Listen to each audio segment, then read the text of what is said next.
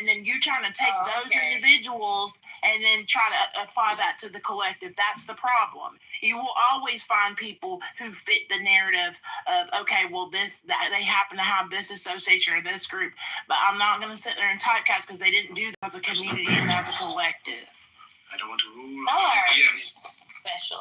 Yeah, but I mean, we also funded slavery because everybody kind of funded slavery. So just because the Jews got in on it, they're actually late to the party a little bit. But they didn't do that as a collective. That's why it's difficult to say that Jewish people did it. There were some individuals who you could find who had Jewish ancestry. That's the difference. They didn't do it as a community. As a community, they didn't enrich themselves off of slavery and black people. We can learn a lot from the Jews. They know how to, even though they have incredibly small numbers, they understand how to consolidate power and how to manipulate the media. And they also understand how to astroturf political campaigns and capture governments. So yeah, I think as blacks we can learn from them. And we have, and all the. Yeah. That's why it don't make sense to be pushing all these babies everywhere that you can't afford to take care of. You think the Jews don't do that? They had it figured out. I'm gonna tell the successful black people today. They always say, "So get your Jewish lawyer, get your Jewish manager." They had it figured out. They understood the power. When I say power, the intelligence, that's like the intelligence, the strategy. They understood that people from that brilliant minds. But the thing is, it's like this current generation of black people is completely lost. All the stuff that we did that allowed us to survive and thrive, it's like we're moving away from, including going back to church, including having religious values. I do want to say something. So, because this is something that I was thinking of, like when it comes to the Jews, I mean, think of what they went through, like the Holocaust, where they were like being completely wiped out, like all Jewish lineage, they wanted wiped out, a complete race of people gone. So when that happened, and now seeing what the Jews have done and how they overcame it, and how people are like, oh, this Jew power and stuff like that. Think about what Jews have gone through and Black Americans, what they have gone through. Why did the Jews, why are they now so successful? And Black people are still victim mentality. Like, what the fuck? Wake up the truth. Tell the truth and shame the devil. Tell the truth and shame the devil. This doesn't make any sense, and let me finish. We're starting. Hold on. Stop right now. Can I finish before? No, let her land this bullshit plane, bro, so she can finish, please. Let her tell the truth. Yeah, let her land that shake. See, y'all don't like hearing the truth. So this is me asking because I am not a Jew, nor am I a Black American. So this is me. She's a Lebanese Arab. So this is me bringing the question to the table. Where is the breakdown? I think when something that resonated, sister said, God. Like, to me, could that be the dynamic? But I want to hear from you. Yeah, I'm gonna tell you why this is stupid, right? What's stupid? Me asking a question? No, your question is stupid. Not asking the question. Asking a question would be the stupid. The question itself, the way you positioned it, it just shows your ignorance. It shows so me asking a question, people that don't ask. I'll let you finish. I have to listen to your stupidity for like 5 seconds, right? It's retarded. Okay, so I'm a retard. So then, can you explain hold on, Yuda. If you think about it, you put this in perspective. You're dealing with a group that has existed in continuity for 2,000 plus years. Right, that has existed in different cultural spheres, that has had the opportunity to have access to different knowledge centers, that has had the experience of being traders, being merchants, being financiers of literal empires, to a group that was created about 400 years ago and that was artificially bastardized and put in the maladaptive state. Okay, so you're not answering my question. Excuse me, 250 plus years. Now, even the positioning that, okay, Black Americans versus Jews are not big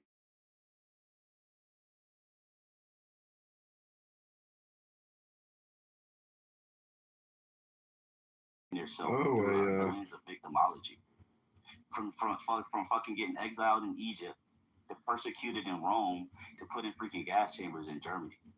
That is a part of, that's a baseline component of their operating system. Their OS is a computer, right? So there's to basically put us just at a false dichotomy. It's just not real. Both parties view themselves through the lens of victims. Both parties have used their own victimology or victim lens to elevate the said collective groups, right? Like I'm gonna land on this part, right? Comparing a group that has had access, like I'm going back to the knowledge centers. Jews have had access. They have their own country. They've had access to the various knowledge centers in Europe.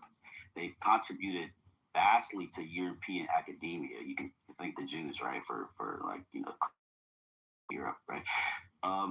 And they've had access to these trade networks and these financing networks. To compare them to us is just like a faulty comparison. It's to be respectful because I wasn't trying to compare. I was just thinking of like two groups of people. Hold on, Reverend. I do want to open this up to everyone, but I do want to have a quick back and forth with you. So I wasn't trying to compare the two, but I was thinking of two groups of people that have been marginalized. So when you say, well, the resources and stuff, the Jews were being genocided, like completely wiped out. When the Holocaust happened, what resources did they have at that time? Wait, let me just land my thoughts so I don't get like in the weeds. So what resources did they have? And if we think about this, we'll just say the elites, and we don't even know who the elite.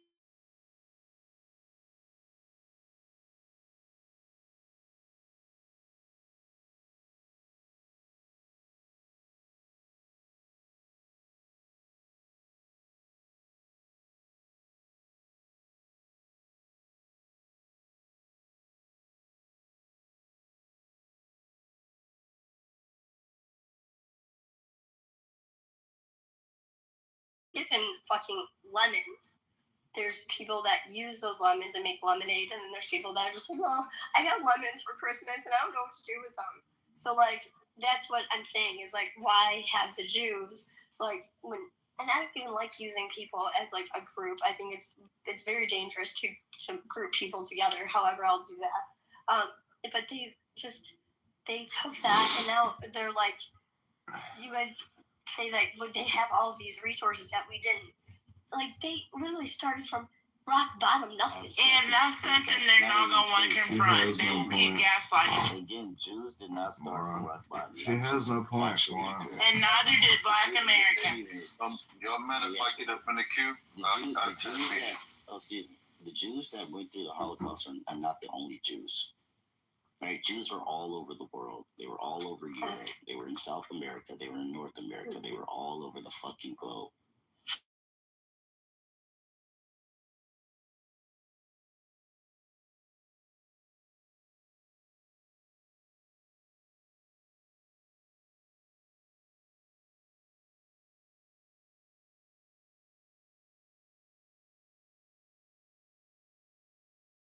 State. Right? To say that that's equivalent to something Jim Crow is just fucking stupid. It's just retarded. Black people in America got out of slavery. Black people in America got out of slavery in like 1856-ish, 53-ish, or somewhere around that time span. It's 1850 something, right? Civil War era. When we got out of slavery, we had no robust cultural infrastructure like the Jews had. You're thinking too small. We had no. What the fuck are you talking about? No, you're literally comparing. You're literally fucking comparing. You said two people that started with nothing. They didn't start with nothing. That's just factually incorrect. Okay. If somebody We didn't start with nothing. If somebody starts with a loan of $1 million from their father, and somebody comes from I looked up your name's meaning while watching the you're Red not Sox. starting on the same playing field. So to compare their two spots I today, didn't compare. you literally did. Like, what are we talking about? You know what a comparison is?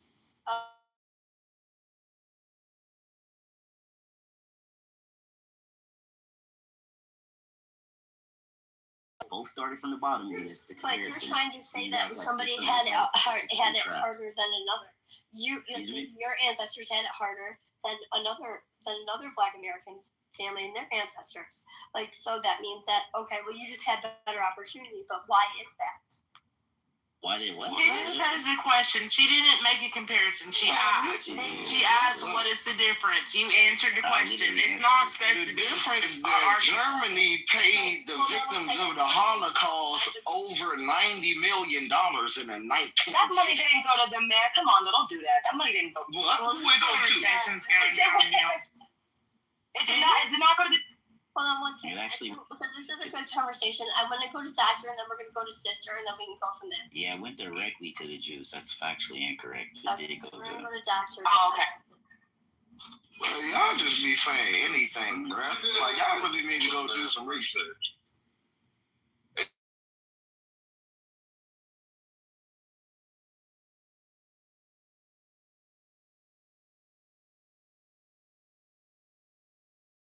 Ability. And we really get triggered when someone You're not who's even not in our lying. community. Don't mind her. Stop minding Well, her. I modded her. Don't mind her. She's not from this space.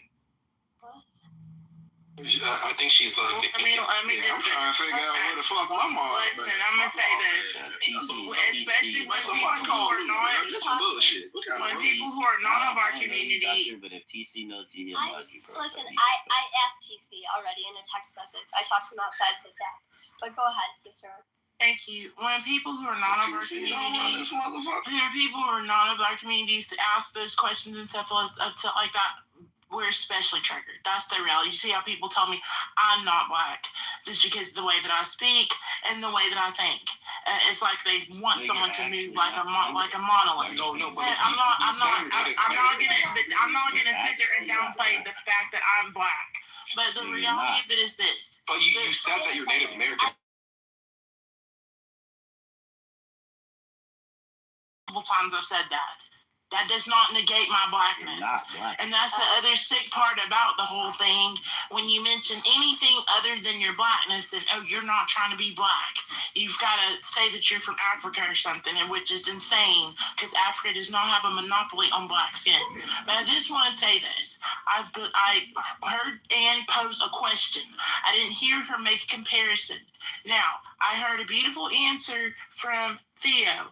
He went into history and said these are the differences and things like that. But then, there was a couple insults which I feel like caused the conversation to spiral. So I just, at the end of the day, everybody's entitled to their opinions, and I feel like everybody should be able to ask questions, and we should welcome those questions because guess what? The goal is for us to build and move forward. So if you're getting triggered by a question, maybe look in the mirror and figure out why. Don't point the finger at somebody else because I didn't hear Ann say anything disrespectful. Yeah, nobody. appreciate Yeah, that. nobody. So was I'll triggered by find the question. The something to go question was just stupid. Well, Just call it. that's your See, I'm opinion. Black. That's I fine. don't know. I'm not. Unlike y'all. I'm actually Black, right? Right, That but was it's always not taught by helpful. my Black ass grandparents and my Black parents. We call it thing to thing. We say in the Black community, spade to spade, right? So I speak very matter of factly. Right. And so you I'm get okay triggered with when I you call calling me a something retard. stupid Yeah, or I'm okay. retarded. I'm just using my analytical observational skills and I'm putting nomenclature, right? I If I looked see a up blade Renee's of grass, I'm meeting gonna while say, hey, watching the Red that's a Sunset. blade of grass. If I And see of the course, kitchen sink, I'm gonna say, hey, that's the kitchen sink. If I see a fucking doorbell, hey, that's a Ring doorbell. I call a spade a fucking You're spade. entitled to your opinion. If we ask the room right now if they thought that the question that I posed and by your reaction to it, who was more of a retard, they would say that you are. But we're gonna go to Alphonse. To be fair, I've never heard a retard say nomenclature.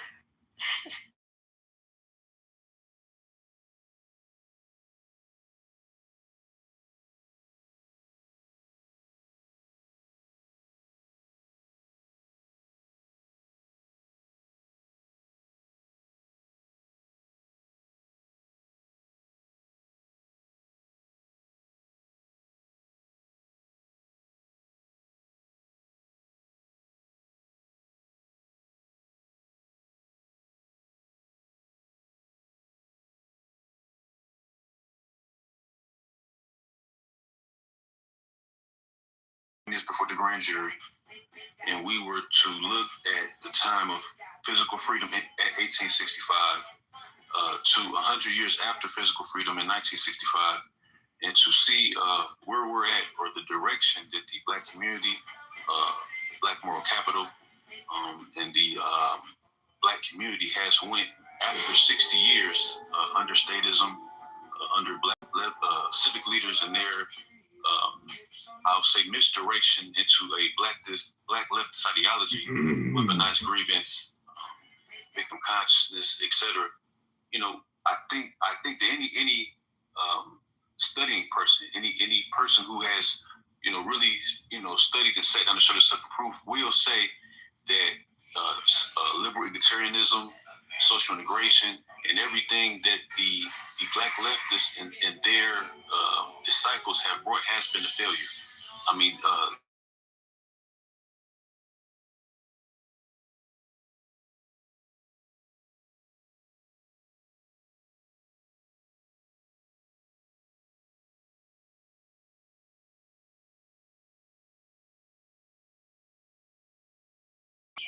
when the Black man had a collective value, when the Black man could build and maintain community semi-independently, all these gains, or when you had moral capital and satisfactory outcomes in culture, in community cohesion, in family formation, in literacy, etc., these things were all under the hand of a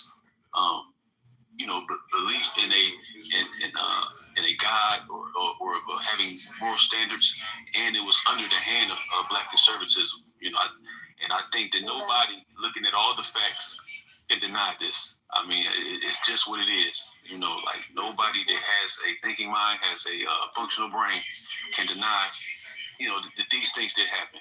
And, to be at the point where modern Black culture has no collective value, Black men haven't built or maintained a community in 60 years. You can't hold together a family of four. We can't go a day. It's proven that, that we went from a trying people to a crying people, and that the Black man did more with less in the time when he was under Christ and under a Black conservative hand that, professed certain values. So either the Black leftist movement and the things that King, even though he was sincere, brought are destroyed, or the Black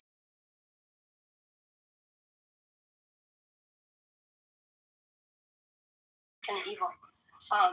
I think that God, faith in God, plays a huge factor. And we think of, there was a lot of people in the chat are bringing up the abortion rates. When we think of, okay, well, if we're going to do collectivism, when we think of the Hispanics, that Hispanics are going to be the majority in our country, and that's like a concern of people. Well, you want to know what? They're unaliving their babies. Okay, they're not unaliving their babies, and most Hispanics that come here have faith in God. And from what I know, majority of them that do come here, they do have that is like the foundation in their homes. Killing babies. Now whether you like Muslims or not, that's beyond. They are rising. Muslims that is.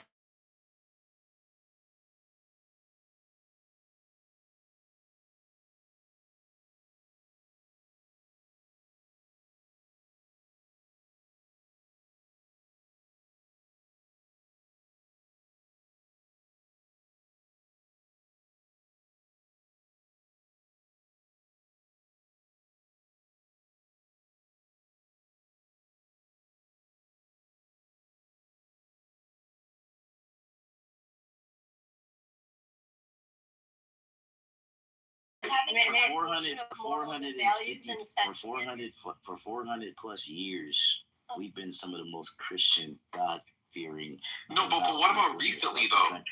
When y'all were God-fearing, y'all had superpowers, but now. Excuse me, sir. We're still some of the highest amount of Christians. Okay, but Excuse me. I'm speaking. I just heard you ramble. And don't do that. I just heard you ramble and spew out your ignorance, right? Oh. We're some of the most God-fearing people in this country, and we're fucking poor. Okay, Right. but you guys also. So that doesn't determine just because you have God. But you not have the determine highest quality of abortion life. rates. There's a lot of rich fucking excuse me. There's a lot of rich fucking atheist people. Right? Chinese are some of the richest people on the face of the planet, and they're a fucking anti-God society. Japanese are like the 4th or 5th richest country in the world, and they're an anti-God society. The people of fucking in Hindustan, fucking India, they worship like 85,000.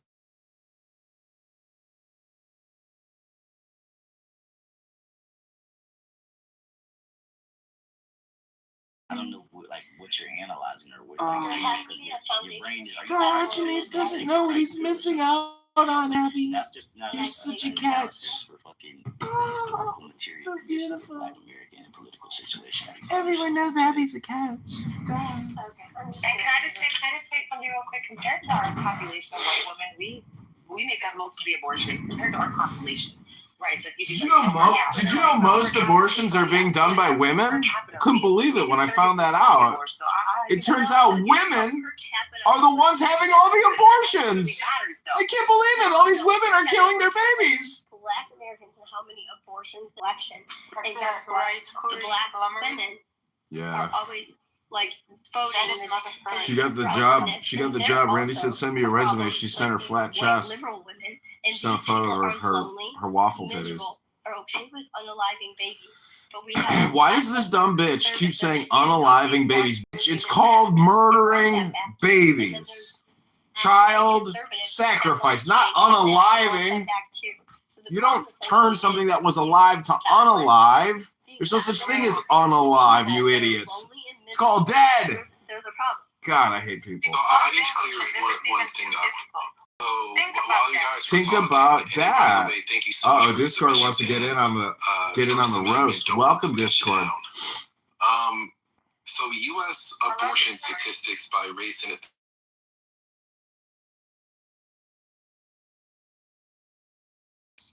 So that's why they don't say kill, murder, abortion, all that stuff. It's because.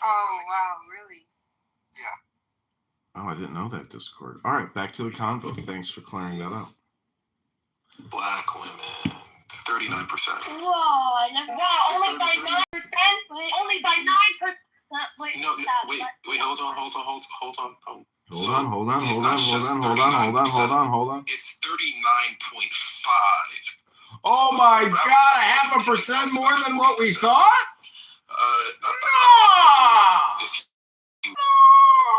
Is white women. Oh, white women. 32%. Okay, that's still. But you see, people tell me I be trolling and shit, I'm a coot and shit. I was serious about the Smithsonian. You're right, I didn't think about that. You guys are endangered. 12% of the population and damn near half of the abortions. And then if any nigga says anything, you say it's my right to kill. It's my right to sniff out my whole entire lineage. Nigga, shut the fuck up. Dude, who's supposed to do for a Shut up. white devil? Shut up. Let me kill my whole entire black lineage. You need to go to your government, not your people, because who's allowing it? What the fuck are we talking about? That part. Yeah, what the fuck? What the hell are we talking about? I mean, hold on. If I hand you, we should for sure go after the government, right? We shouldn't. The state should not be sponsoring baby killing. Thank you. And sacrificing babies to owls and shit, right? But also, if I give you a gun, are you gonna just shoot yourself in the head? Like, shit, if I'm desperate enough, people who are getting abortions think it's the only option. Why do you want to take the suicide, bro? Kind of hate people, I'm not gonna lie. Abby. I had an ectopic pregnancy, so I needed an abortion. It was an emergency abortion.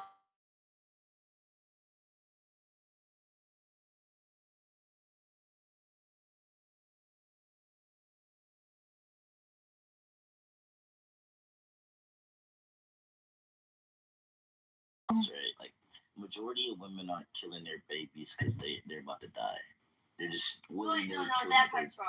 That's not factually true. No, it's not factually true. Oh God, you. If we just Never mind. take Do the you want to go 3%, too farther? and if anyone wants to Oh. check me on it, I'm open for that. But Abby, I'm gonna leave this room and go down to my yoga studio and turn all the live streams on down there and get some yoga on. Less than 1 Stretch in and 20, breathe. Less than 5% if the math is. Okay, thanks, Abby. Talk to you soon. Math is right. So if it's that means 97% of it is something else. Yeah, exactly.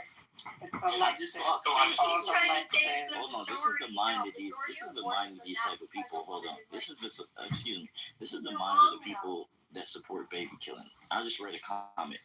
Women are choosing. Hold on, let me go back. It just went away. Women are choosing abortion because they don't have faith in the father. Why is a woman, right? When there's 56 different methods of birth controls, right? Including the pull-out method. 100%. That's 57, right? Why is a woman, are you letting a man that you don't see as a viable life partner, father, ejaculate in you? Why are you having sex? Like She literally said, why "Evan's not." are you even having sex? If there's a potential risk that you can be connected to this person for life and the alchemical process can happen in your fucking uterus, creating a human being, why are you taking a risk as somebody who is not a viable partner? And that's why I think Like, we if need that's to not buy indicative agreement. of intelligence and low impulse control, Yeah. I don't know. Yeah. That made my point in the chat. Where she's like, "It's an option." Literally, if you get someone an option, will fucking take it. Well, And that's just, you know. Yeah, exactly. So we gotta understand how low key desperate people are. Not desperate, but maybe lazy.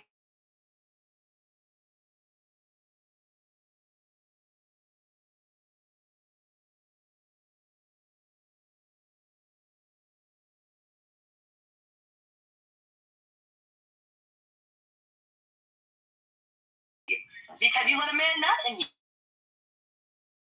you, bro, and your whole energy, but you won't get that child, your nurturing motherhood. To me, stop fucking. Hold your legs. Stay home for a little bit. Like, You know what I mean? I'm not gonna lie. You have to have the worst kind of coochie management if you let a person that you see is shiftless, low vibrational, low IQ. He's not providing for you in any capacity, spiritually, economically, whatever, intellectually, and you let that man ejaculate in you. Whoa. Theo, I left the room. We was talking about socialism and capitalism. Now we're talking about coochie politics and ejaculation. Talking about Well, we're talking about Black Power, and this is kind of like related to the topic of Black people going extinct. So we're just talking about how to make. So wait, MPT, you mean I left and we were talking about Black Power. I come back and now we're talking about pussy. Yes, sir. Well, you know.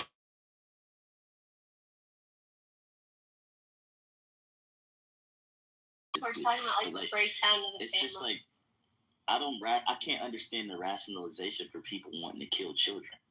If 20 million Russians died on the Eastern Front during World War II, and 20 million Black babies got murdered since Roe v. Wade became a thing, how the fuck are we letting this infanticide go on for so long? And somebody just read the statistics, TC, 39.5% of the abortions in America are by Black American women. Those are fetuses, not babies. So like, Those are not the children. genocide in America is abortions. Hold the fuck up. Those are I'm not gonna need y'all. Wait. Hold on. Y'all men, how y'all doing? I hope y'all doing good and feeling fine, okay? Because let me tell y'all something, okay? Why these women be getting these abortions. I think y'all men need to settle the fuck back, okay? I think y'all need to strap a fucking seatbelt on and mind your motherfucking business about this shit.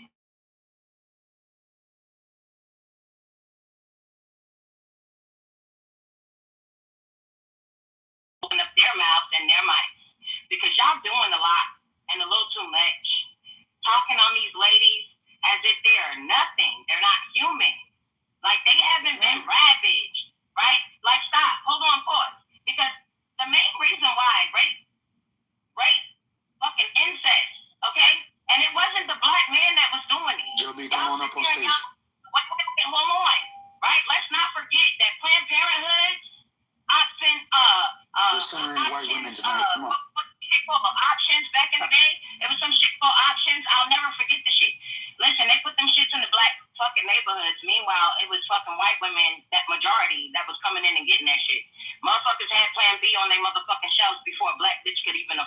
shit. Let's talk about that. Okay? Y'all do too fucking much. All right? And let's not forget that it was the black woman and the Hispanic woman's womb, okay, that they was finding out how to do abortions on with no anesthetic.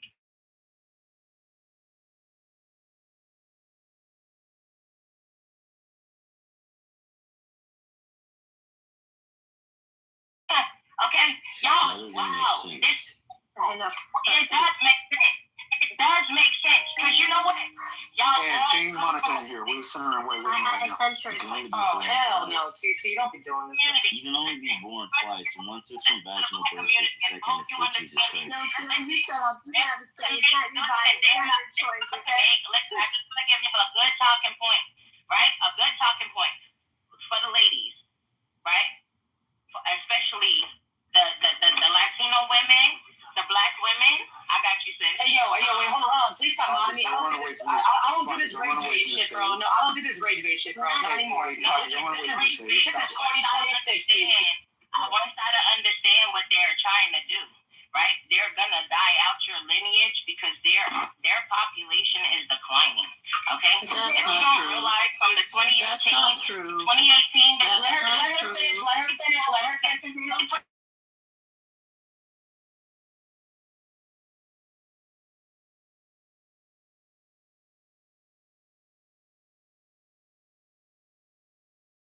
they are declining in birth rate. Oh my god. Hey, yo, Ann, I can't wait till someone cuts you off mute after people mute up. I don't Even care. a scientific review, all right? And at the end of the day, when you look at it, if they feel like their population is declining, then that means that there is going to be other people that is going to have to take up the jobs of corporate world. So you want to understand why now they want to sabotage the Somalis. The Somalians, they are good people, you know what I'm saying? Yeah, there's been some whatever the fuck they got going on. But if you think about it, it's a lot of Somalian doctors in America. You feel me? There are no Somali doctors, and Somalis are not good yes, people. they are. They're like, why are we doing that? These Why are we people discrediting people? billions of Well, what dollars that they in fraud. listen? Every person around the world has helped fucking make America what it is right now, and y'all want to fucking discredit that, and y'all want I to would never go fucking to a people Somali. sit That's there and fuck doctors. against each other and be fucking advocates amongst your own. And any woman, what type of fucking thing that she needs to do for like to get her mental sanity? She could have got raped. There's plenty of trafficking. There's a lot going on, right? Y'all talk about release the Epstein file, but y'all want to tell these women not to have fucking abortions. Leave these fucking ladies alone. Leave these fucking women alone.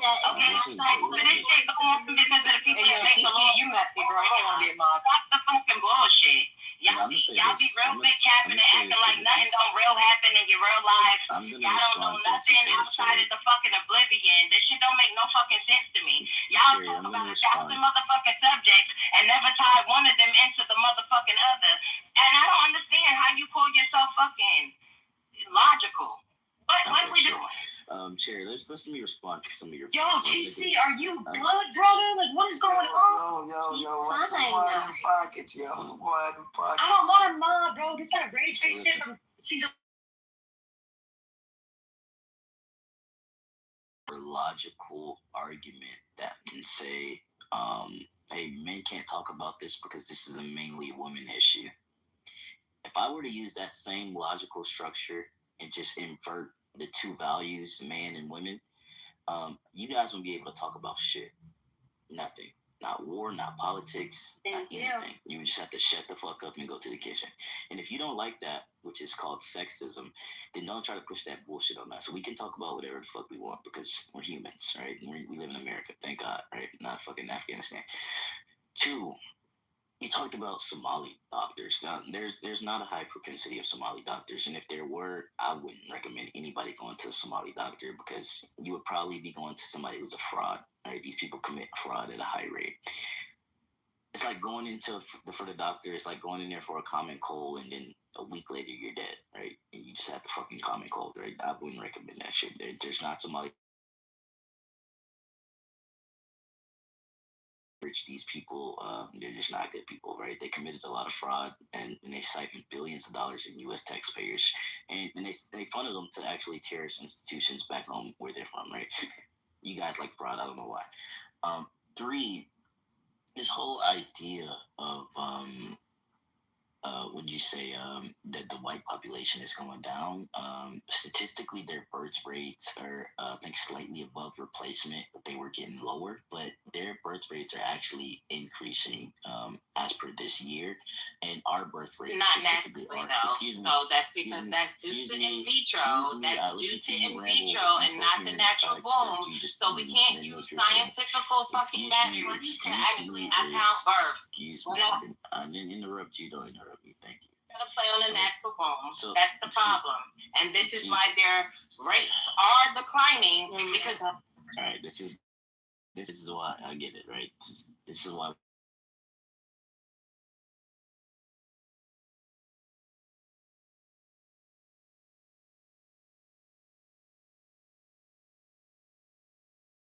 Y'all don't know anything about statistics, nor understand statistics, nor have ever even looked into the actual stat replacement.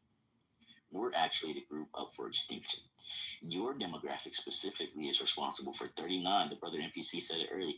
39.5% of the abortions, which are the majority in this country, and you guys are less than 6% of the population or some shit. Right, so that's actually a fucking a terrible statistic. Right. So I just think we just got to put things in perspective, get outside of like our own cultural biases and warped worldviews, and actually look at reality for what it is, and get away from this emotional shit. Like that way, we can actually shift and change and make decisions that are conducive to collective well-being. Thank you. And we can blame Planned Parenthood and all that. Yeah, I think that Planned Parenthood is an evil thing. However, the only reason why Planned Parenthood still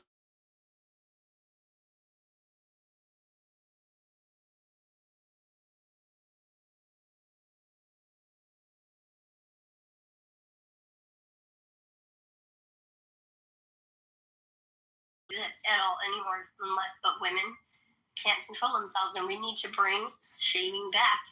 We need to bring shaming back. And at the end of the day, like, women want to say, oh, my body, my choice. And no, you're just trying to make an excuse for just being a slut and just giving the milk out for free. And that's the bottom line. And that's a hard pill to swallow. That is a hard pill to swallow. I'm not done. So now, because your daddy fucked on your sister, she's a slut. Because he didn't have no fucking self-respect to respect his wife or his body or her body, right? Which is really the main majority that happens within your community that is never talked about. So the most. So this is why you girls were trickling over mainly one of the top buyers, especially back in the early motherfucking 90s, especially in many places, coming into the fucking hood to have these things. And if you guys wasn't coming into the hood to have these things, you guys were going.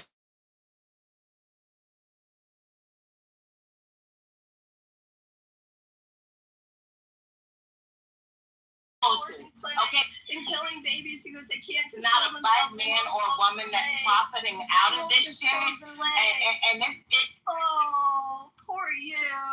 Meaning is the people that really can't get a good birth rate without science. Like that's the people who are complaining, even though their children wind up having fucking Plan Bs on the back burner for many of motherfucking years, but many of them in the hood being able to. Sure. Please let her finish. Let's talk about it. Let's be real. Okay. I want to talk about it. Let her finish. Let's be real. Let's be real. Sure. How many Planned Parenthoods were in your suburban neighborhoods? Let's talk about that. But let her listen. But you're supposed to come from the fucking suburbs to go to the fucking hood to go get Planned Parenthood. And if y'all didn't do that, right? Y'all have private fucking doctors. Stop.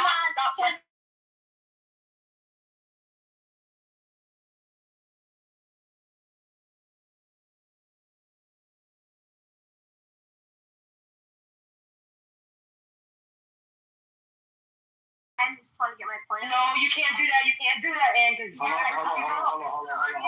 One mic. I told you, Ann, you can't be doing that when you. And you can't do that. Okay, we got to squabble. We got to squabble. If we need to mute, that's fine. We'll mute. But you can't send her down. All right, Sherry, come back up. I'm the one that made her a moderator. So so I just wanted to land. So I do think that Sherry, come back up. That Theo, you hit it right on the head. And these Planned Parenthoods are purposely placed in the areas that create the most traction. So if we're not seeing Planned Parenthoods in the suburbs, like I had stated, well, because the people in the suburbs aren't getting as many abortions as the people that are doing it in impoverished areas. Okay, and they're placed in certain areas for a reason. So let's just not be ignorant on that. Hold on, Sharon.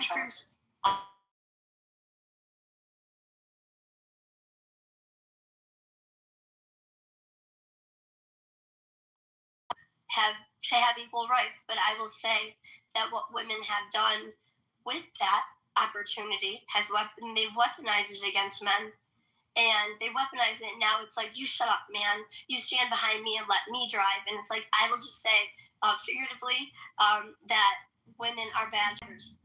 Men are better drivers, and that's just a fact. And if I had to say that giving us those rights, even though it's awesome, seeing what has happened since then, I would say that I would be completely fine with giving up my right to vote, and I think we should repeal the 19th, because what women have done with the 19th Amendment is unfortunate. It is. It really is. And women do need to get their ass back in the kitchen and make sandwiches. Whoa! Wait. Sherry, can I go after you? Over to Sherry. Hold on, before we turn out, Sherry, I promise you I'm gonna give it to you. I just need to make sure I understood what she said. Whoever that lady just.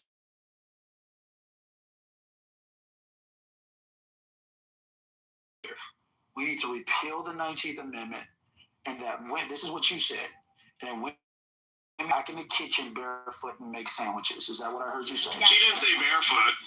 Well, yeah, she didn't say barefoot. If it's a preference, That's an important distinction, CEO. Yeah. Okay. I have no problem with what Ann said. Does anybody disagree? With the Let's let Sherry respond, because I did promise her to let her No, I disagree. that woman to speak before me. Oh, no, Sherry. I asked if I can go after you, so you go. Oh, okay. Listen, I'm not a person that's trying to attack you.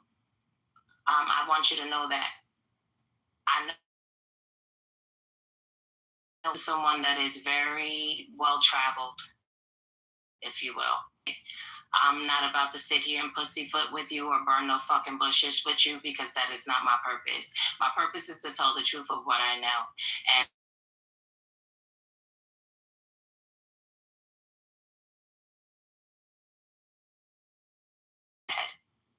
let's not act stupid. It would decline, right, the financial ratio for the neighborhood. All right? This is why they were put into urban areas, just like liquor stores or fucking bodegas, in which the people of the community do not own.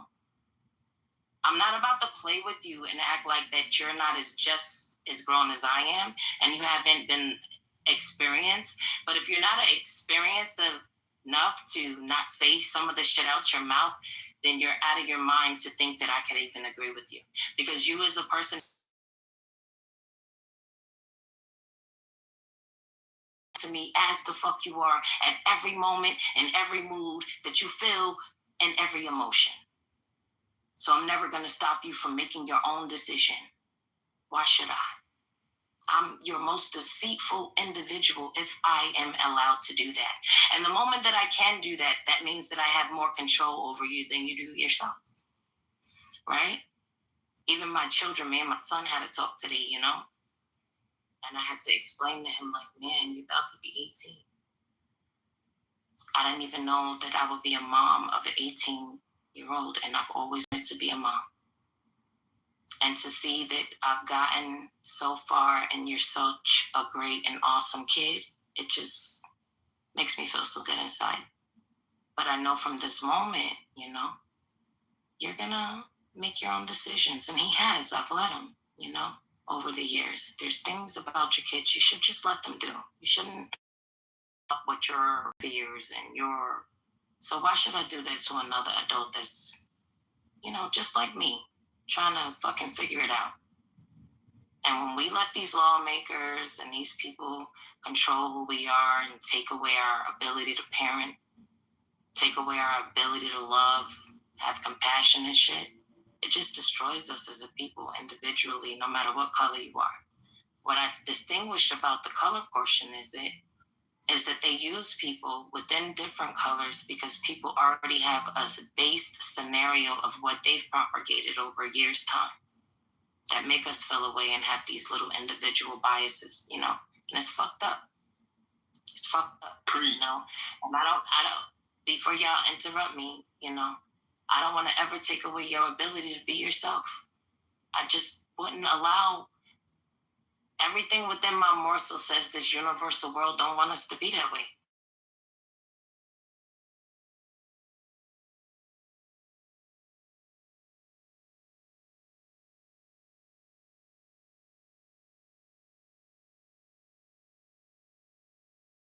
A squabble, or you just like it is still and I'm going that still be a squabble, but I'm not the type of person to squabble with people when they're confused about a thing that is happening to all of us. A lot of us see it different ways. The way that I see it is they playing everybody against each other, and I don't have a reason to argue with y'all, because y'all ain't doing it to me. It ain't y'all keeping me working all the time to make sure I can do for my kids. It ain't y'all. Y'all doing the same shit. Is this Sherry Malcolm X or something? What's going on? I'm just saying. We got to think about, when y'all talk about the community and how to make it stop, we got to think about that shit, yo. We do. And maybe it's because, maybe I'm coming to a term of like, shit, my baby's about to be 18 in 30 days. And that makes me feel great and wholesome as a woman. I'm a straight A black boy, never been in no trouble.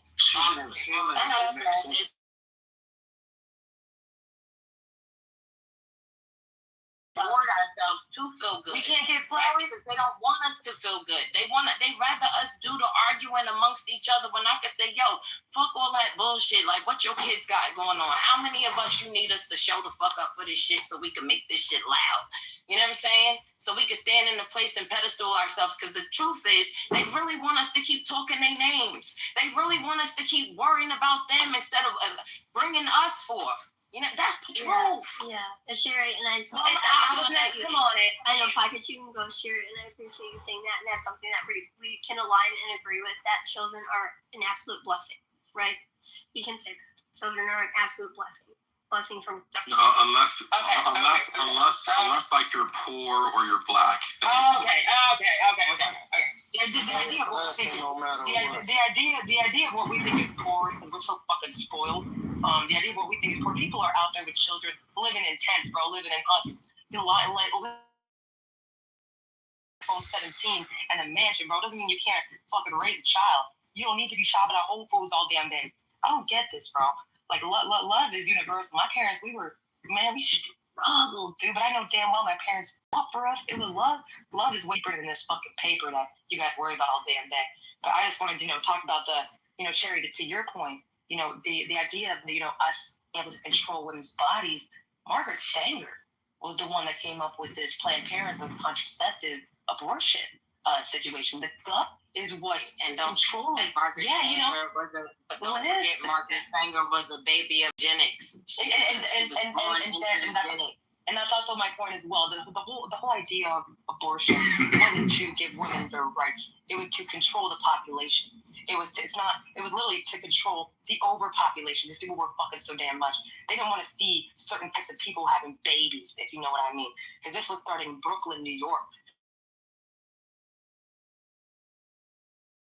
What it was started for. And to me, eugenics, there's nothing wrong with wanting your type of baby, man. It's just the cause or the foundation of eugenics. You know what I mean? Where it started, what it really means. But I think it's really important as women, bro, we got to take accountability for allowing ourselves to be nutted in by these piece of shit dudes. We shouldn't be. We shouldn't be allowing these men to nut in us. That's a fact.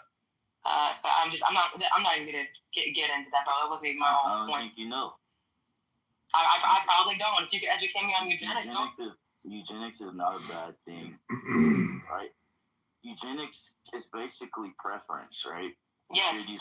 You hear these women all the time say, "I want a man who's 6 foot." A designer baby. I want a man who has this. He has a certain eyebrow texture. A designer baby, right? A certain eye color, right? Yeah. Eugenics it's always existed. It's always been around. It was coined in ancient Greece, right? They, selecting.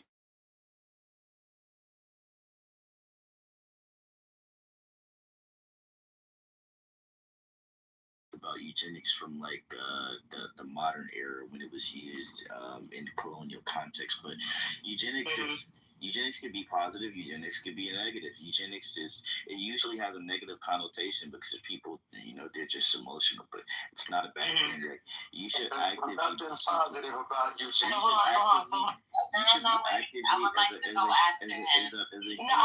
didn't even finish. As a human being, you should be actively. It's on pockets. But as a human being, you should actively you should be trying to improve your individual lineage as well as the collective gene pool by making just like in capitalism, just like in capitalism, right? Excuse me. Just like in capitalism. Thank you, sir. Just like in capitalism.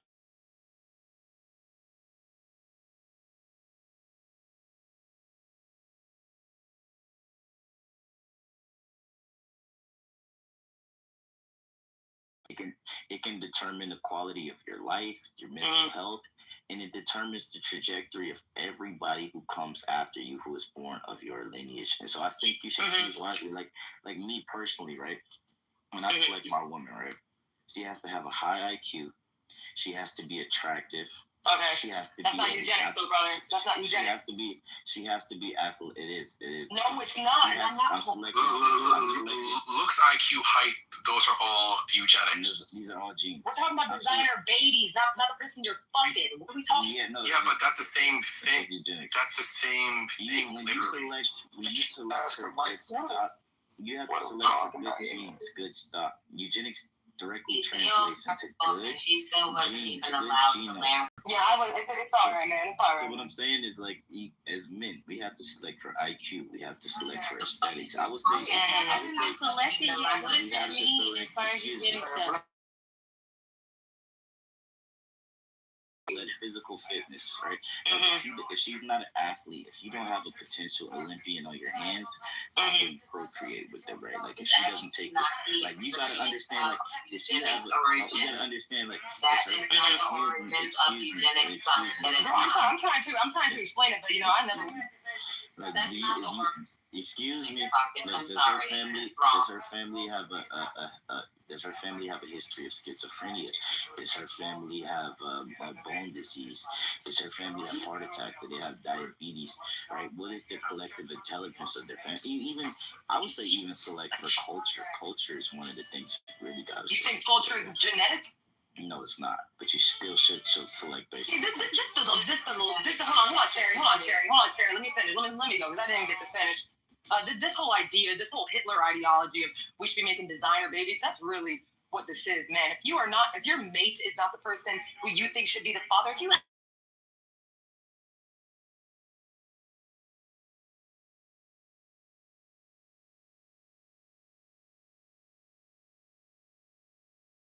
if y'all gonna go in and play God with the fucking baby. People are playing God with the baby's life. Now you're playing God with the baby's attributes. Either way, y'all both. Wait. I don't know what I'm talking about. Y'all just told me. You didn't even know the origins of eugenics. Sterilization, the idea of it. Y'all want to keep, if y'all want to keep cutting me off, y'all want to keep cutting. Hey, I'm being emotional. If you can want to cut me off. Hey, give fucking 10 minutes. Give him 10 minutes. Like, yeah, it was coined by a British scholar, by the way. It means well-born or good stock. That's what the fuck it meant back in the day. In 1883? The premise is. Am I crying? No, she's not crying.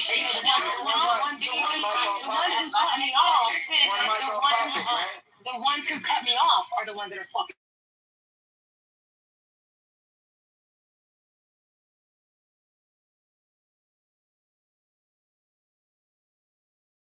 dog whites. I'm just saying, the idea of eugenics, if you don't want people playing God, taking a baby's life or keeping it, don't play God with a baby's life either. If you can't naturally have a baby that you're happy with. Oh shit, Monica's in the room. Just fuck this conversation. No, but you know that there's okay, but you know that most eugenics isn't done in a lab. Man, y'all got it. No, selecting. Wait. Everyone's talking one time, right? Do y'all even know how the reproductive system works? I don't even care, man. This is so So basically, let me get this straight. Why did you mod the DEI feminist group, bro? Like, come on, brother. Why are you cutting me off and muting me? Like, women need to be on mute. You need to be seen and not heard. You need to be seen and not heard. Mute up. All right. So this is what I'm saying. Right? Yeah, I'm good on this, man. You're basically saying that.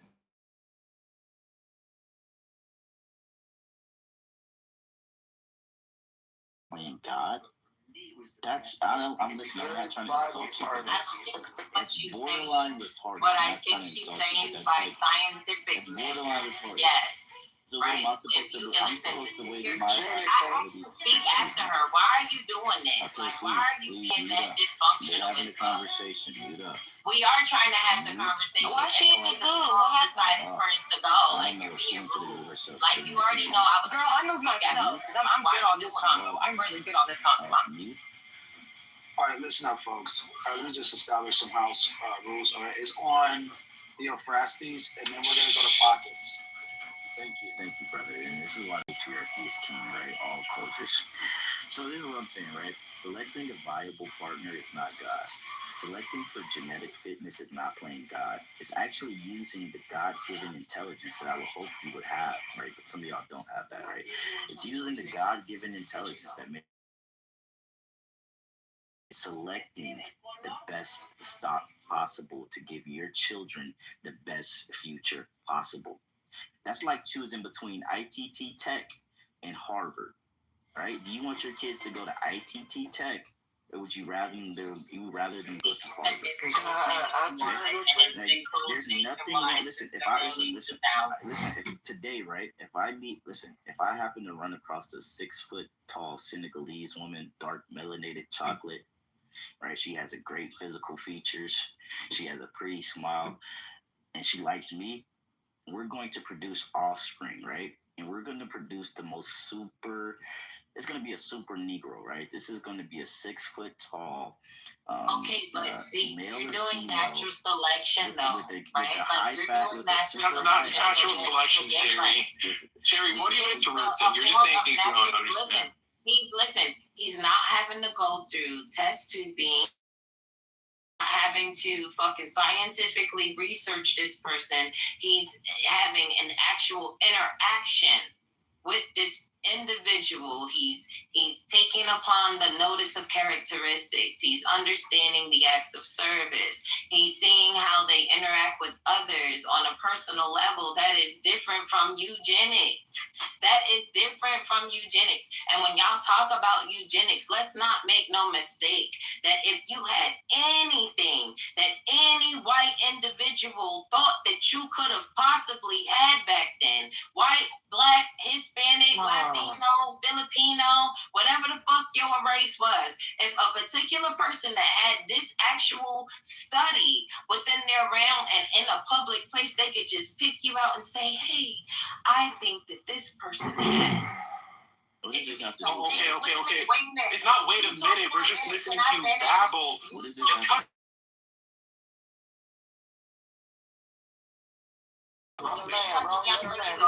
We had been had a queue, all right? But she cut you off and she's saying nothing. All right? And he did not stop, and he still didn't let the young lady land her plane is what happened. And we were having a whole different conversation. He wanted to bring in the fact that he could actually select someone from the public in which he found likeness with, intrigue with, commonship with, adornment with, nurturing, skills, talents, that he chose on his own natural selection on interaction with this individual. We're talking about motherfucking eugenics. The actual study of the human body in which they use many of black bodies as the motherfucking cadavers to get this fucking study going with or without any type of anesthetic, and usually it was with no numbing nothing. Okay. This is the main reason why this is the main reason why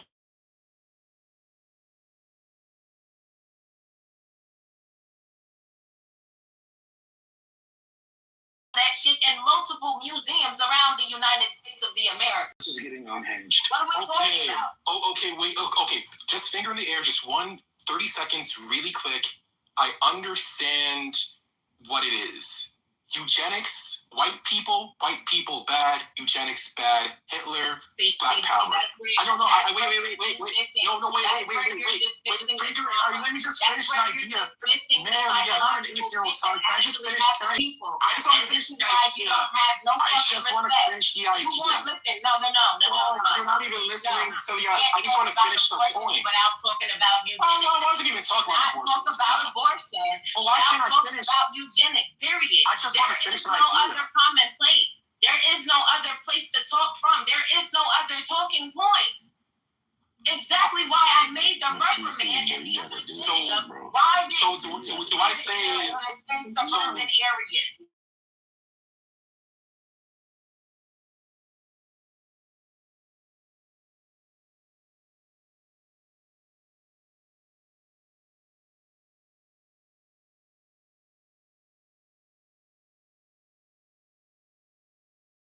I just want to finish my submission. Right, to promote this shit. To promote it, they use. Okay. Hold on, Sherry, hold on, Sherry. Sherry, this is TC. Underneath some bullshit. Sherry, this is TC. Sherry, just wait for 1 second. Sherry, this is TC. Hold on 1 second. TC's right. What's going on? Let's go. Your motherfucking history, you dumb Hold on, Sherry. motherfucker. Sherry, this is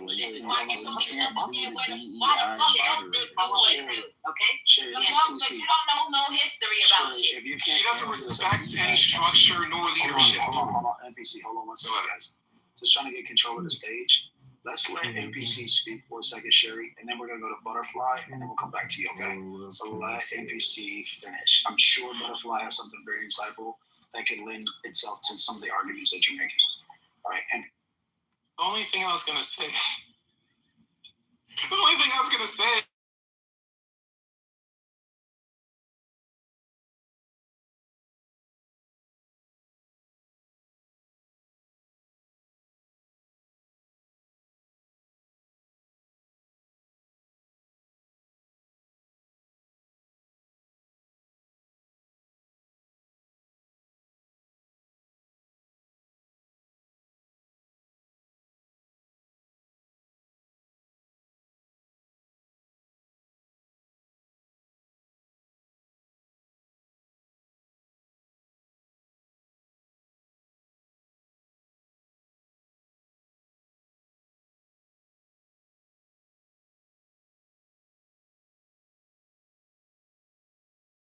Young man, right? His father's probably a stud.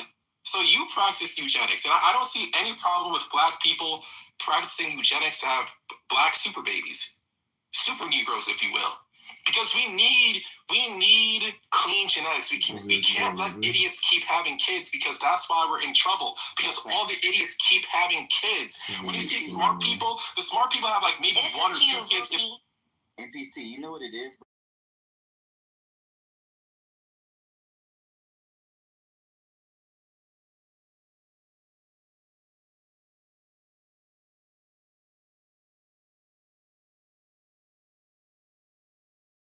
Bits about people interjecting and interrupting, but then you don't honor that with others. one mic on Butterfly, one mic on Butterfly. You don't think I had something to say, or somebody else didn't have something to say? Hold on, one second, guys. You guys know nobody's above the rules. Butterfly, you know how this goes. Once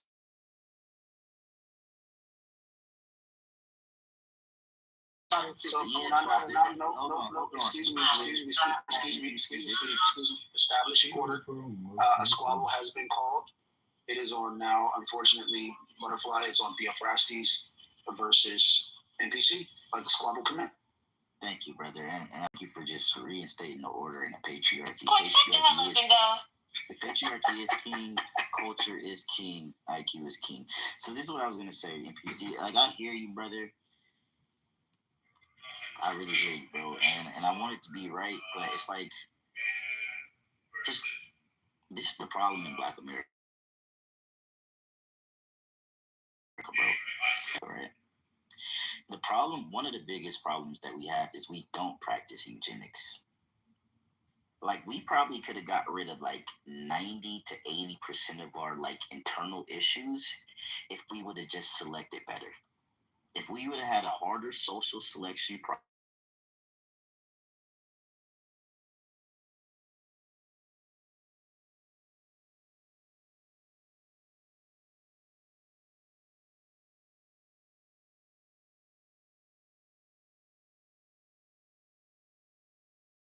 The problem with our groups is we breed recklessly. W.E.B. Du Bois even said this, right? You guys can Google this right now. W.E.B. Du Bois supported Margaret Sanger because he said Black people are reckless breeders, right? Y'all let any and everybody shoot up y'all club. They don't take care of the children, right? And then y'all keep the degenerate cycle going, and y'all keep fucking these degenerates. Y'all call them Poopy and Ray Ray or Hood Bookers or whatever, right? Y'all keep letting these degenerate, maladaptive, low IQ, low vibrational, low impulse control, bad cultural pedigree people shoot your club up. When you should really let the doctor shoot your club up, the lawyer, the nuclear physicist, if you can find a Black one, right? You should let the entrepreneur, you should let the social responsible, the pastor, right? You should stop choosing the fucking degenerate, right? And that would actually fix, like, I would say,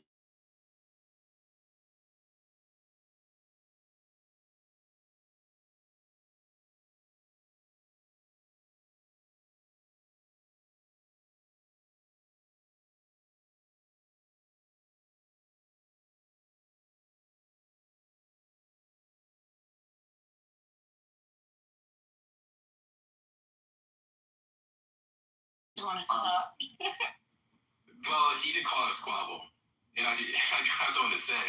I also think that we should make it.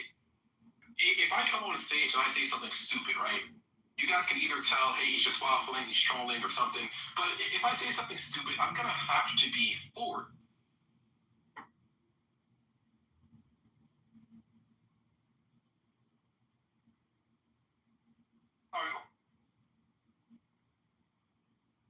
Citing low oil prices, high investment risk in dilapidated infrastructure, and better opportunities elsewhere, leading to reports of quote-unquote no takers, despite government interest in regaining control of Venezuelan oil. So there you have it.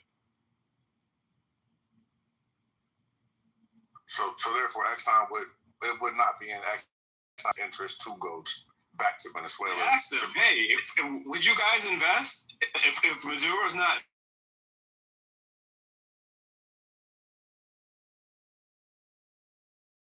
And Celsius, here we go. But that's a different kind of energy. Oh, they don't want no parts of it. Well, can I chip in on this one? Hello. Go ahead, Juan. Okay. And the reason why they don't want to invest directly, there's already a company. When we nationalized the petroleum industries, we took all the risk.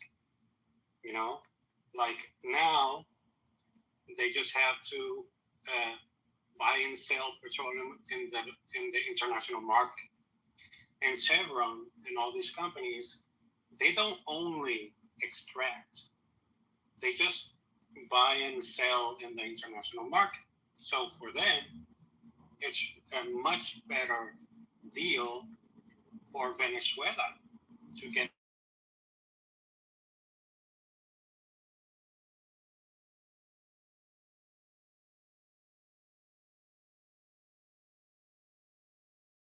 Maduro out and getting the Venezuelan petroleum industry to sell in dollars in the international. We take all the risk extracting, being on the boats and refining it, and it's sold in the open market. The open market usually, since the 80s, has not favored the Venezuelan petroleum, because it's a very heavy petroleum. And as it was pointed out, yes, it has a high cost to be extracted. Now, that just means all the risk is taken by the Venezuelan government. So we extract it, we put it.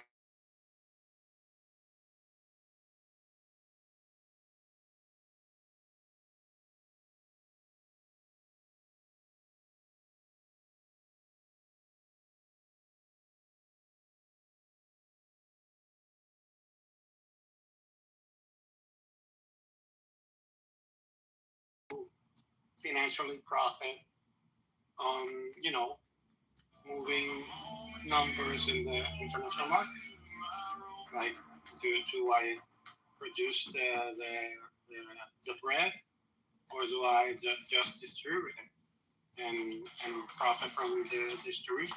So that's what we're seeing right now. And some like, no man, that's okay. We're good.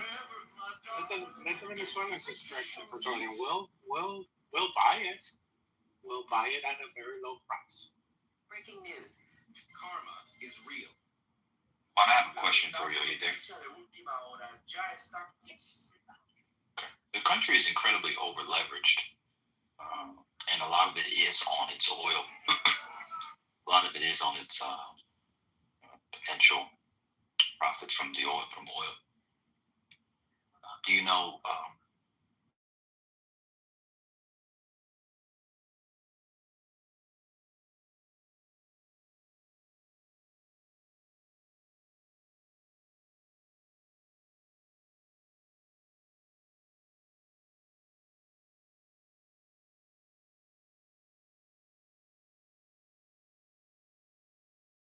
when all these American companies come in, what are they going to do with it to pay off that over-leverage?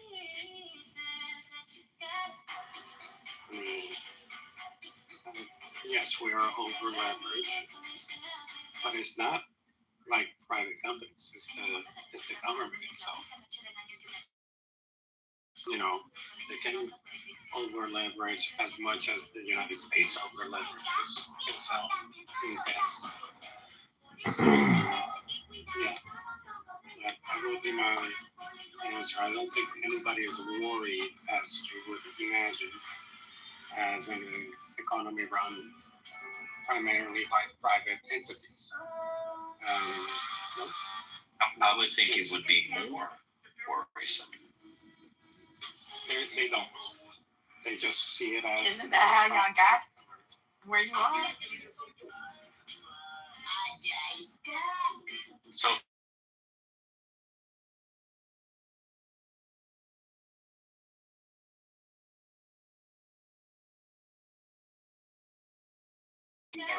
That's for sure. That's what I'm asking. Or anybody who thinks it's about the oil. Everybody talks about it's about the oil. It's about the oil. And then they have people like Boss Man, who could also answer for me in the chat, supporting them up. What about how over leveraged they are? How do those companies navigate that? Like the companies that lend money, or you mean like the company? Because for Venezuela, it's just one company, PDVSA, the oil company. Okay. Yeah, that's cool. Thanks.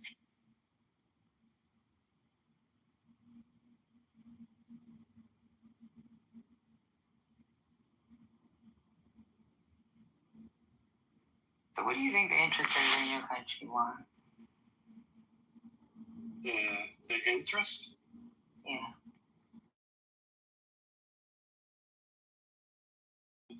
The Americans, or us as a nation, America, we're certainly, I have heard these arguments in the conversation, and I think they are valid. we're scared about, the presence of China, of Russia, of Iran, and our continental territory. So we're kind of scared of that.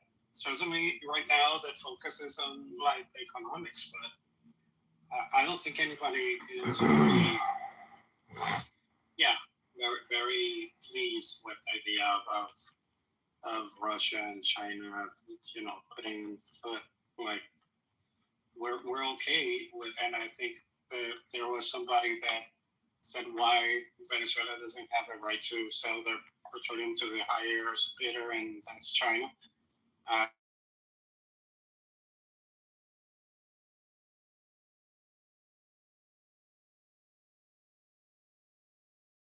Is afraid of, China stumping the ground, getting a hold of resources that they know that in the future is going to be important, and that is important also for the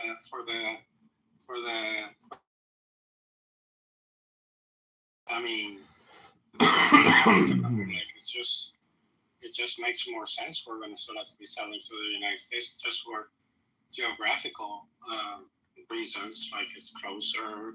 We have a historical relationship with the United States. We have refineries here. We own Citgo. I mean, I don't know if any of you guys are in the South or in Atlanta or Georgia, and it's owned by Venezuela. So Quick, I don't think you're answering the question, right? We know that Venezuela has taken billions of dollars from China. How do you see them dealing with that? We know it's the government, right? Because everything is what they're gonna want to cash that check. China's not gonna just walk away and say, "Oh yeah, we invested $100 billion and Maduro's out." Like, what's the end? I don't mean, but what are your thoughts on that? Well, you're assuming that China is gonna be able to, put any pressure on Venezuela, like like Venezuela can just go like, oh my God, the Americans just got us tied into a, like a very terrible situation. Oh, China, I can't pay you. I'm so sorry. What is China gonna do? Are they gonna commit troops to?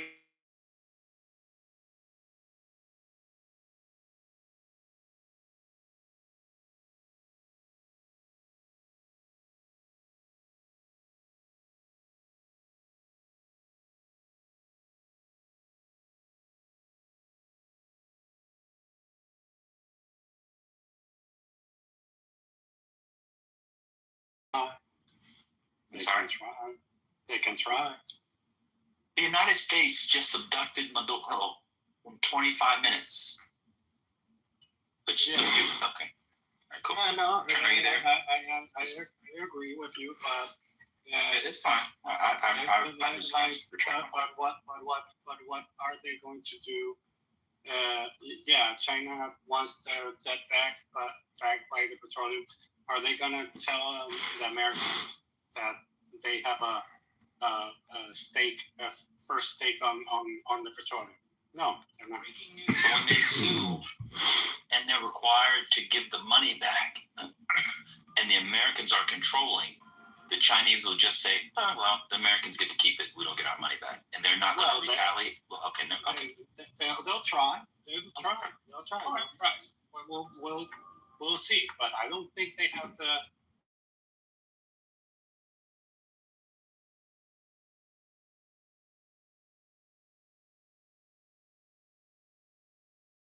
Tariffs or some other sort of economic punishment on American companies that are operating in China. China has leverage, not leverage, but has leverage against the U.S. too. It's not simply the Chinese will eat it. I mean, okay. Trent, are you there? Oh, he came in and dropped thing about Iran and left.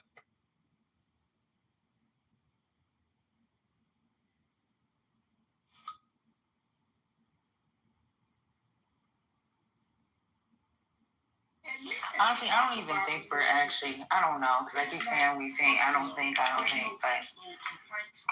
I think Trump was talking. I don't see us really taking over the country.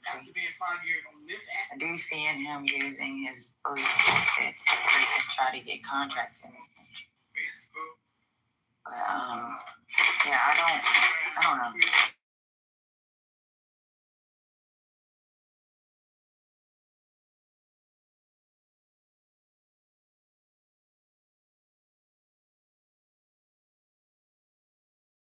Juan is talking about the Chinese. And by the way, it's not just the Chinese, it's the Russians. Some of them are U.S. companies. There are other countries. It's a lot of debt. A lot of it's oil-backed. A lot of it's not. They are incredibly over-leveraged. And to think the Americans can just come in and take the oil and the debt holders and bond holders, a lot of them are bonds, Patty, and that just go, oh, well, we don't need our $20 million back. We don't need our $3 billion back. Y'all got it. It's all good. I think China's tens of billions. We don't need our money back. It's all good. The U.S. got it. And then it's just, I don't know, man. But could you imagine?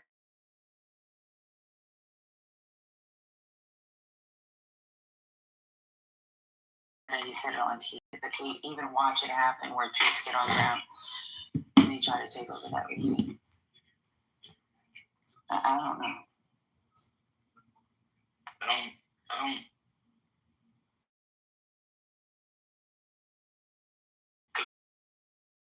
Because they wouldn't have a way to pay back the debt. That makes it actually worse. Yeah, they can default. Okay.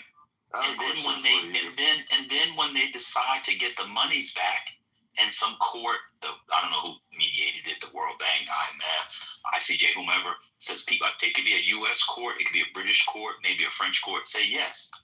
These people on the debt, they have these oil fields, and the Americans are controlling those oil fields. Then what happens? This is why Patty keeps bringing up the legal case and the courts and stuff. It's very complex. I have a question for you, Ben. If the U.S., and I'm just using a very hypothetical, if the U.S. was to take over, what would happen then? Oh, I have no idea. Because they would then take over the debt, correct? I have no idea. I don't know the rules and laws of occupation.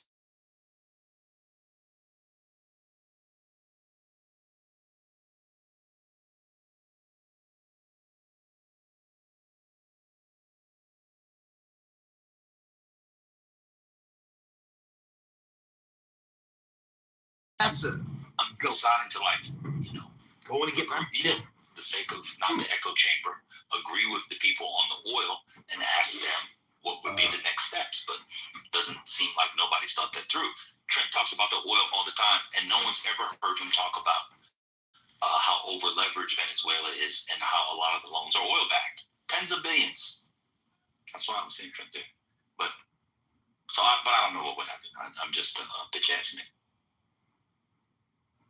I wasn't going that far. I was just asking, right. I'm not going down that rabbit hole. I'm just asking the ramifications in regards to the bigger picture, not just the oil, but the ramification as a country, because he spoke about taking control of the country, right?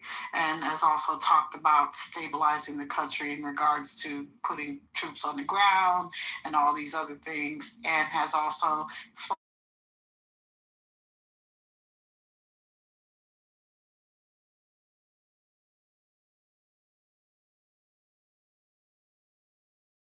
happen, what are the ramifications?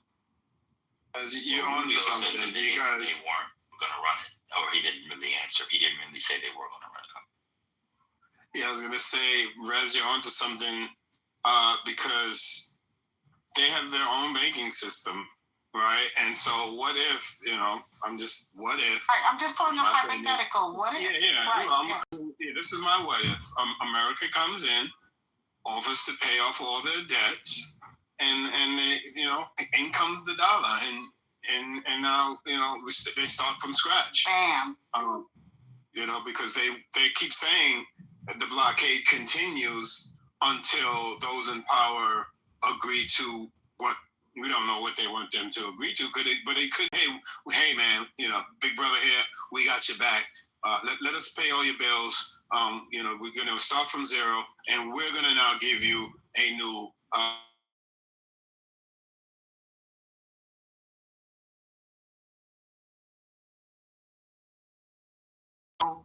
Put ourselves, and again, I'm speaking purely in hypotheticals. I am not saying this is going to happen, but I'm talking in hypotheticals. What if this happens? Are we talking about now colonializing this country? Is the question. Purely. Yeah, that's exactly what's happening. Nobody wants the country. They want the resources. But you okay? In order to get the resources, you have to get the country. No, you don't. You don't get one without the other. No, that's not true. You can just pay off everybody within the chain of command. That's not how that works, sir. That's not how that works. Are you out of your mind? Concrete. That's not how that works, sir. Okay, so just say it makes it so then, right? That's not how that works. You can't pay off everybody in the chain of command and get what you want. Concrete.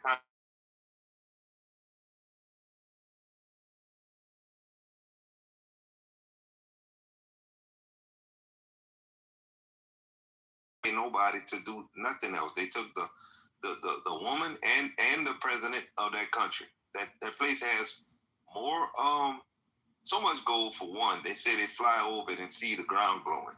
So that's a lot of gold, dude. And then when you're dealing with oil, that's the biggest oil reserve. It's something like so many trillion tons of freaking oil. Like that's more than anywhere else on the planet. And of course, they've been having that. We've been knowing that. So it was just a matter of time. And Trump happened to be the special person to make the timing perfect, right? So they're not trying to leave that land up to the people. They went away and get the president. And they're not just trying to regime change either. You see what I'm saying? It's not that. That's not what they're doing. They already announced that they might be going after Cuba and also after Mexico. So to me,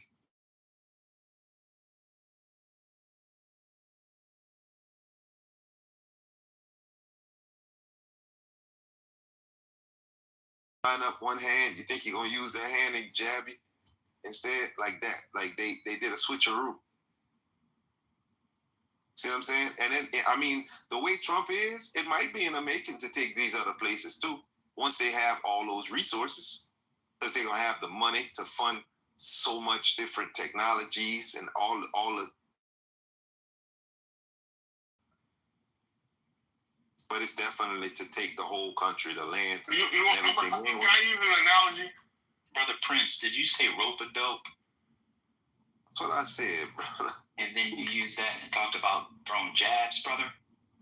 Yeah, well, and you said Sugar Ray Leonard. I just want to make sure I heard you, that's all. Yeah, but I said Sugar Ray Leonard first. When he winds up his arm, one arm, and then he'll hit you with a jab. You've seen that before, That's right? the rope-a-dope? I never said that was the rope-a-dope. I switched it, bro. I'm just asking, y'all brother. just be looking. I'm just asking, brother. Y'all just be crazy. You said there was trillions of barrels. I mean, a lot of stuff you said was wrong. No, there is trillions. There are not trillions of barrels. Listen. The stock. What's crazy is you don't know that and you're talking about it. It's 300 billion barrels, sir. It's valued between $15 and $18 trillion. It's not trillions of barrels, sir. Okay, you just want to talk. It's more than that. I was wrong, brother. You are wrong. The reserve is that, but the actual quantity that's there in the land is far more. That's what they got. Hold on. That's what reserve. Can I finish? Brother, reserve is in the land. Can I finish? That's what reserve means, brother. All right. Hold on. So oil reserves are the oil that's in the land, not in an Amazon warehouse. Come on, y'all. We got to do better. Yeah, we got to do better. Absolutely correct.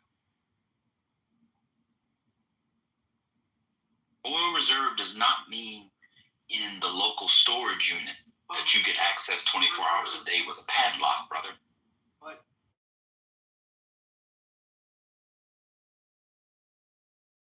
go ahead and explain how oil reserve now means in a storage. Go ahead, brother.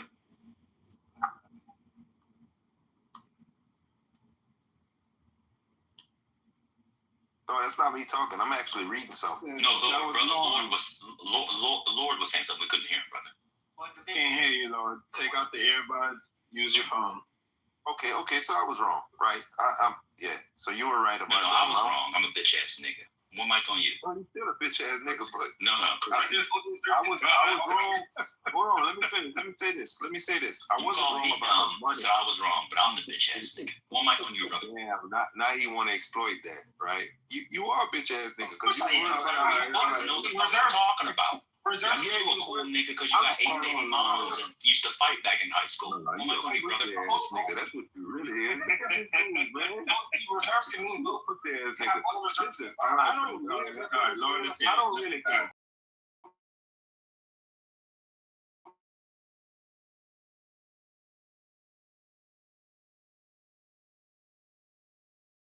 Say my analogy is you don't want the country, you want the resources. And then you said yes, they want the country, and you just talked about the resources. So I just take it, we could just use an analogy to illustrate the point that when you see that beautiful woman for the first time, you don't want to pay her bills. You don't want to hear her sob stories about life. You don't want to do any of that. You just want the resources. And for some strange reason, you think that they want to listen to sob stories, they want to pay bills and all of that other stuff.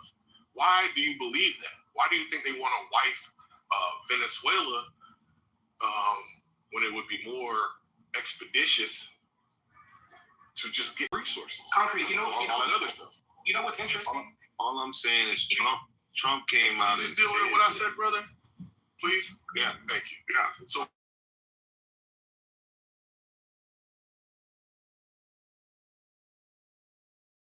I don't know exactly why Trump. Do you think Trump really wants to wipe Venezuela, or you think he just wants the resources?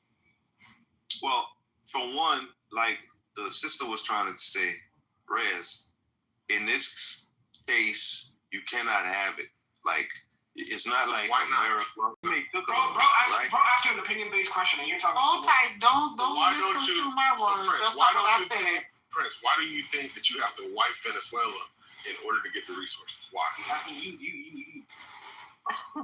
Why do I think you have to wipe Venezuela in order to get the resources? This is like he said, it's opinion based. So you're saying that I'm saying that you can just cut the check, drop the bag, and get the resources. Okay. For one, he's not doing that. He's not trying to replace him with somebody. They usually have a person already. Bro, you know how to answer questions. Bro.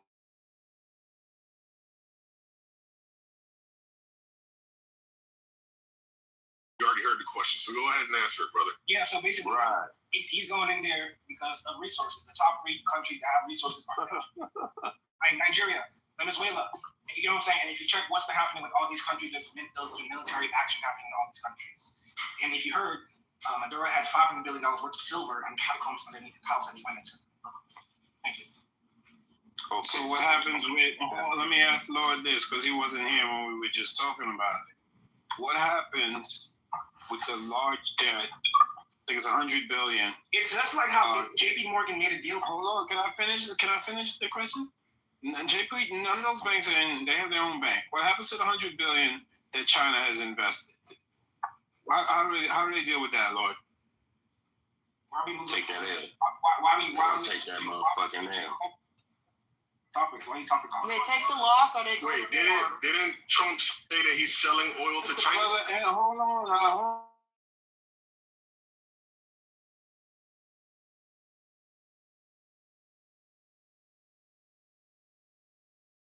They have also they've also taken many loans, and they're backed by said resources. So the question becomes, if the government doesn't have the resources to pay back those debts, and China calls in those loans and bonds, then what happens? That was the question. Well, that country built. China got to take a loss. But 1 second, they can't take a loss because they're legal. So they can go to any of the adjudicators in the world, including U.S. courts, and be awarded those. And so what if a U.S. court says, hey, ExxonMobil has this so-and-so, China's calling in the debt. Almost time. Okay, go ahead, Cypher. I apologize, brother. I was trying to ask the question for the brothers. I was trying to ask. Yeah, I mean, that was you guys. the real question would be who could have.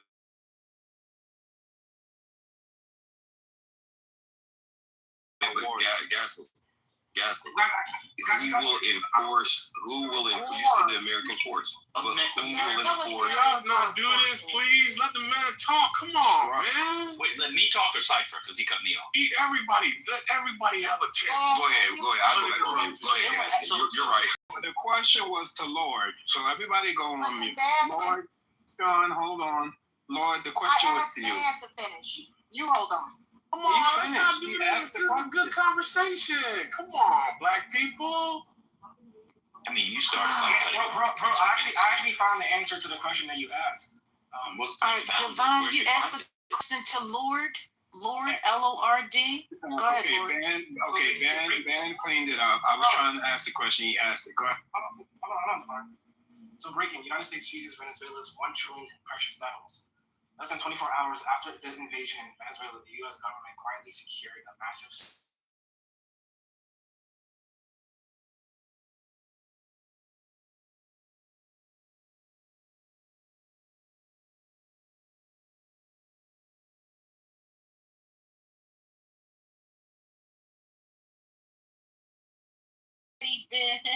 okay. Answer my question about Chinese-backed loans, oil-backed loans. No, because I answered the question before when he asked why do you think because they're trying to rob niggas. Like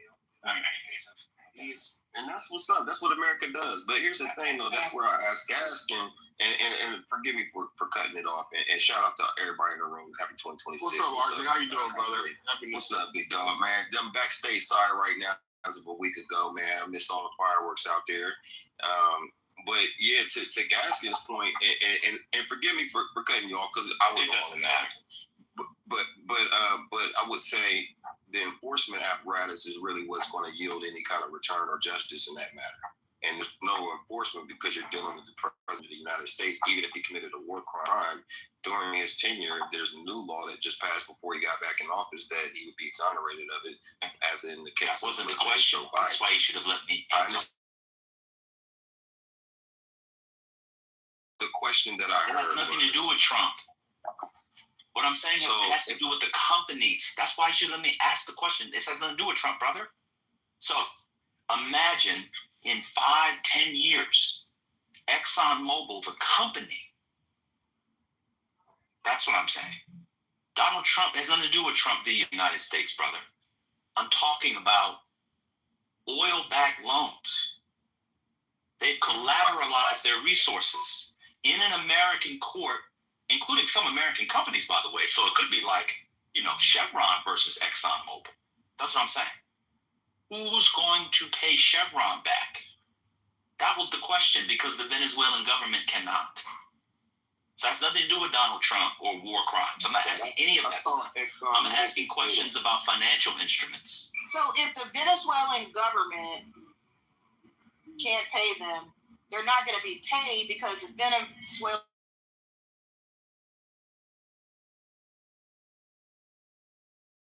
corporation. We know that because their oil resources are owned by the state.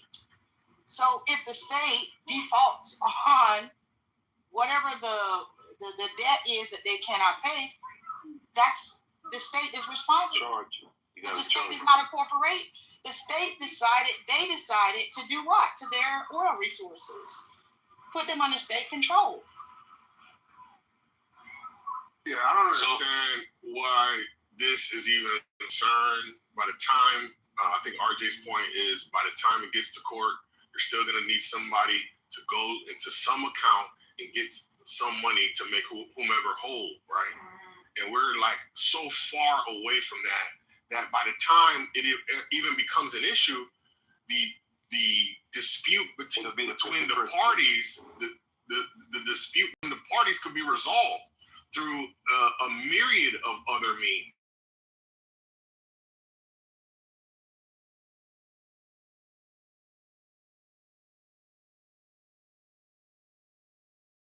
doesn't disrupt any of whatever payments that they might want to have received due to that loan. They ran off. Like, I don't even understand. Like, So it's not even something to be concerned about. It's something not to be concerned about that Goldman Sachs and other UBS and others who write about this and have been talking about this, they're concerned about it.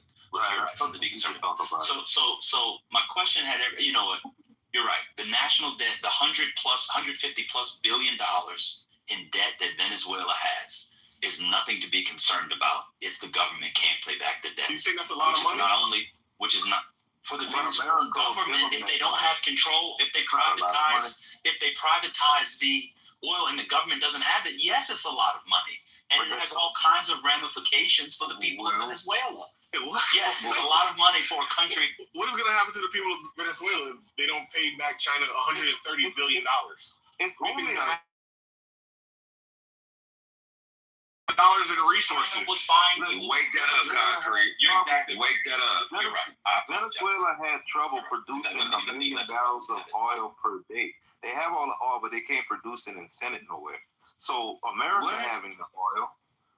Again, Venezuela had trouble producing the oil, like putting it in barrels and sending it out and making the money off of it, like everybody else did. Yeah. So now that America has it, Trump, all those debts that are so small, when you have the biggest reserves, 17 trillion. Yeah, that's nothing. So I mean. That's like somebody running off on a plug. But Trump didn't do that unless so I got you. So the United States is going to pay I just wanted to say, Trump. How can Trump do that unless he annexed the entire country? Effective, so he can take the whole country. I mean, he effectively did that. He said America's going to run. So he.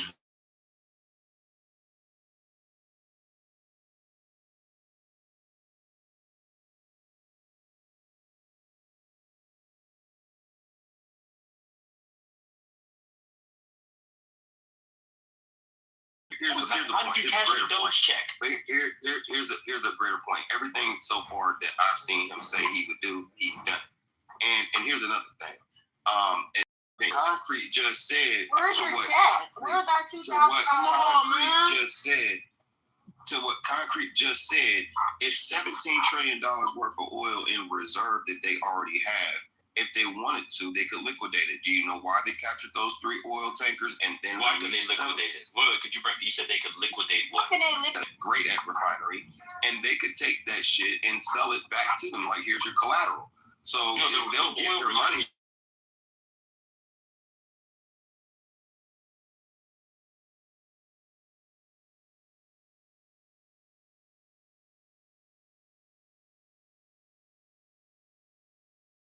In tankers. What is going on? Let him finish his thought, bro. You're chirping, you're ankle biting in the middle of his submission, and you're trying to get a full understanding while he's still speaking. Come on. Oil reserve was on a tanker. Come on, brother. This is a good conversation. I said, why did they let the 3 tankers go that they said seized? I said, why did they do that? I added that in there. I said, yes, they have those oil reserves. How would they liquidate it? They would be able to get refineries to either give them the shit back in crude, or if they wanted to refine it and give them their product back, or sell it on the market and get the money from that. There are many different ways to liquidate those assets. In fact, I did a deal. I did a deal in 2010, and it was a bank. It was a bank note, right? It was a debt instrument where it's called a non-recourse loan. There's only 2 or 3 institutions in America that would do this deal.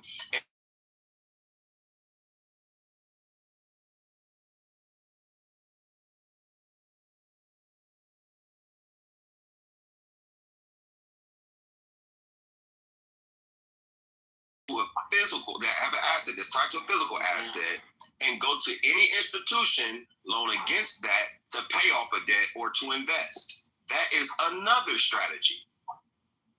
Yeah, I agree with that one. Yeah, that's we're talking about. Also real estate. That's how you can pay back the $100 billion. without it costing the Venezuelan government any goddamn But you thing. can't liquidate a reserve. And yet they defaulted 9 times. Yeah, okay, so if you have a reserve, an in-ground reserve, you mean to tell me you can't harness an in-ground reserve? Let somebody else go, bro. You just finish. Bro, we having a conversation. Don't get it. Other people speak. Go ahead. That the reserve is Ain't nobody stopping you. Go ahead, Sean. You just stopped her. But nobody's Just stopping you saying or her. on that. I think it's just that we hear you about the assets. It's to be placed on a balance sheet. That asset can be borrowed against. But we're talking about reserves that are in the ground. They don't.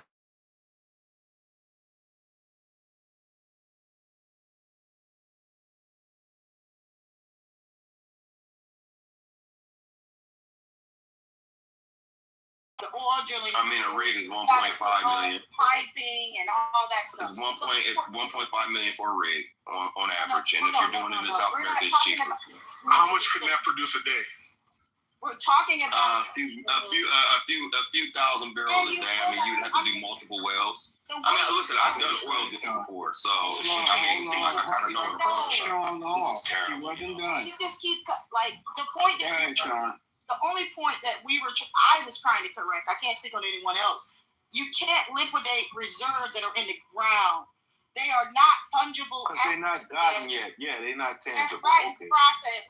So oil, the petrodollar itself, is off of oil that is in circulation that can be traded. So you don't have the economic surplus until you build the infrastructure to pump it out of the ground and make it into a product that can be shipped. That was all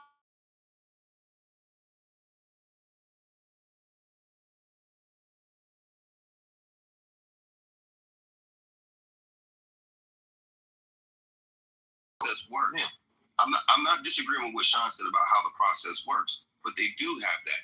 That's how they're able to send oil to Iran, Russia, China right now. And when you add in people like Exxon, when you add in other apparatuses from America to go get those seized assets out of the ground, you can do that and refine them into multiple products that could sell on the market. So that's possible. And to get one rig is about average about 1.5 million in South Texas. If you did it in Venezuela, it's a lot less, especially if you're looking at the forest, right? Which creates jobs. So even to get it out of the ground is one thing. And that's 303 billion barrels worth $17 trillion. Literally, there are multiple paths to paying back the Chinese. And I asked Gaskin the question, well, why do you believe that they let the 3 oil tankers go after they seized them the other day? There's like less than a week ago. You know what I'm saying? Because there were already transactions happening too. So they didn't completely just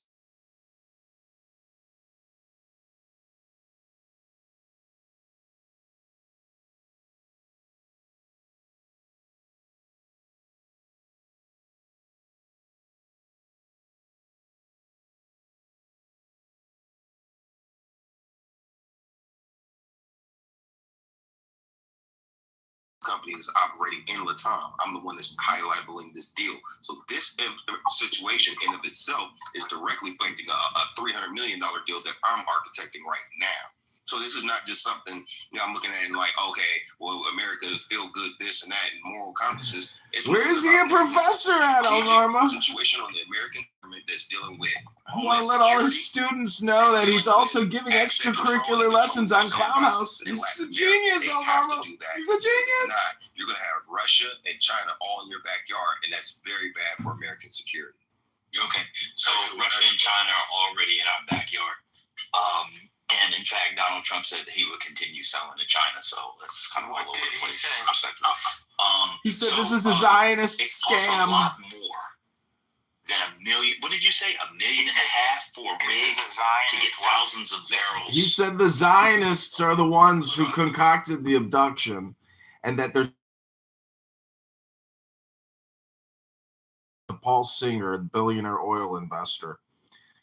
And he, this is what Thomas Massey is putting out as well. But everything is a Zionist. You're telling me Goat?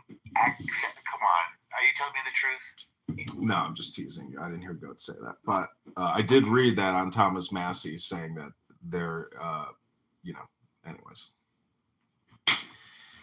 I have thoughts on the matter, but I don't want it on YouTube. Well, it is what it is. I mean, El Normo, all these debates, I just can't understand why people are having these endless, nonstop conversations and thoughts. It's like, it can't be healthy. To me, it seems very neurotic. And I don't know. I just like the book club. To me, it's like, I don't know, that guy Jason Mewes, he's like, all right, just put it in the ChatGPT. You can all read along. It's like, dude, I don't want to hear you read ChatGPT.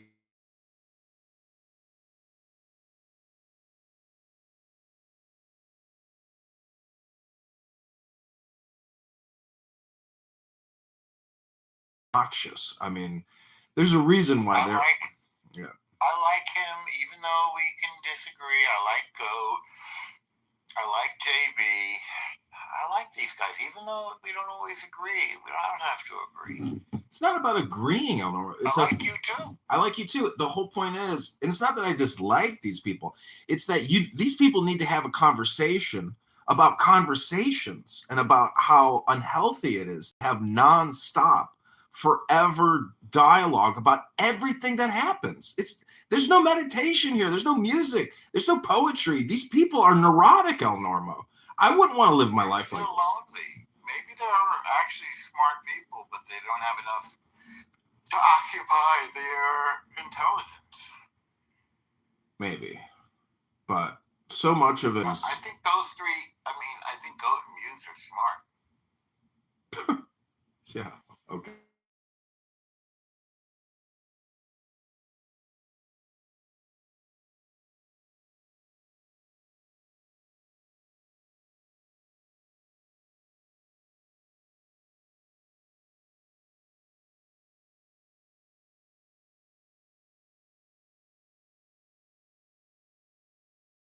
On a conference call, the information being transmitted is just not intelligent. And I'm going to play you again. What are you reading right now?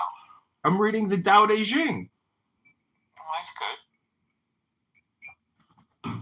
Anyways, I'm just saying that if you look at it from that perspective of like listening to an audiobook, for your time, if you consider this, like an audiobook, the information that you're listening to is just, it's all just low frequency. It's low frequency, high TDS friction. Everything. I'm listening to a call at 4 a.m. The discussion of 13 Israeli prime ministers. Oh wow.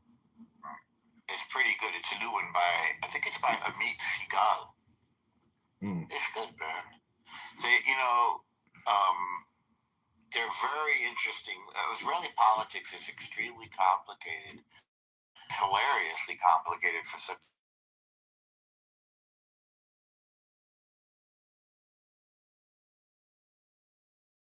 Sure of it. So Amir the other day was like, "Who did you vote for, El Normo?" I said, "Well, I'd like to discuss it." And then he wanted to play like some thing from YouTube. He played my YouTube, huh? Yeah. Oh man. See, So I don't care. I'm not ashamed. I just don't want to get into a whole thing. I'm going to vote my interest. I'm going to vote to who I think is best, regardless of party. Yeah. There's no other reason to vote. You have to vote what you think is the best option for, yourself and for your interest. Yeah. Yes. And I think the president is doing a lot of things that are unexpected and extremely,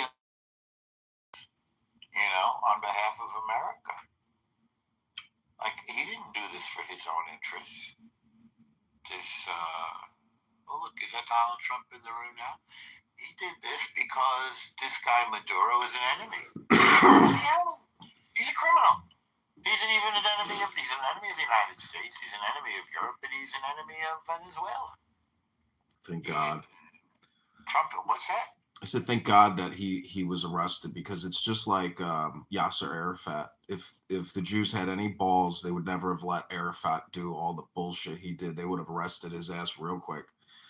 a lot of these people, they get away with it because it's viewed as being nuanced, you know, their identity, their political position, it's like, well, we have to have respect. We have to have somebody we need to communicate with. It's like, man, these are some ruthless, and, you know, it's a military state. And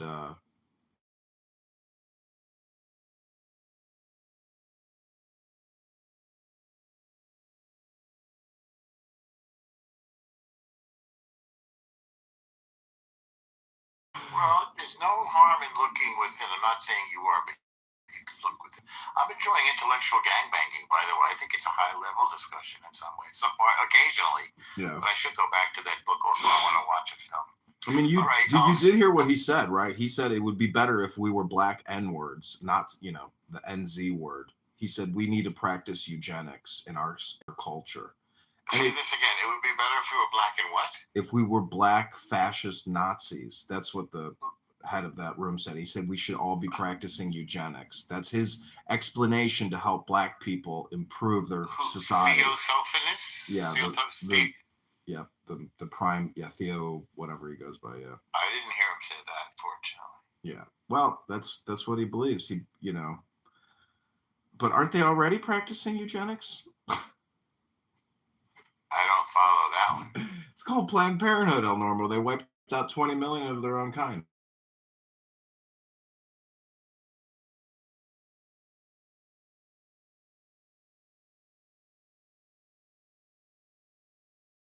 I was so surprised. I had no idea that women were having so many abortions. Anyways, it's a joke, you know. All right, I get you. All right, I'll talk to you soon. Okay, bye. Back to Politically Correct, where we will listen to Goat and other retards waste their entire evening arguing about definitions of words. It's really quite interesting. This is intellectual gangbanging. I'll be quick, I promise. I just wanted to say, like, the U.S. This is white trash ghetto girl pockets. A Medicare recipient, abortionist, and comes off the mic quite a bit to yell and scream like an idiot.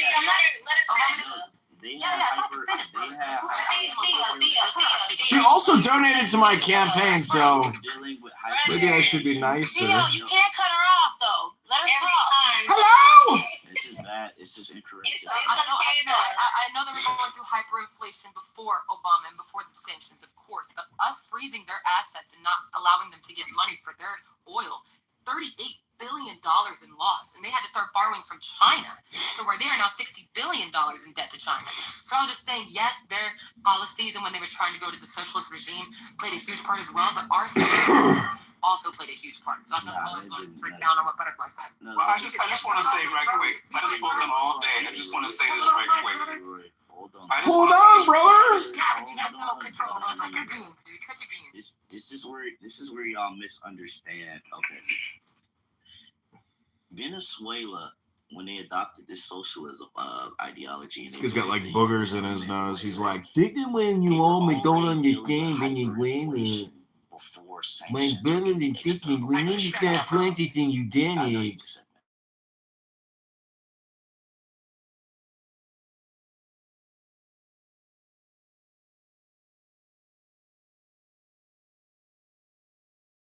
Or any social practice got put on them. They were already fucked. Theophrastus. So to say that Cicero sanctions are responsible for their downfall is just not true. They played a huge part. You don't listen. Like we added pressure to it. This is such an idiot. The primary. Nick, people are insane, aren't they? Like, they're crazy. They can't come here. If they can't have normal conversations here, how could they possibly have normal conversations in the real world? That's the thing, John. These people are fucking dumb and politically correct. Where do you think there's lower IQ, politically correct or realism? What was the question? Who do you think the dumber people are, chillism or politically correct? It's a good question. I'd say Nathan is really stupid, like could have brain damage type stupid. Patty is a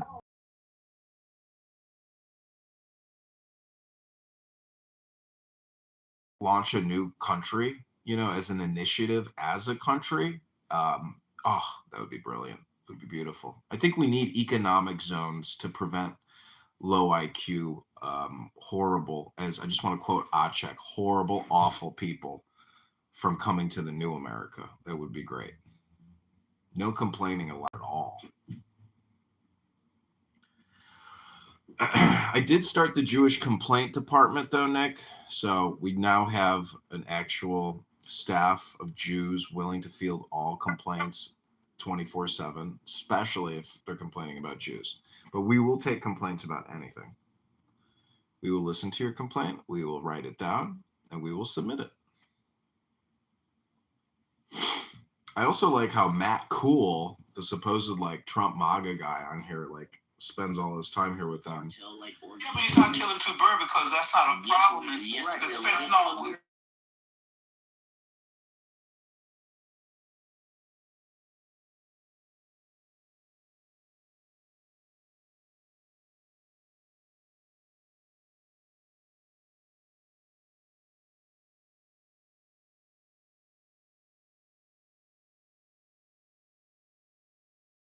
Chinese bring it to South America. In these international cartel-like organizations, these smuggler-like organizations that have been around for a very long time by way of these fake governments, Mexico, these people, right? They're smuggling all of this fentanyl and all of this cocaine and these illicit drugs up into the United States, and they're killing our population. Yeah, but that's not why he said. We know that, and we have their number, and we've been dealing with that. Trump is one of the first presidents to take on these cartels directly in a long time, right? It's been a while since we've taken out these Pablo Escobar-style cartel entities, right? These Noriega-type entities. And now we're dealing with them accordingly, and you're acting like it's a problem. No, the problem is fentanyl is still the problem. So the fact that he went into Venezuela, did all this other shit, that if you could talk about this two birds and one stone, sure, we can benefit from oil prices going.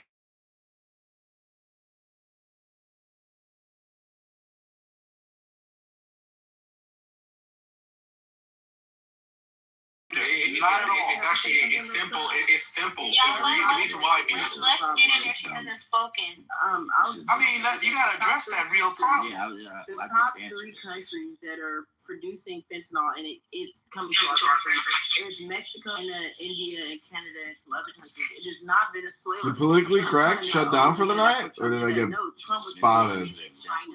Let me finish. Trump was hitting at China. Please don't interrupt me. I'm not finished speaking. What does China have to do with Venezuela? Have you ever heard that in the real world, Nick? Have you ever heard that in the real world? I never heard that in the real world. I think these women are just Karens. Yeah. I didn't know that almost all women are Karens. I didn't know that, but it turns out that the Karen mind virus is pervasive. It can come out, they're everywhere all the time. All of a sudden, a young girl becomes a Karen, and you're like,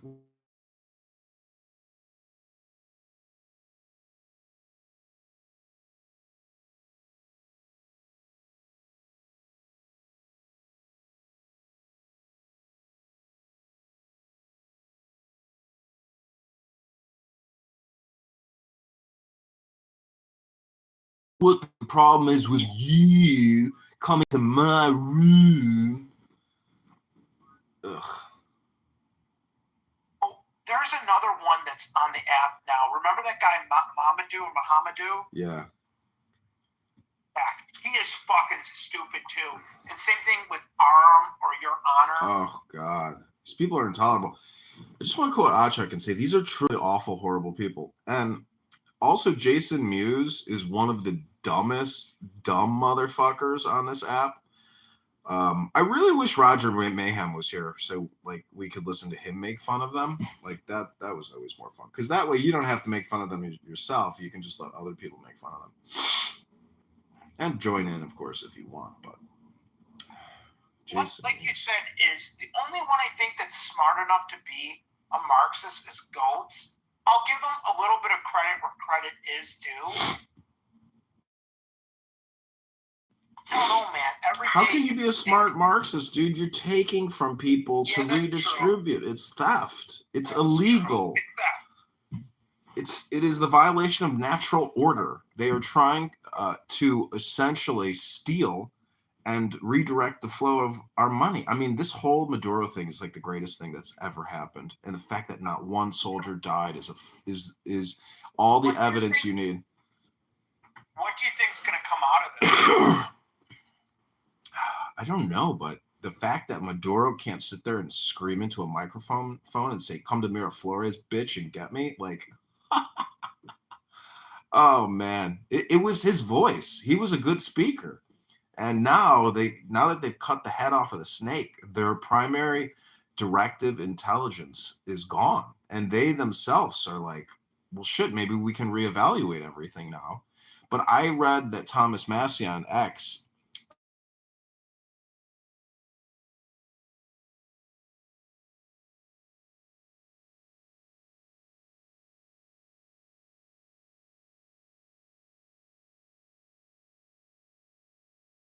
and the judge in New York who is charging Maduro, guess what?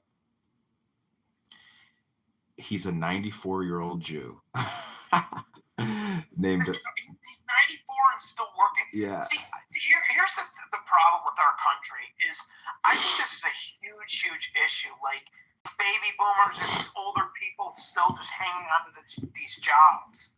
And I think you're going to find in the younger generation, like the generation 45 and under, you're going to find our generation to be retiring earlier and earlier. Because we're like, fuck this. I ain't staying around.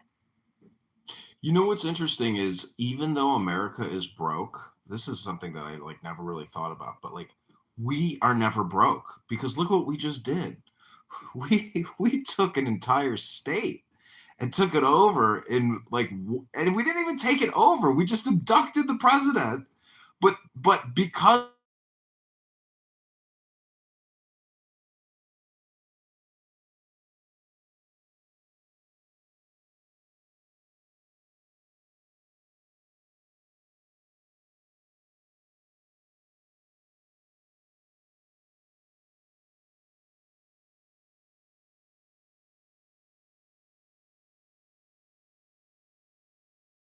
saying the military is what gives the dollar its strength.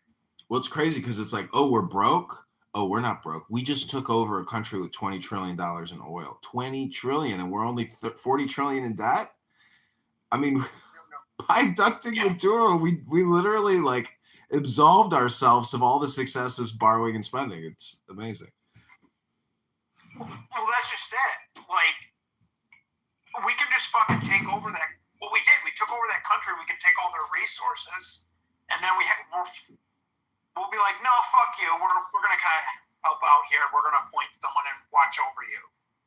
Good. Could you imagine if Trump said by 2020, if Trump says by 2020 on January 1st of 2025, I'm going to be sending you Venezuelan liberty checks, dividends. Yeah, I'll say one thing though, John. Venezuelan women are fucking hot as hell. Holy shit.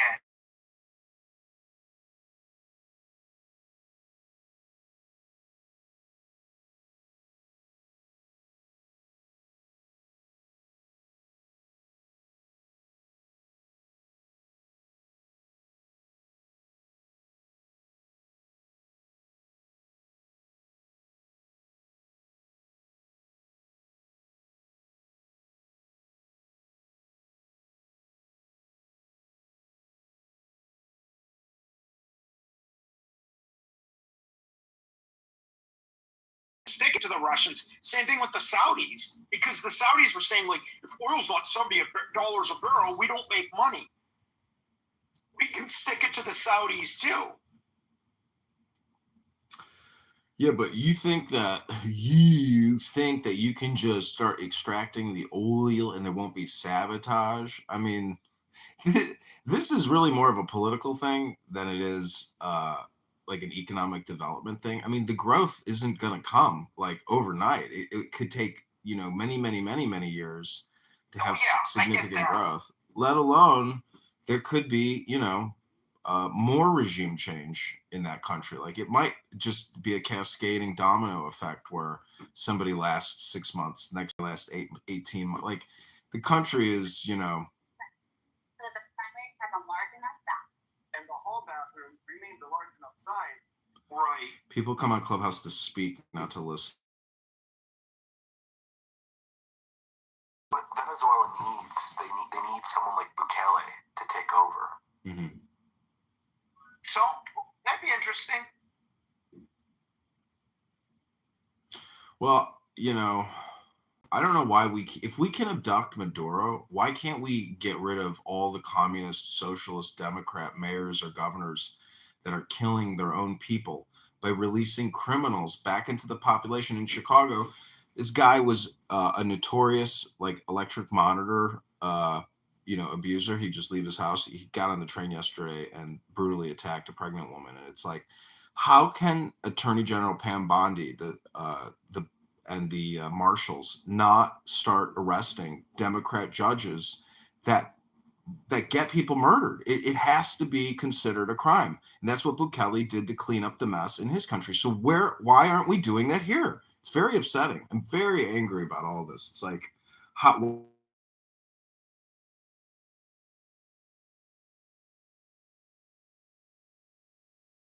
And these fucking lawyers, we need a fucking lawyer genocide in this fucking country. Sounds sick, but I am so sick of fucking lawyers.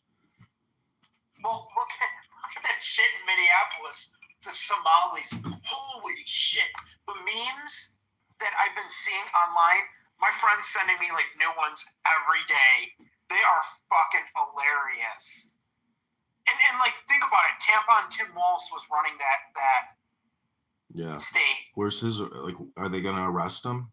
I mean, can Trump and Pam Bondi and Kesh Patel arrest anybody of any significance who we know have been trying to subvert America and destroy, our patriots?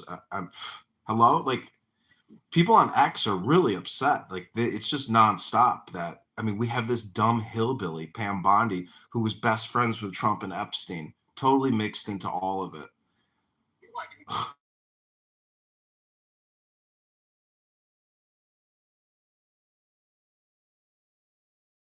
Is your mayor up for election this year in Chicago, or is it 2028? I think I'd have to look at I think it's 2028. You get 4 years as mayor. I remember when that lady I saw a YouTube clip, she called him the dumb N-word, and this guy they're going to reelect him. They'll reelect him because they're that fucking stupid. They will reelect him because the Republicans and the Democrats will fail to field anybody that can actually beat him, and they always choose the biggest losers. They'll choose the same loser that lost to him the first time, and I kind of helped his campaign when he ran, and I voted for him, and all he does is complain on X and write article after article about him. And I said, why? He calls him politically not relevant. I'm like, you bitch ass, you gave him the election. You didn't even challenge the election fraud. You gave it to him, and he's not politically relevant. Bitch, you're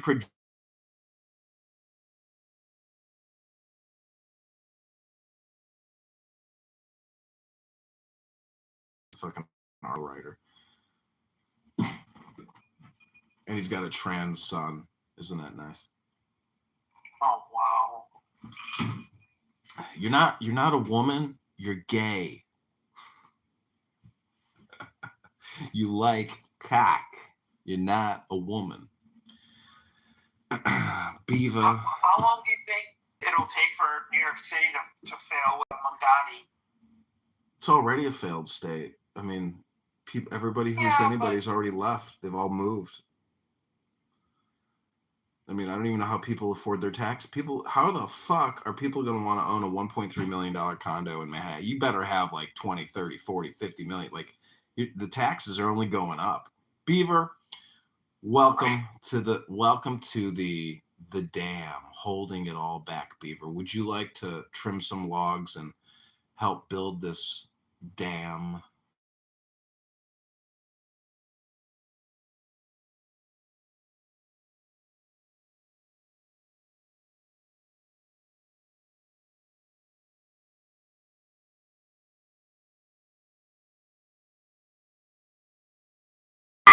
She sits there and screams out, fuck, fuck, fuck, fuck now, all the time. So, like, I don't know if I am losing it over here listening to this shit, because also she doxed herself, which was beautiful.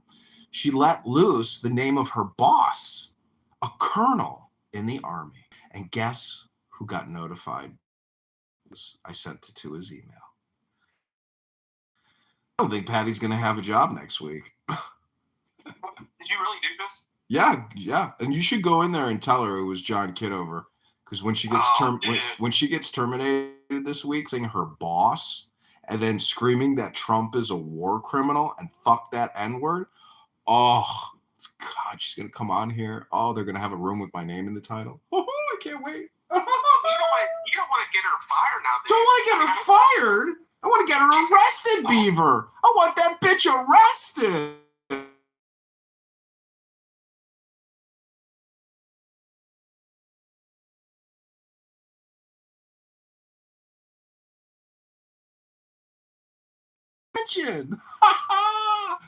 Fuck nah! Fuck nah! That's my Patty quote. Because I don't want anybody to like lose their job, even if I don't like them. Oh, really? Well, infiltrate. To terminate! Have you found out what Monica does? She eats all day in her fucking Honda Civic. That's what that fat bitch does.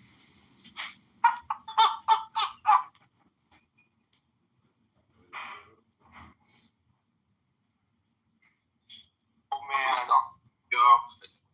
I know what she does, but I mean, I don't want to, even though I dislike her.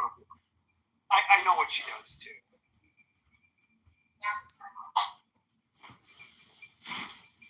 Did you?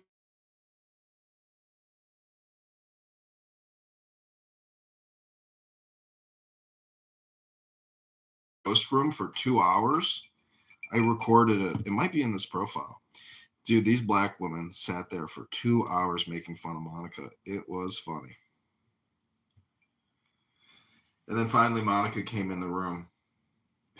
It's fucking hilarious. And then I was talking about it in front of Bima, and Bima got extremely angry. And then she kicked me from the room. Is Bima her like right-hand person now?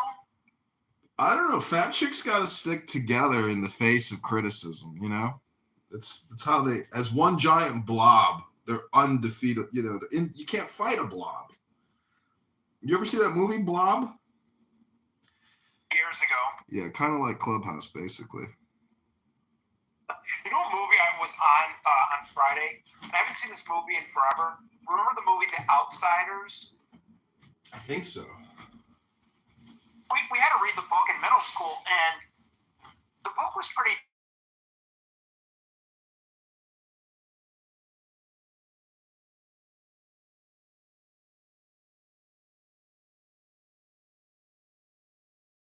Yeah, Phony Boy, Dally, Soda Pop, The Greasers. Yeah, I like that. But isn't that funny that as kids and American kids, like, you know, in school, that's the type of fucking shit that they make us read? It's just white trash. It's a bunch of gangbangers being white trash. Like, that's the fucking shit that they had us read. They didn't even care about Shakespeare. They don't give shit. They just, this is, you know, because it's culturally relevant. It's nuanced. It's about the inner city, but it's not even like an inner city. Anyways. Stupid book. Everything is stupid. I'm telling you. Let me just. Did they end the room? Did they end politically correct? I don't think so. Because I can't find it. I usually get removed if Miki is a moderator in there, or whatever her name is. Sometimes Patty removes me, but Goat's all.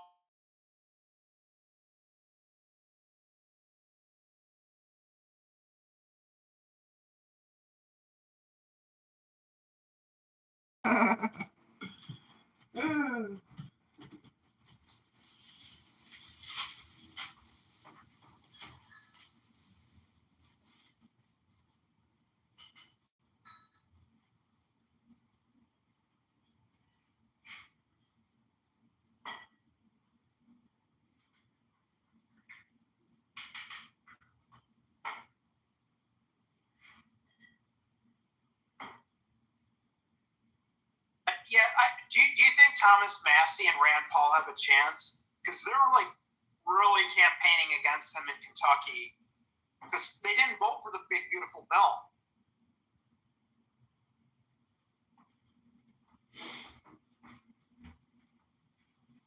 You know, there's really nothing. I had a friend of mine once. He's like, every 4 years we elect a new fascist leader in this country, and all these Congress people and senators don't mean business. They generate content, they put it out, and that's it. They're just low grade publishers with no actual power. They don't write checks. They don't have employees. Do is hit submit. That's it, Nick. So, you know, AOC doesn't really have power. Get this. I couldn't believe it. But Bernie Sanders, you know, he wrote this statement on Maduro. And so I responded, hey, Grok, how much has Bernie Sanders raised since 2000 from political donations? What is your guess? Guess how much Bernie Sanders has personally raised for the Bernie Sanders political fund, his campaign account? I don't know, $10 million.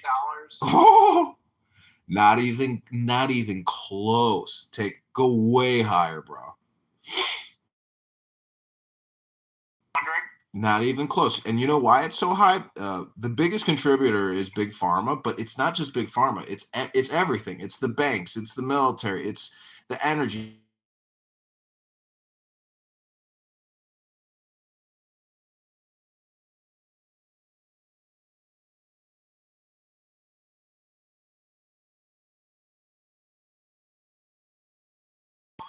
And that's why that old dirty fuck gets to swear in Mamdani, because Mamdani is his fucking political creation. He funded that little rat. Fuck, man. I don't know. I'm kind of for military fascism in a way now. I'm sick of clown world. I want to see it destroyed. I want to see people lower their heads in shame and just shut the fuck up and, you know, limit their freedom of speech. I don't know. That's where I'm going. May sound radical, but I'm being facetious, of course, but it would be really fun. Did Jonathan Bing kick you out of his mortgage rooms? Dude, Jonathan Bing doesn't know who I am. That guy barely knows who he is.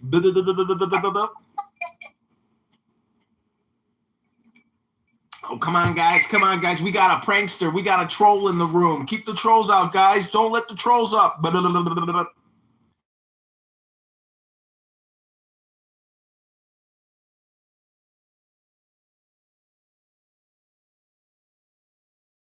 And just fucking rip and rage on everybody. Sometimes when you would troll, they would kick you up, but not all the time. I was in a room on X, and Grant Cardone and I were having a conversation, and I'm trolling him. And I'm like, are you that guy, Grant Cardone, who you go on Instagram with those prostitutes on his jet and say, buy my book, I'm going to make you $1 million in real estate? Is that you? He's like, oh, brother. He's like, you're trolling now. This guy's a troll. He's like, I was never with prostitutes. You know his voice. But anyways. Don't be the boss. Be the investor. I own over 500,000 apartment buildings. I'm the biggest landlord in Southeast Florida. It's a bitch. You know how many service tickets I got to deal with every week for plumbing issues?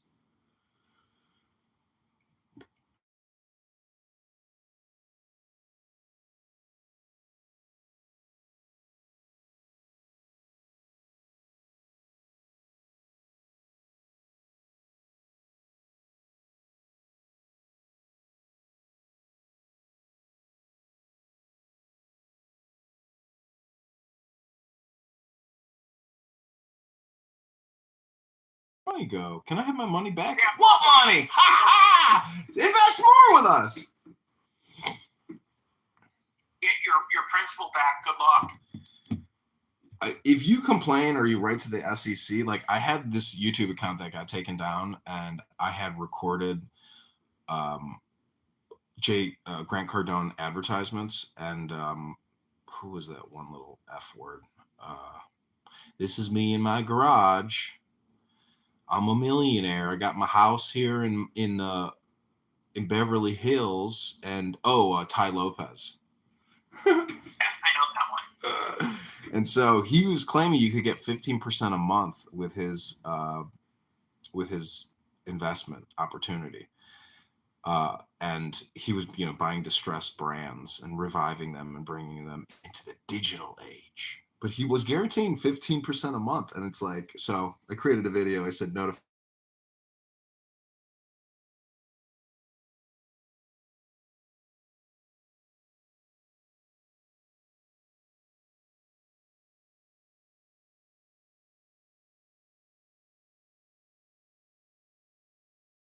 whether you're trying to get an investment dollar from them or you're trying to explain Venezuela and Maduro.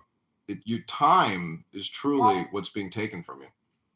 You heard about makers on the app, right? No. The SEC investigated him for a $50 million Ponzi scheme. And I know a bunch of people that lost their ass investing with them. And I called them out in a room. And I was like, dude, I'm a fucking CPA. I got a degree in accounting and finance. I've been doing this for some time. Like, these returns are not real. Like, don't fucking put your money with them. And they kept dropping me down to the audience. And then I kept putting in the chat that this guy's a fucking scam artist. And then they'll just remove you from the room.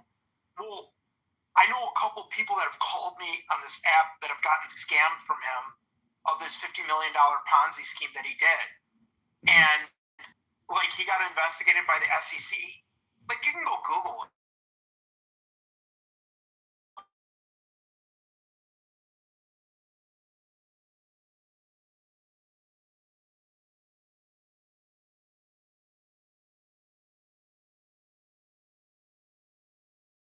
I mean, anybody, it's like, bro, you could go to E-Trade, open a brokerage account. If you got 100 grand, spread it out across 200 stocks. Do you know how fucking solid and secure you will be?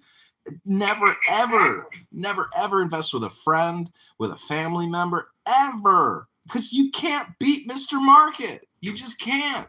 And with no load funds or no load portfolios, it's just like, Index funds, yeah, no, I get it.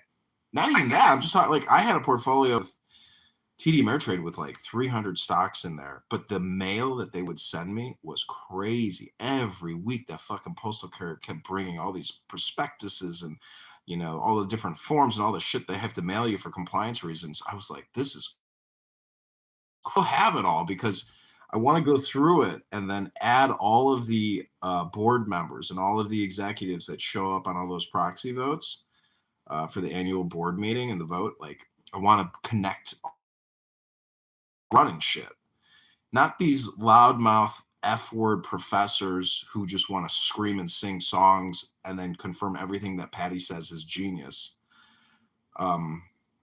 Anyways, a lot of work to do, a lot of roasting to do. I wish I had enough money to hire people to professionally make fun of people for me. Oh, that would be fucking great usage of money. Yes, why not? Could you imagine if you had enough money, you could be like, I'm going to hire a couple comedians to make fun of some people that I find annoying. 40 hours a week. Would you like a job making fun of people on the internet? Yeah, that's hilarious. Like I said, that guy Jacques, that troll that was on here with the fake accent, that would hide. He's from South Africa. Why would you say? I guess What was the fake accent?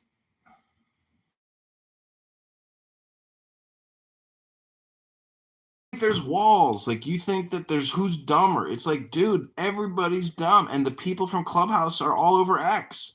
There's a stupid bitch on there who has big rooms and she's from Clubhouse. And she's a stupid, deranged bitch who talks non-stop.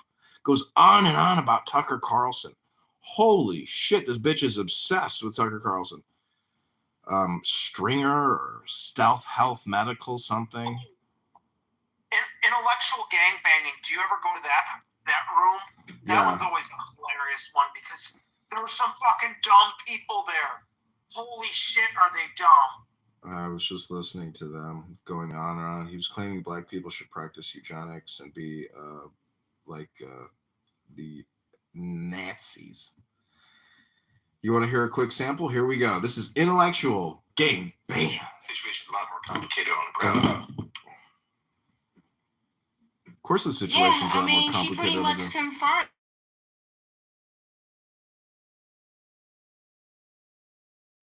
Stepped in and stopped it, or America. You know what's interesting though, Nick, and is like by observing these rooms and seeing how people communicate, how they interact, what their ideas, thoughts, and opinions are, you could make a good argument on why society is a failure and like new ways to do society. You could like if these people see, the problem is we can't force people's behavior, but if we could have some type of an incentive system, because this is a dopamine incentive system. This is like a rat maze with a cocaine button for people. People come here for the dopamine. But the whole system, the reality is your education, your third grade, your fifth grade, your eighth grade, your high school, your college, like the whole system, there's just so much unnecessary shit.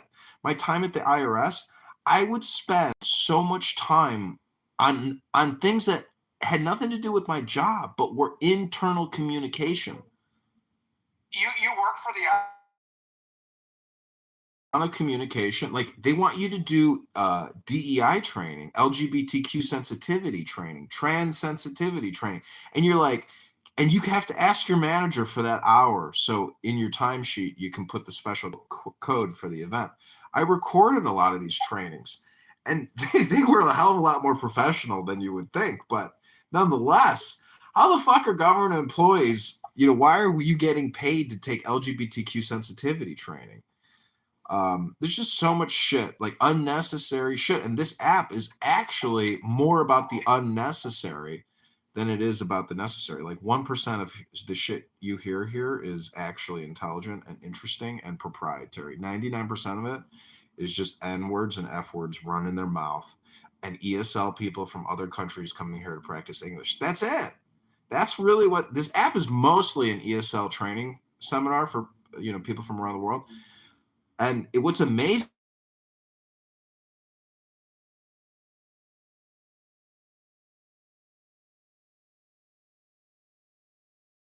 to practice English, they don't actually have intelligent information to share. It's so you have to accurately describe what's happening here in order to transcend it, I think. You could have no opinion, but it's not fun if you're not making fun of, you know. Fun means making fun of, I think.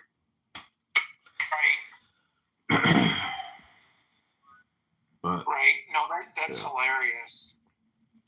The amazing thing about communication is I can listen to Goat and to Patty and these people and be totally transfixed. And even if I'm in another room, I can't stop listening. And it's not like I value what they're saying, but for some reason, I think it's because it's like triggering me. And so it's creating dopamine like continually. And it's basically like, you know, the algorithm wants to show you the opposite of your opinion in order to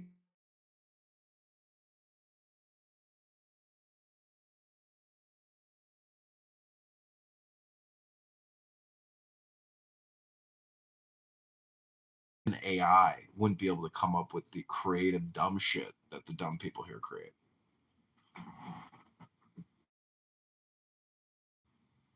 Like you'd have to make a stupid and say, okay, pretend you're from the hood and you're a 25-year-old YN drinking, you know, scissor, and you're on TikTok doing a twerk dance or something. Like write it from that guy's perspective. That would be pretty funny. You could probably do it on Grok. Probably can't do it on ChatGPT. Black Muse's preferred AI. I got my AI, you got your AI. You read your AI, read my AI. I'll read my AI. You shut the fuck up, dummy. You're stupid. You're stupid. You're stupid. Don't come up in my room with that stupid opinion again, stupid. Holy shit.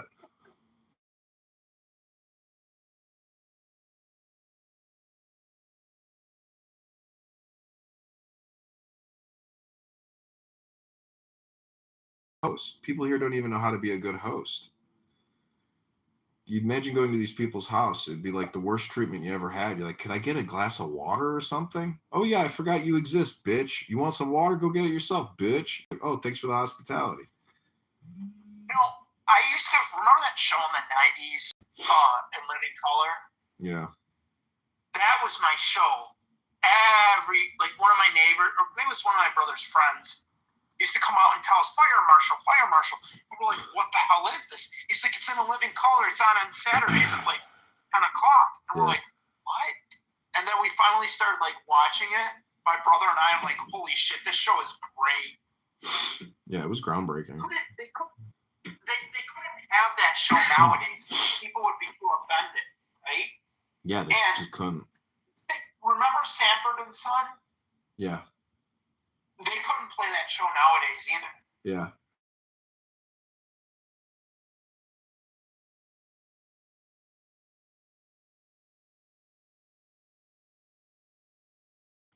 Oh God, yeah. There's no way they Jewish? Well, can't you fix the washing machine before the Shabbos? You're here. Fix the washing machine. Sorry, Mr. Bunker. I gotta get home for the Shabbos. What the fuck are you doing?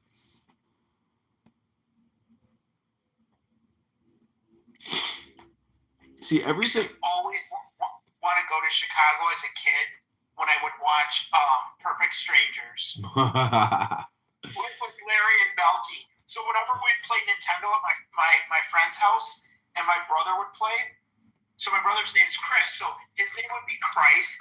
I can't remember what I would be. I'd have some stupid name, and then my friend's name would be Larry, and the other guy's name would be Belky. You know what's amazing is listening to these black rooms where they're so insular. Like they think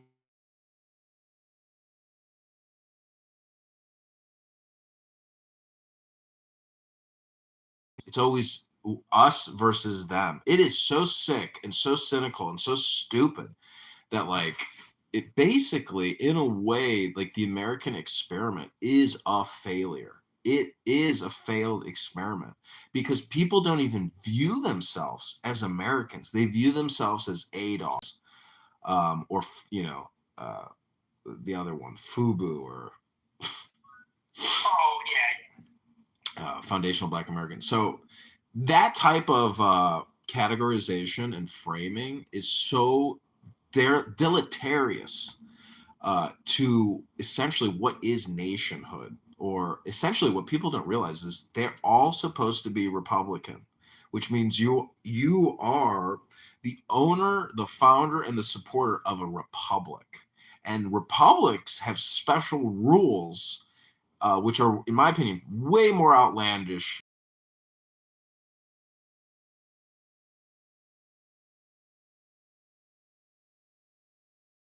Are at the head of a criminal, military, narco distribution system, which makes sense because it's them against the fucking world, and they know it, and the world is America.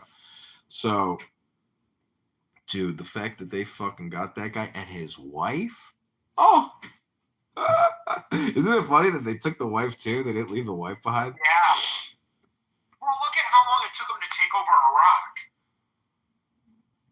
I mean, it took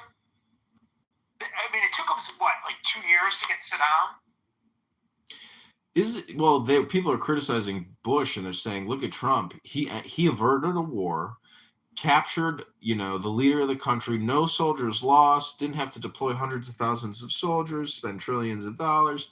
This is what should have happened in Afghanistan and Iraq. We should never have sent over everything we have. We should have done.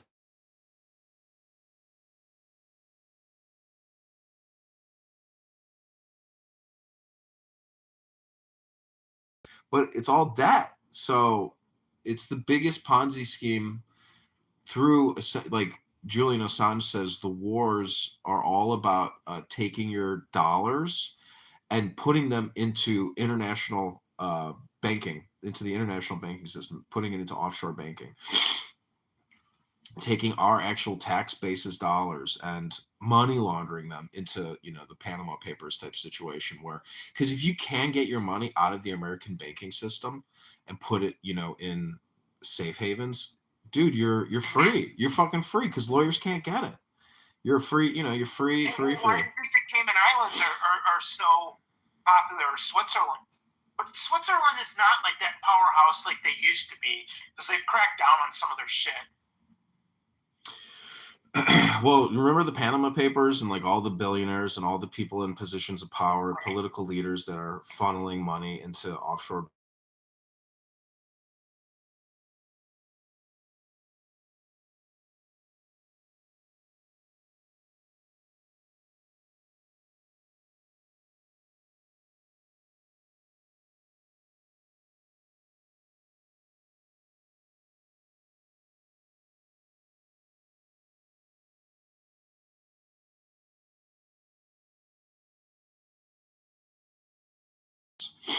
And a lot of these chicks don't have like 30,000 followers. Some of them have like 2,000 followers or 3,000 followers, but they're fucking stunning, and they're super hot and they're young and they're in Miami on yachts with like 10 other girls watching the fireworks, having a gay old time.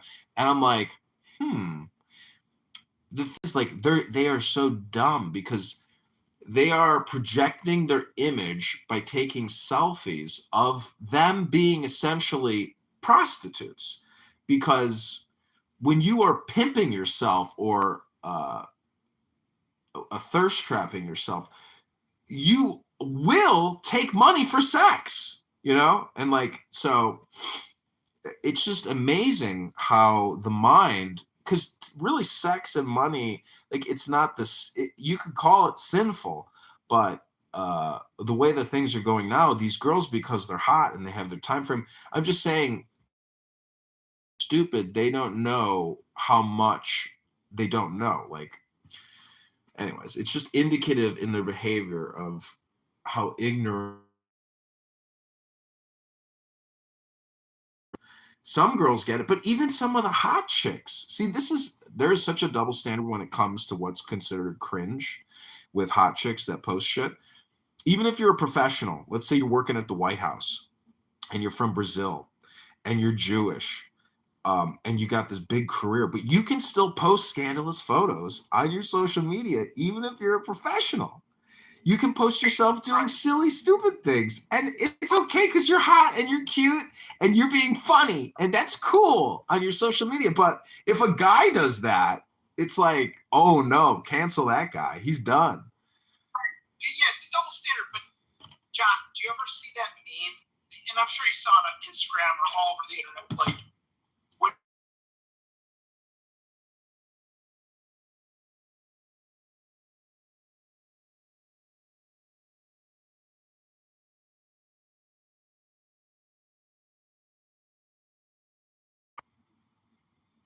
See, if you're gonna buy presents, like I saw a photo of this like stunning, like 6'5" blonde in Monaco getting out of a Bugatti with this short little greaseball older dude, and it was just so obvious, The thing is, you gotta have enough money to have no fucks, because like if you don't have the money and somebody is basically asking, for an added user on your credit card, you gotta have the money, and like that bitch is gonna rape you and just take as much as she can take. So people are, it's just so stupid. It's so meaningless, dude. Like, sex without attraction and love and reciprocation and arguments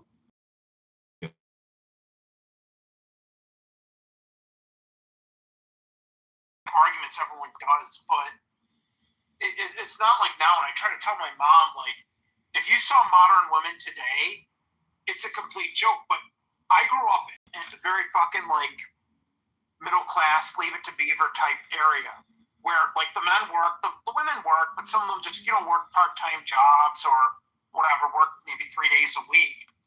But now it's like these fucking women want like a Lexus, a Range Rover, and live in like some $800,000 house. And I'm thinking to myself, like, I work with a bunch of these women, and I just think to myself, I'm like, wouldn't you be happier like living in maybe a smaller house and working less and just being able to like be part-time, work part-time and like be there for your kids like every day? Like, I think like people don't realize like time is your most valuable asset.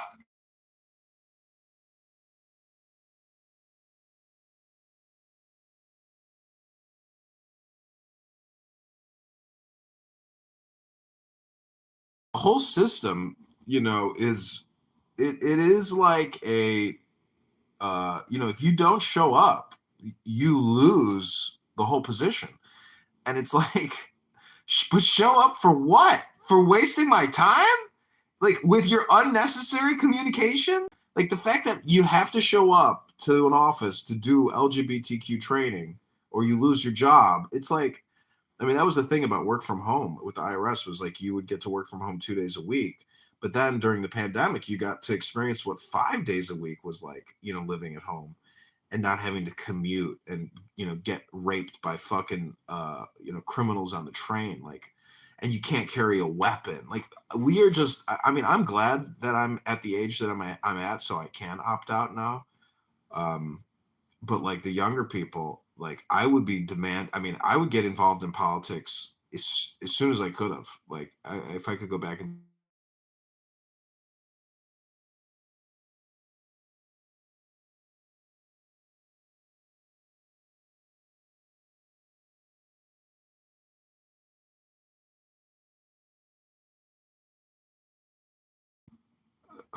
I don't know. I mean, younger people today, I don't think they realize. See, I'm kind of stupid too because I don't take into consideration when you meet somebody and you say, "Oh, what are you doing with your life? You're going to college, you're applying for jobs, you this," and they're all full of anxiety and they're like, "Oh, I'm never going to make it." It's like, well, they're going to make it, and the proof is the fact that their parents made it and that they're in college. Like so much of life depends on who your parents are, the information they share with you, the experiences they had in their life. They really create your reality and what your reality can be. They do.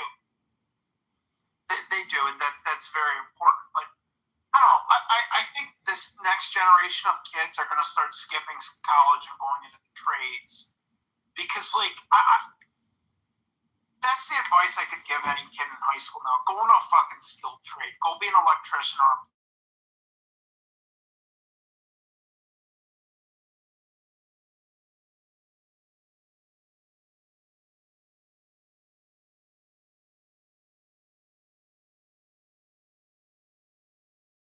mortgages, financial services, wealth management, energy. I mean, if you get into the trades, like, yeah, I guess you could go work for a big utility company too, but there's only so many people working on the power lines, and there's a real estate agent on every corner and there's a financial advisor on every corner. But the thing is, it's like, do you want to go plumb somebody's toilet because they decided to stuff it full of toilet paper? I mean, is that a career or that's just a service? It's like a career is one of those things that you can't lose no matter how stupid you are, or how much you fuck up. That's what the IRS does for you. If you work at the IRS, you will never lose your job. I worked with this giant fat black bitch that worked there, and she used to smoke cigarettes at her desk in the 80s. She's still there today. They'll never give it up because it's free money. It's a jobs program.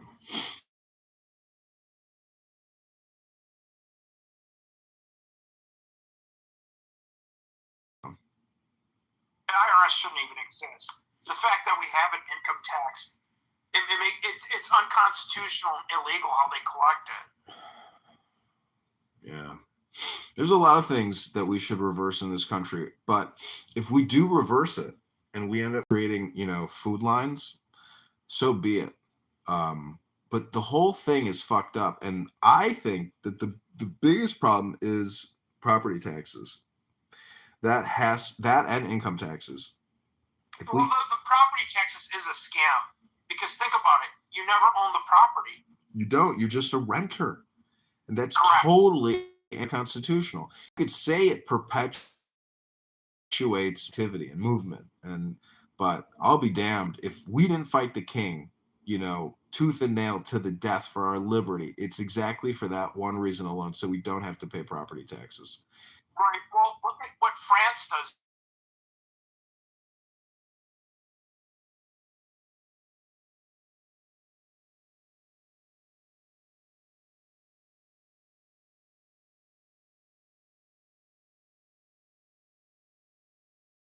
France doesn't have one. Antigua doesn't. St. Kitts doesn't. Bermuda doesn't. I don't have a girlfriend, I don't have kids, but I do have that ability to relocate should I choose. And I don't know if relocating internationally is actually, any better than. The problem is that in the Cayman Islands, they just fucking jacked the cost of everything way up. So, like, Cayman Islands is a tourist destination. It's such a tourist trap. I was there in 2019, and I was talking with my friend. I was like, yeah, remember that hotel we stayed at? It was like $200, $250 a night. It's like $350 to $400 now because they implemented since COVID-19. They implemented like a resort tax or a resort. Every city does that, so I shouldn't say they're unique. But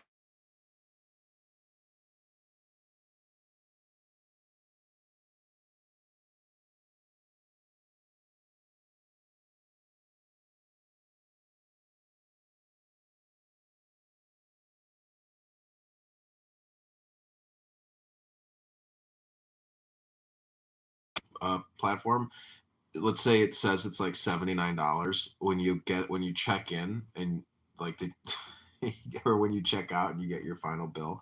It went from being $79 to $240. You're like, whoa, like the hotel tax shit on, the app starts tacking shit on. You're like, Jesus, dude, this is deceptive advertising.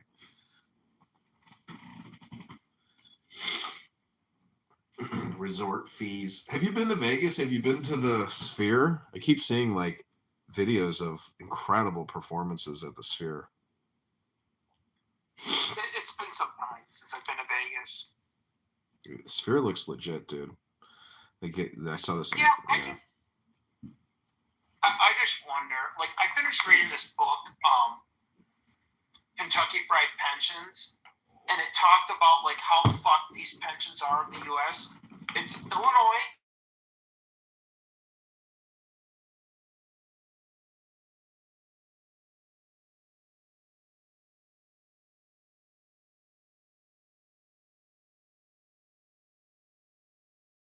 It's not fucking sustainable.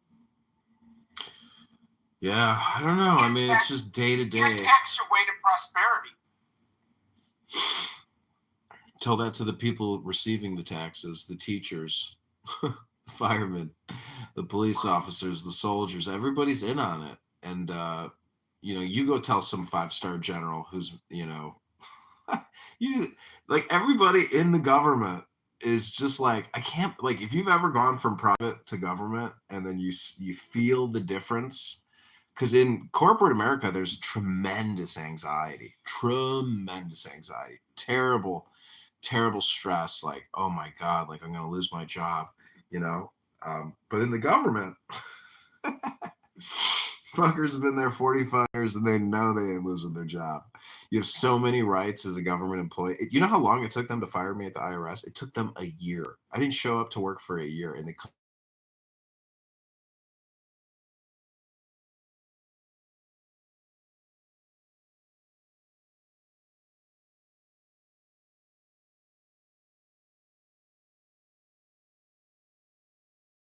and I got my termination letter June 1st, 2025. Because you have those many protections, and there's that much work that's involved to offboard you, take you out of the employee system. It's amazing. That sounds like a union for here in Metro Detroit. Like these people literally would set up like these pods, and they would just put like boxes and just watch TV and sleep. And like there was other people that would just play hockey on the shop floor. and they were paid like $34 an hour, and then they got to retire at like 50 years old with like $4,000 a month pension. Mm-hmm. And then they're like, oh, we can't figure out why these automakers are going bankrupt in Detroit. I'm like, 3 words: United Auto Worker. Did Toyota build like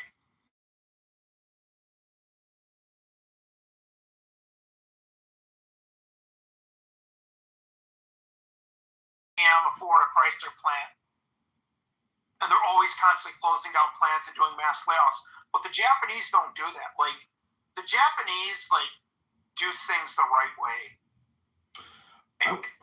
I would say the reason why we have a failed society is because of the borrowing and spending.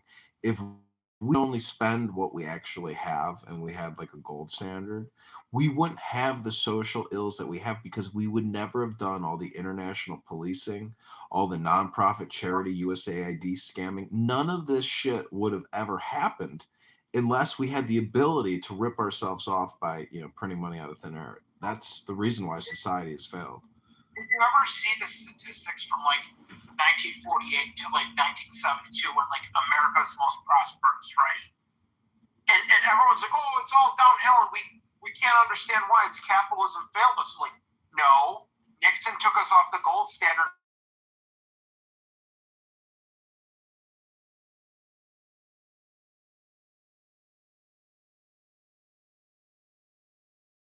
More because we can't afford it.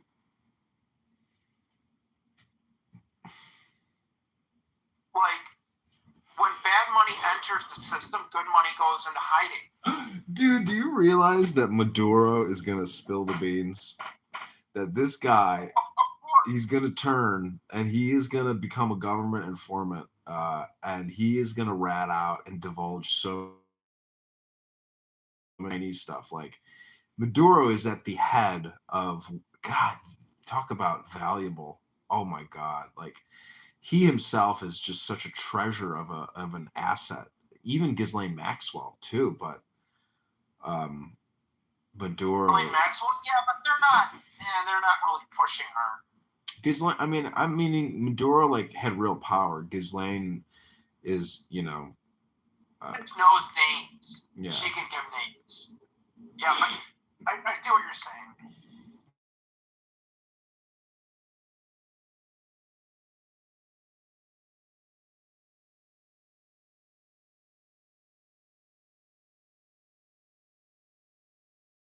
Because like if we're doing cyber warfare, we would also probably be doing digital, political cyber warfare as well, not just other countries trying to fake elections and transmit fake results. But anyways, I'd like to go to El Salvador and see what that's like, supposedly since it's a safe country now. But like, how long will it take for Venezuela to become a safe country for the gringo to go visit? Will it ever become friendly or hospitable to the white man from America? Doubt it. In like my dad went in 1997, and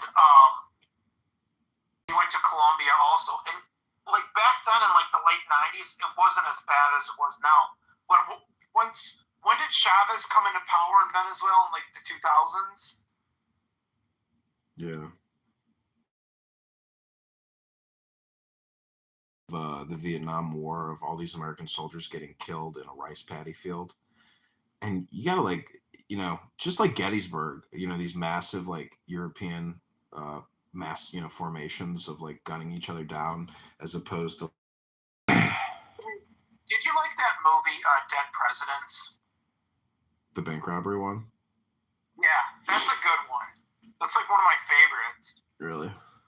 I don't know. I'm kind of like a little opposed to everything in like a certain way now. It's like. I saw that JFK movie by Oliver Stone you told me about like 2 years ago. It was really good. I told you about that? Good. Yeah, you told me about it. You said, go see it. No, somebody else. When That's not my movie.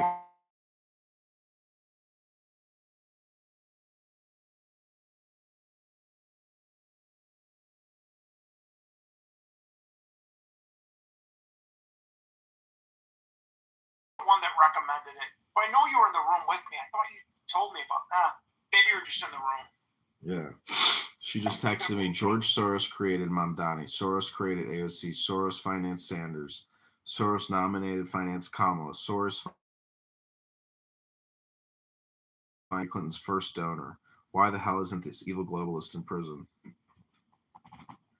So, is Joy off the app? Because I follow her on Instagram. Yeah, I haven't heard her voice in a long time. I like Joy. Joy's a good person. Yeah, she seems like a normal person. She's cool. I thought she was, and she lives in New York City too. So I wonder what she thinks about Mamdani. That guy is gonna fuck. I understand that city is fucked, but even Kathy Hochul is like, no, we're not even. She's pushing back on some of the shit he's saying. Yeah, because they're not gonna go.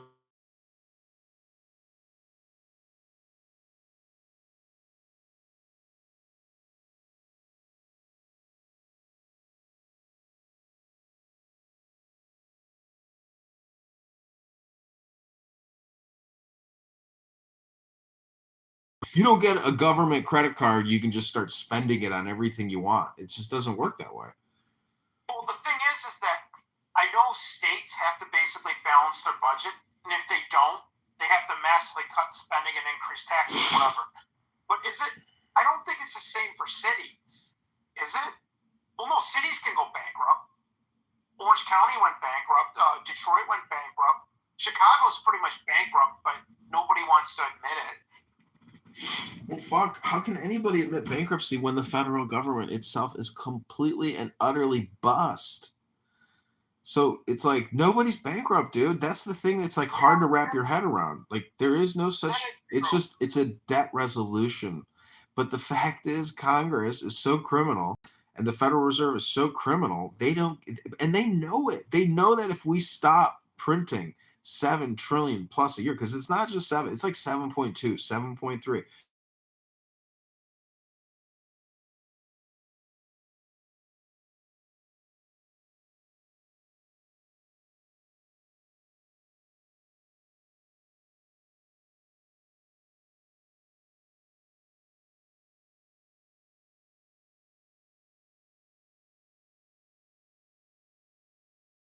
I don't know how we don't have more well-organized like militias. I mean, I'm telling you, America is essentially a failed state at this point. Like it is a failed experiment, a failed state.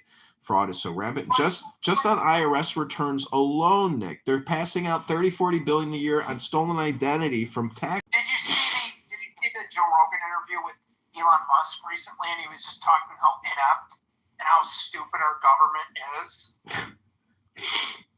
We need executions, man. We need to do what the Saudis do and start beheading people in public squares. I just don't think that we are actually willing to admit. You want Sharia law, basically? We need arrests. If Pam Bondi can't do it, I don't know what'll happen. Like Trump and his family.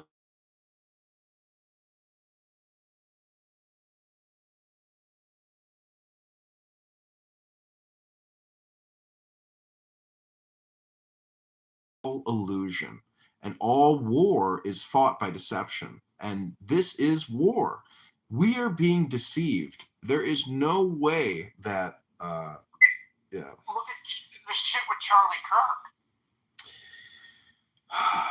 Dude, his wife definitely is involved in a conspiracy. You know, that she is a Karen on a mission, and she is with other people. Like I saw a photo of him and her, like I guess after they got married, then I saw a photo of her with all these other guys. There's just a lot of shit about her, and Charlie Kirk is kind of naive, and yeah, I kind of wonder about that. She's like an ex, whatever, Miss Arizona or something. She was in Trump's pageant. Trump knew her. Like she's been around the block, dude. This bitch is no fucking amateur.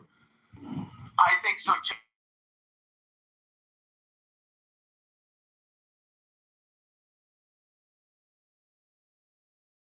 She's the head of a $200 million organization, which will go on to bring in $1 billion. she's gonna live the life of luxury with her 2 kids and probably get married to some, 6'4" guy. Pulling this from 360 directions. Some people got a little more pull, but the pull is coming from everywhere. I mean, Russia, China, Japan. Like, there's no country that does.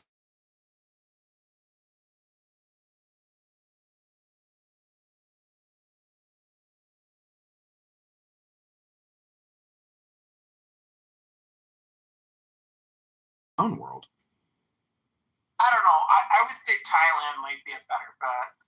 I've been there. I don't think I'd want to go back. Yeah, you don't like all the lady boys in Bangkok? It's not the lady boys. It's like the grime, the slime. I've heard that too.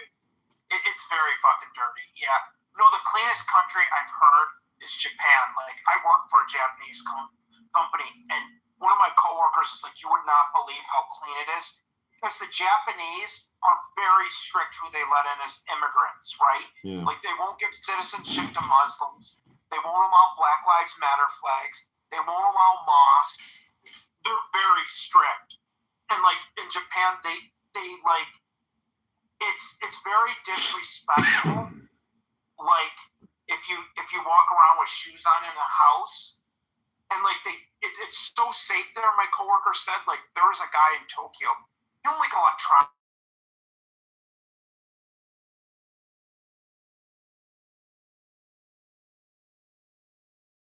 And nobody takes it.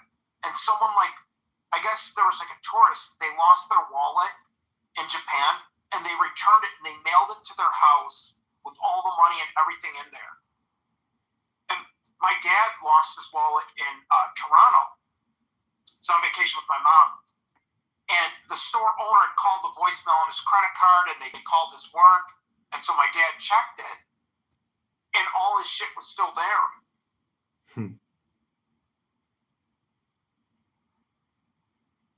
It's like, yeah, they're very, very honest people. Like, they don't mess around there, too. Dubai is fucking very safe, too, because you commit a crime, you don't live, you don't... Damn.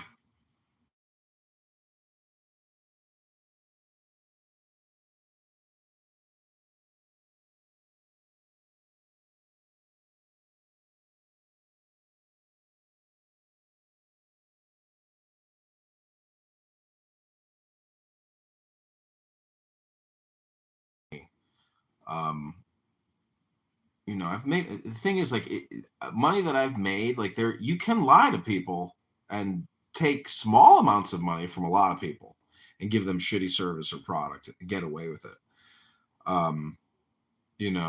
Meaning that, like, if you have some type of a subscription product or service, like, you will have customers that just keep paying you monthly because they're too lazy to even cancel. Negative option billing for weight loss products or how to become a genius. Shit, we should sell free trials to Clubhouse. I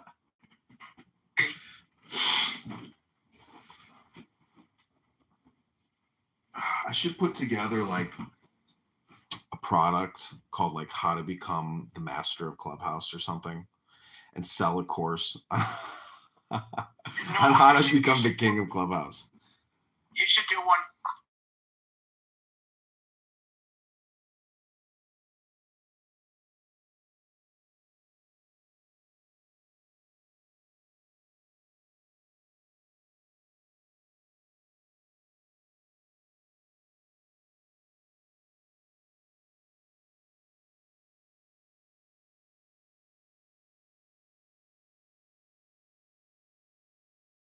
Investment. Everything, because, like, the Bitcoin room on here is also like a brain rot room, where you have, like, it's like a pretentious show.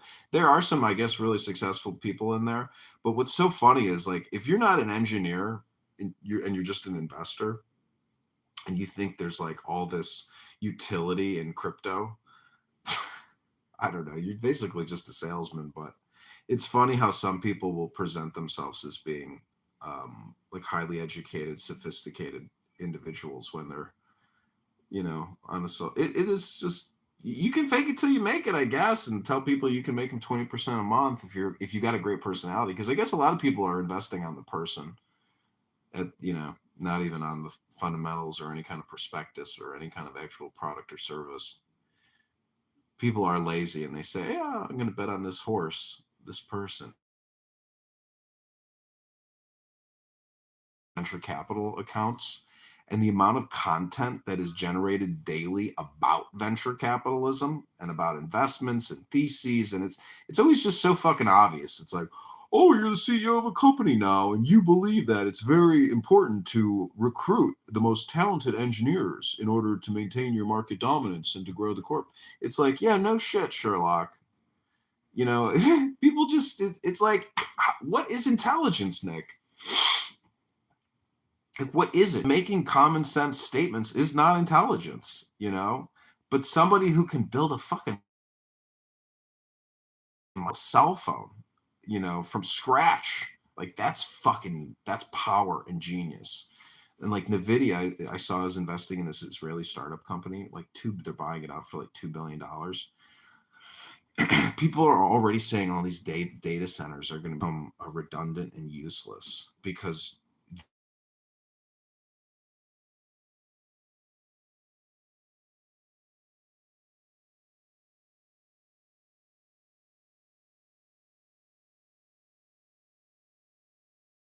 all the energy.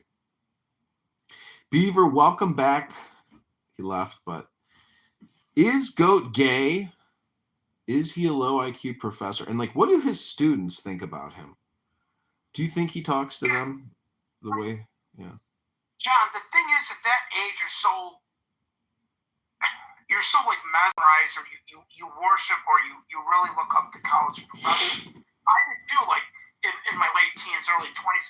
I used to be like, man, my accounting professors, they're so smart. They're so smart. Well, what I've noticed, or what I've observed working in the field, is they're not stupid people, but they're academics. They can't work in the real world. They can just solve textbook problems on paper and pencil, right? They don't understand all the intricacies of working in a company, working in accounting systems or whatever, that it's not that fucking easy. Mm-hmm. So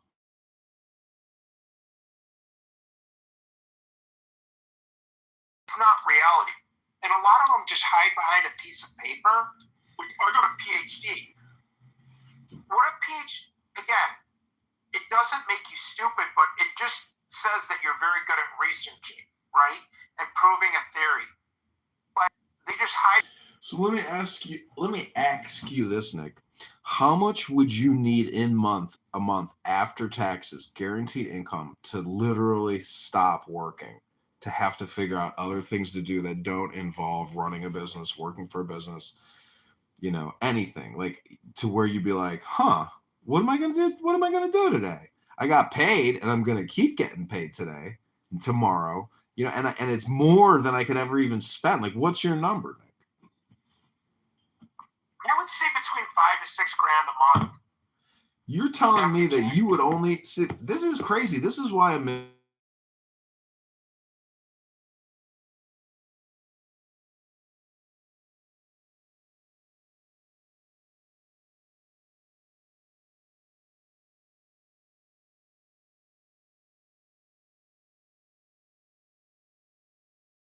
people were actually, put to the vote and say, would you rather the government borrow $15,000 on your name every year and divvy it up to these 500 companies? Or would you rather have the $1,000 a month that the government is? Everybody would be like, nah, I'll take it. I'll take it myself. I'll use it how I want to spend it. So we are not living in a true America. We are living in a fake America. Everybody knows it, and everybody is doing groupthink and involved in it because recipients will not complain, because if it was taken away, they'd complain even louder. So I'm just saying, I think America needs to create an America 2.0 or some type of secondary system with a new currency, a new legislator, a new constitution. We'll call you, don't call us. Apply on the internet, and you might get accepted into the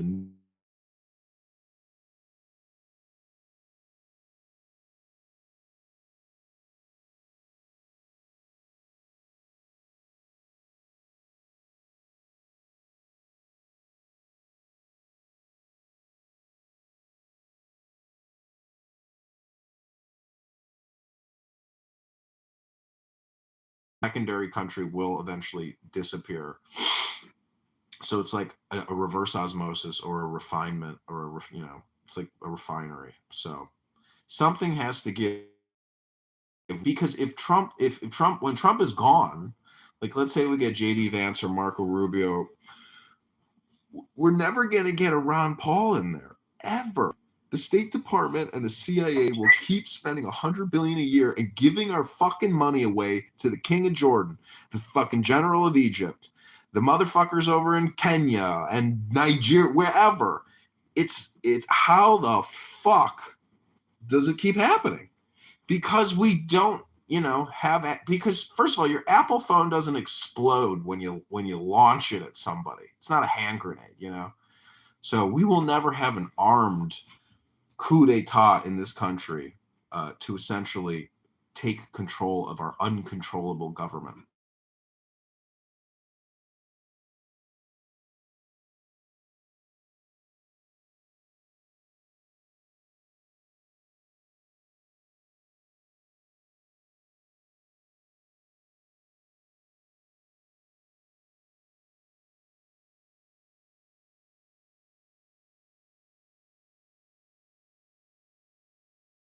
Do you know how quickly he would have been assassinated? Could you imagine? Imagine if he said we're not going to print $7 trillion a year. We're going to only, spend $3 trillion and pay $2 trillion down to the debt. His head would have been put on a silver platter by the first day of the administration. If you think we're canceling Medicare and Social Security, it's a right. Medicare is a right. It is a right. The No Kings protest by me, I took a photograph of all their children's propaganda that they did on chalk. Holy shit. Deportations are illegal. Deportations are evil. Kick ICE out. ICE are terrorists. Medicare, Medicaid is a human right. All kinds of things that are just like, Democrat talking points in clown world. But when I saw that Bernie Sanders literally has raised almost $1 billion in donations.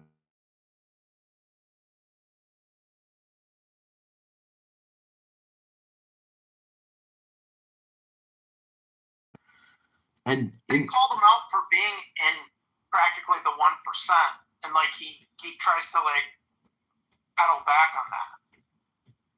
Yeah. He's a hypocrite. He's a pickle farmer. But it's amazing how long he's lived. He's 80 years old and still drooling. He's always got cheese curds on the edge of his mouth. His hair is always disheveled. His glasses are always fogged up. Did you ever see him scream at Kennedy? Mr. Kennedy, yeah. You claim to be an expert on vaccines, and yet you want to introduce legislation allowing the people to sue the vaccine makers if you're paralyzed. How could you do this, Mr. Kennedy? You're a hypocrite. He's just, man, I don't know. I like peace and meditation.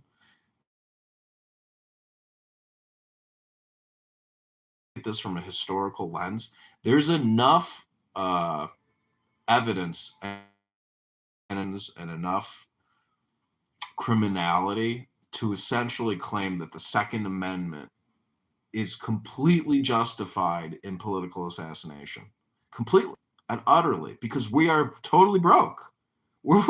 It would be like you own a pizza shop, you borrowed, $10 million on that pizza shop, and you can't make your mortgage. You've tried everything. You got a new loan, modified loan. Bank is working with you, but you still just can't get that pizza shop to make a profit. But yet you keep showing up every day, and the business just keeps losing money. But you are resilient, and you are working hard, and you are marketing, and you are trying to convince people to taste your delicious pizza, but nobody's coming in the shop.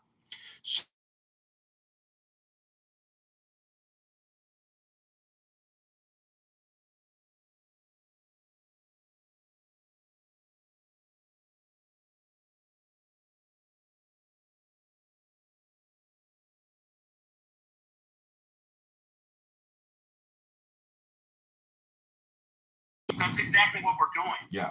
I mean, I like watching all the old Peter Schiff videos, like when they were saying Peter Schiff was right on YouTube. They're great too. I'm gonna drop off. Good talking to you. Keep bashing these low IQ people on Clubhouse.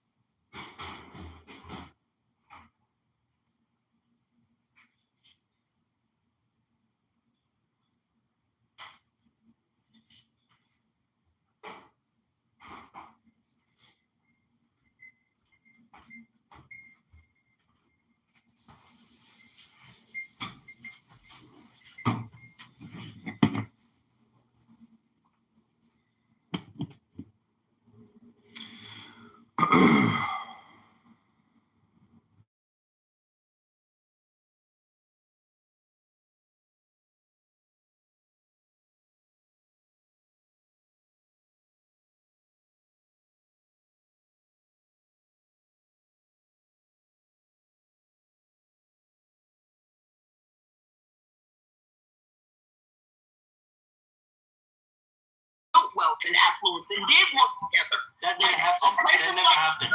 Please don't do that. Tulsa, Oklahoma was not built by black people turning their purses away from one another, right? But they said the dollar circulated there, I don't know, like a week or more, or something like that, before it left the community.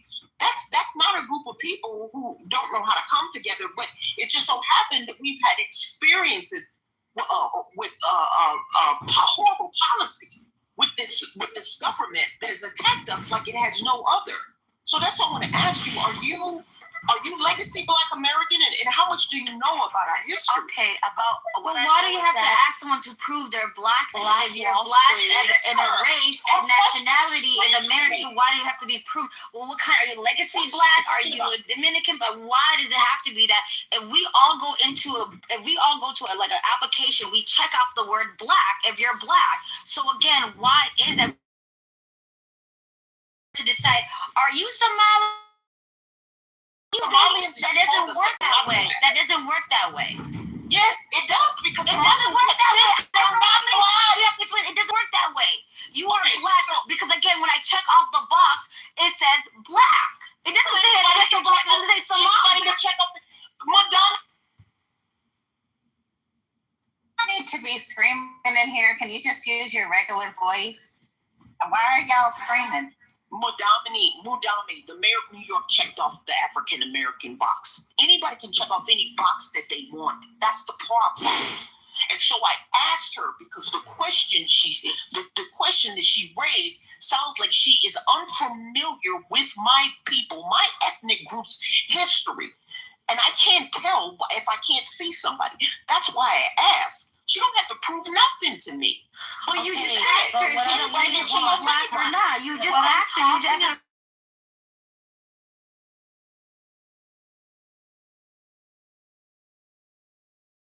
Africans get together with black people and say, listen, every month we have 20 of us here. Every month we need everybody to come out with $1,000 or $500. You know how weird this is? It's like, do you hear Americans who are of German descent, Spanish descent, Italian descent talking this way? No, you don't, because these people are fully assimilated and just call themselves Americans. But we have this group of people on this app who want to play a special game. I call it the complaint game or the complaint gang. And I have the Jewish complaint department open and running. We are ready to take your first complaint of the night. Okay, I'm not talking. So why are they not helping you, like, make money? Oh my God! Black people. Hold on, you cannot do that. You cannot do that. The same way you did not want us to group all Somalians together. Do not do that to us. Do not do that to us. Do not do that to us. And,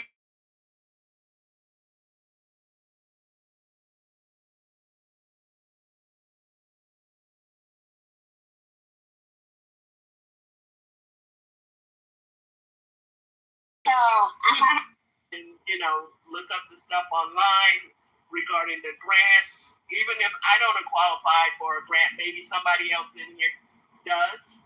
and we can help each other write them because I kind of have an idea as to how to write grants, and we can help each other come up, because every grant is for everybody else. It isn't for everybody, but I'm willing to pour into somebody, and then they come in on my grant and help me do mine. Breaking news right now: Israel has approved a new military operation. Just actually turn what Quantum has been doing into something with some motion. That's just me, though. If anybody's on board with me, there's somebody on here. I want to tell them I didn't forget about you. I'm gonna put your package in the mail. That was dang, I don't have my glasses on, so I can't read who it was. Is this a shirt? Yes. You're right. You're right. That group could easily be formulated, right, in order to win contracts. It's like, say the government needs a service that they're willing to pay millions of dollars for. Maybe it could be people who could create a server or some sort. Whatever, right? That coming together, especially if like people have different kinds of resources, you could gather up those people to be able to provide services to the government, whatever the government's asking for, right? And you could kind of win those contracts. Do you even know how government contracting work? I don't think so. You got to bid for them, but nonetheless, that's all, bro. That's all. If you network with a couple people here. You maybe start a business with them, and you try to win contracts that way. That could happen, especially if you.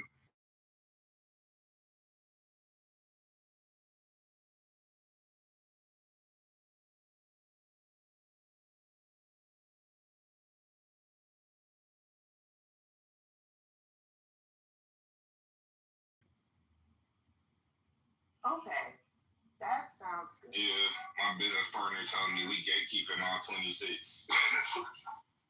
Well, why is he always showing off? Like, nobody cares. But okay, so if you come to the gate, you got the password, you got to get access to the information. Show yourself worthy, bro. Like, just like, why should I invest into people who haven't reciprocated with me? That's all I'm saying. I mean, that's not for everybody in the room either. That's just a general statement. You can't just expect people to just do shit that they work hard as hell for just for free, dog. When you have this room here of people getting together to win government contracts, please do not ping PJ. Keep them out. Do that at all. But DJ. Even in this conversation, and I'm not saying that I wouldn't ping you, but it just, I would like to see how you're willing to pour in us. As a matter of fact, everybody, if we don't have it, Quantum want to have it, everybody join Asylum for the Creatively Insane. That's my room. I haven't had a room yet because my life has been crazy, but I'm really serious about this. If some of these promotions I'm applying for now go through, I'm really going to need to, do something else. Yo, Pure, no offense. We're not what we say we're going to do. We are what we do. So just do it. Don't say it. Don't even talk about it. Just do it. I don't know who that is talking because I'm driving, but Trevor's making a way for everybody in different ways. Like, you know what I mean? Like,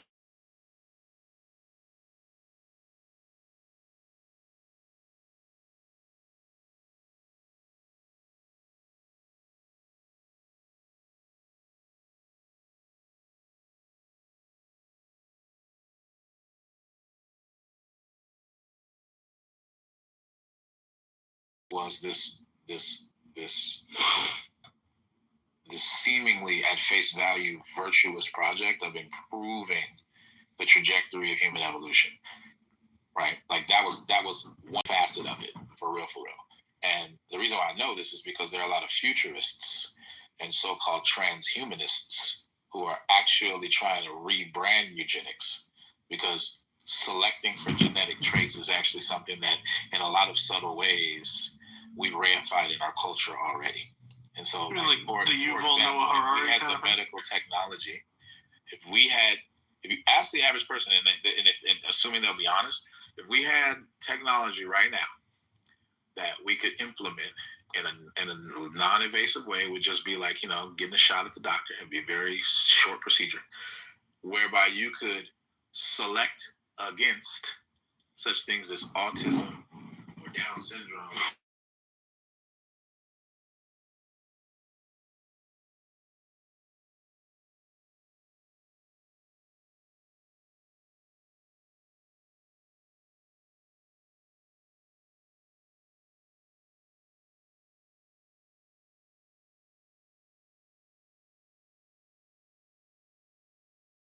Most people would. Now imagine if the technology got a little bit more sophisticated, and instead of just selecting against what we would usually identify as some form of like malady or arguably some form of like condition that is like not ideal, if I can put it that way, then you can select 4 traits that you favor. Like, I want my child to have really good hair, or I want my child to have blue eyes. And all of a sudden, this stuff starts becoming really controversial, even more than it already is. Right?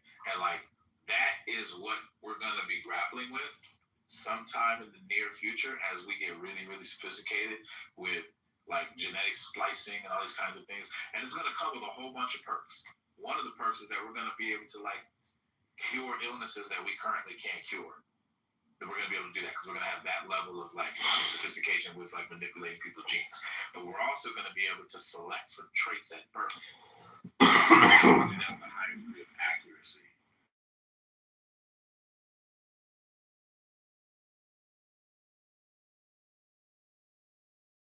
I know about it. So he's not wrong, but this is going to resurface. It's already kind of quasi resurfacing in a lot of different ways, but it's gonna it'll get to the point where it's going to become like a major political issue. Like everybody's talking about how Trump just went in and got Durham, and everybody's national news story.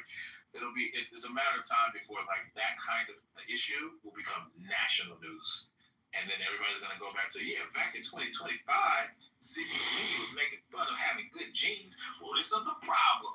You see what we got here? They're going to tie it to, whatever their narrative is. And they'll have kind of a point because that thing did tacitly harken back to some eugenics logics, but it was doing it in a playful way that we're used to, which is why it had some plausible deniability. People talk casually about having good genes. That's something we talk about in the Black community all the time. Quiet as it's kept. It's not the only community that happens in. We have certain good genes are preferable traits in our society. Primary goods. People put a premium on having blue eyes, having good hair, having long hair, having being tall, being all this stuff. Having in our community, sadly, being light skinned for the longest time in the Black community, that and to a certain extent to this day, but that we put a premium on that to the point where what is Jason Professor Muse's personal hygiene practices? He knows so much about eugenics, but we probably don't even wash his legs. Can you imagine if instead of getting like plastic surgeries, you could genetically engineer like white women with thick lips, like make white women look like freaking Kim Kardashian. Let's maybe use a Black woman who actually has natural lips. But that's what I'm saying. It's like the distinction between the distinction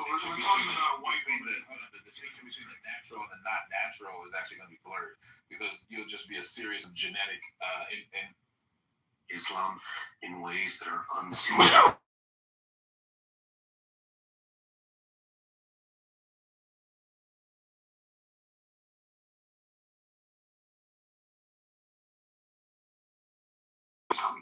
I feel like I'm like rushed. I feel bad. Like I wanted to start something new because I've just been doing stop and driving me fucking crazy. Give us a nuke. Give us something that undermines Islam so drastically. Like, wow. Give us one, please. Oh my God. Unleash a missile. Unleash a missile. US made the missile. Thank God for Islam. Thank God for Islam. Thank God. Alhamdulillah. Stop jerking off each other now. Give us a nuke. Alhamdulillah. You want a nuke? Give us a nuke. Nuke us. We're the dying. Say something. Say something. Second to whataboutism. We don't mind dying. We're not afraid what's coming. Okay. Now. Alright. Now wait. Sorry.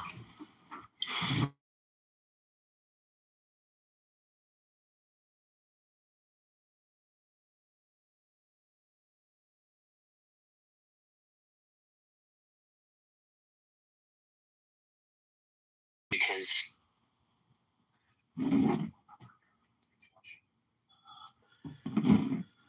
Well, you know, Barth, I just want to say I've really enjoyed your rooms from like a production filmmaker standpoint. You have provided me with incredible content, insight into the Muslim mind, the English as a second language speaker. oh yeah, no doubt.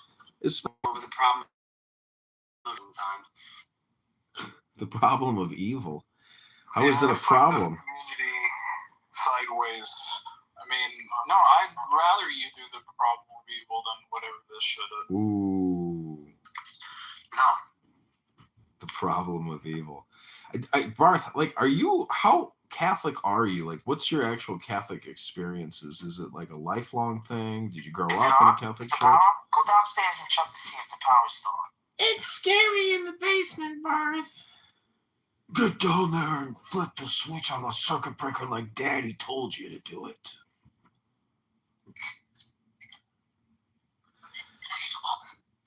I'm not doing these dishes by hand, Barth. If it doesn't work, you're gonna have to get us a new dishwasher. I don't care if it's $600. Go out there and work. Get off a Clubhouse and make the money.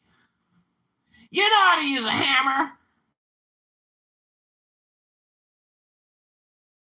Like they used to. It's hard to make a living in construction nowadays.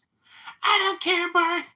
You got enough time to talk to these fucking Muslims on your stupid Clubhouse app. I indulged you enough, baby. Yeah, because I fucking almost seized something over here. No. It's pride. Barth is a slave to a Latina.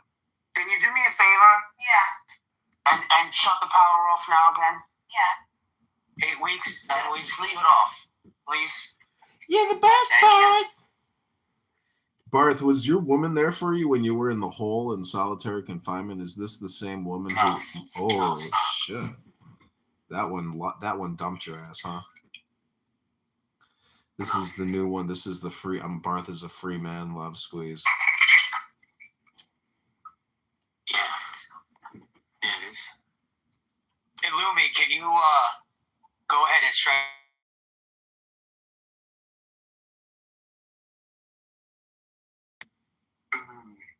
These 9-word sentences aren't appreciated at all. Look at this idiot.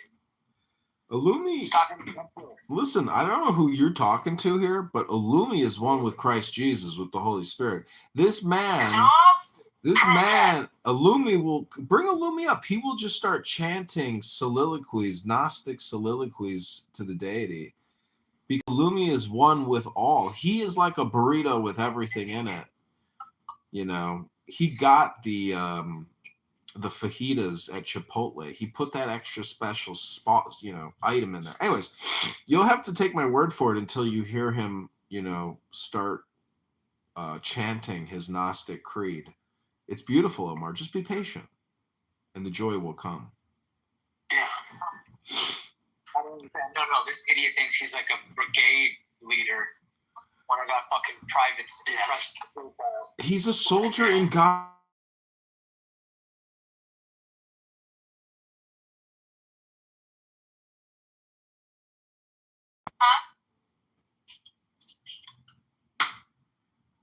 Baby, I told you not to. Can you give me 2 seconds here? Because I'm on my belly here and I'm trying to get this thing off. Give me a second. You want me to answer a fucking 1,000 questions? I don't know. Can you get me the ties for the little yellow ties? Are they inside there? Electrical ties, please. Don't yell at me, Barth.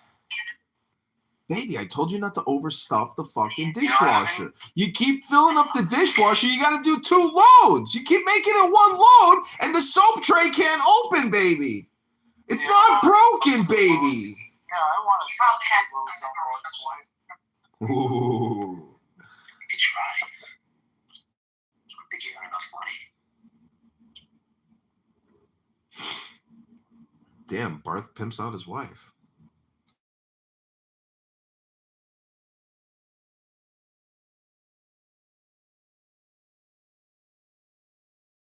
For only 15 little packets. Bart, what do you think about the Venezuela situation? Oh, good for him. His wife is related to Maduro, bro. They're gonna go visit him in lockup. Watch out. I got it. Do you think, Jonah, do you think Maduro is gonna spill his beans and become a government informant in order to get a lighter sentence? What do you think? I really don't know, but he seems happy in there. So He does. Big thumbs up, like, I made it, guys. They didn't kill me. That's the kind of look he's given. Like, holy shit, I'm not dead. I think they saved them. I think when the U.S. went in there, they were like, listen, you're gonna die regardless. If we let you go, you're dead. So you either come with us and live and live to tell the truth, or die in torture. Because I don't think Venezuela is playing games with this dude.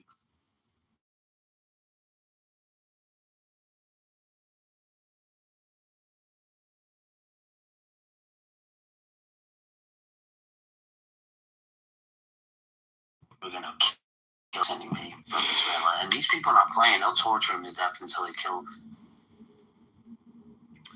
Yeah, I recently saw a Venezuelan torture video where the military had like 10 people strung up on ropes and they were torturing them.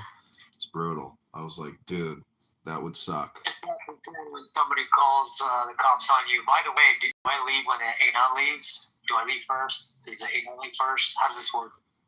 No, you can't kick A9, Omar. You must be new to the app. Sit patiently. That's what politics requires. Oh, My question is, you're a patient man. You're a patient man?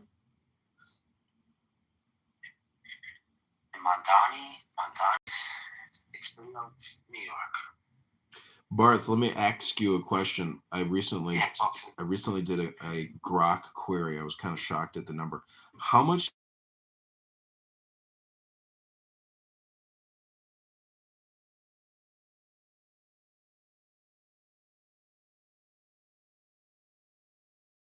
$150 million. How many college tuitions could he have paid off since then? That money. That'd be the next thing. He is like a billionaire unicorn, a political unicorn, because he went so viral with his socialistic method. Isn't it funny that his marketing communication, which is a complete and total hypnosis, netted him almost $1 billion? It's amazing. Oh man, $1 billion. Yeah, he swore in Mamdani. So like Mamdani is his child. Oh, the rabbinical Jews. But almost they swore in Mamdani. Why do you call Bernie a rabbinic Jew? The guy couldn't be further from being I'm rabbinic. talking. Did you see them? They knighted him when he first.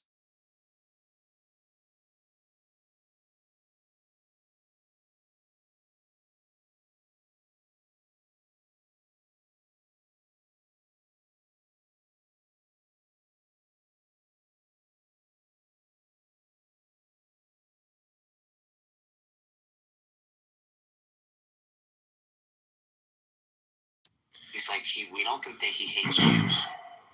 Well, no one can stop a man from, being a pickle farmer in Vermont. I'm just pointing out that, I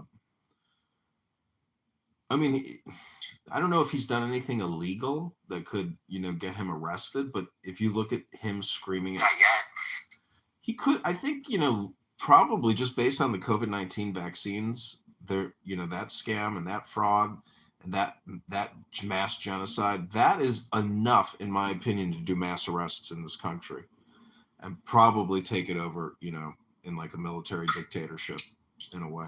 I mean, you could say that we technically already are in a military dictatorship in this country. because of the budget, you know, the fact that we spend 7.4 trillion a year and only collect 5 trillion, you could claim that the military already has taken precedence over the welfare of we the people. So I don't know. There's just nothing new.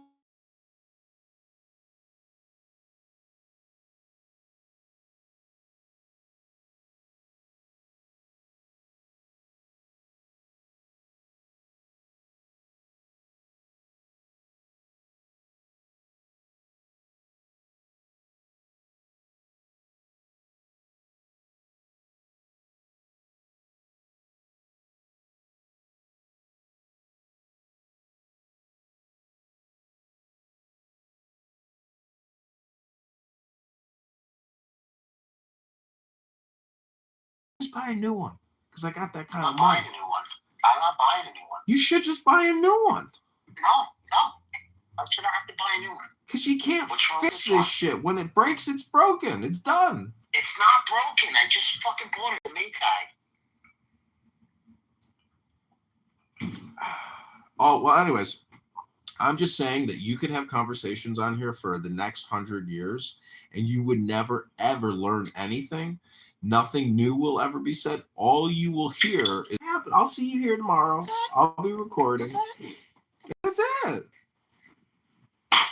I'll be back tomorrow. I know you'll be here the next day, Tuesday, Wednesday, Thursday, Friday. You'll be here every day of this, talking to some guy named fucking Amire with a little goat with a little rat mustache, and he'll very delicately whisper the Quran to you, and you'll be like, but what about the Virgin Mary? Because how can the Holy Ghost go into a woman and not have sex with her, but the whole... Tell me, is there another example of the deity having a child, but the child is, you know, from a virgin birth? That's it.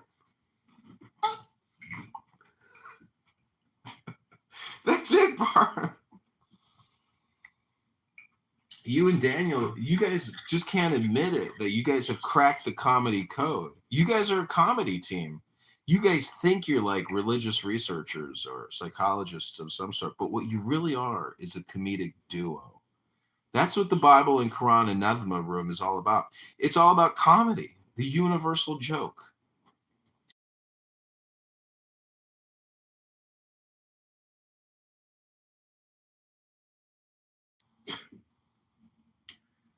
And I hear the pump. I think something is inside of it. Ooh. But this is supposed to happen. This was supposed to happen. The what is it called again? The incinerator, whatever nonsense. I hope that thing didn't get. Yeah. Anyway. How long ago did we buy this thing? I love you, Barb. Just come to bed, baby. Yeah. Just take a shower, Big Daddy, and come to bed. We bought the protection on it, of course. Of course, we got the warranty. We're the suckers. We do that kind of stuff. Babe, you're killing my Bible and Quran room, babe. I got to get back to the clubhouse and stay focused here, babe. We might have somebody new from Oman or Egypt come in and want to talk for a couple hours, babe. I got to get back to clubhouse, babe.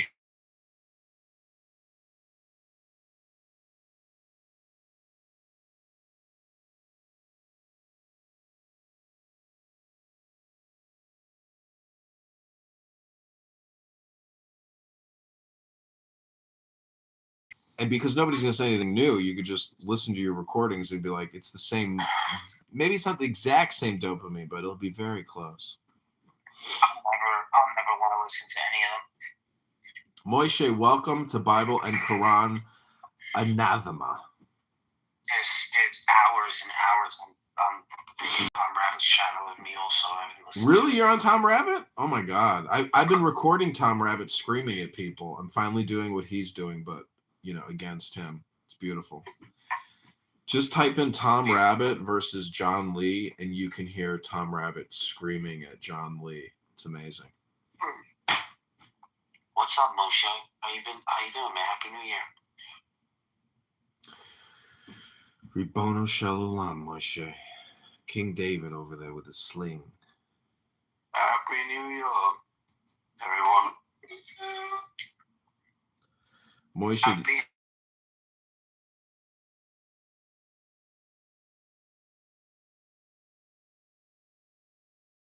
the Clubhouse dopamine.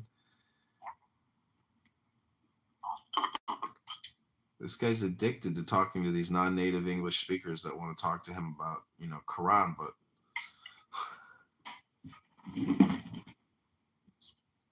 2 seconds left on cycle. It's probably just the tube. What happened? I'm a non-native English speaker too. I guess. You're gonna fit right in here, Moshe. You can talk to Megatron for hours for free. He'll help you out.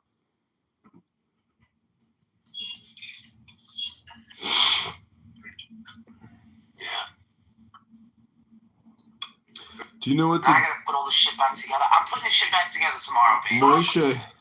Moishe, just talk to Megatron about the difference between a gerund and a homonym. Get technical so you can learn more.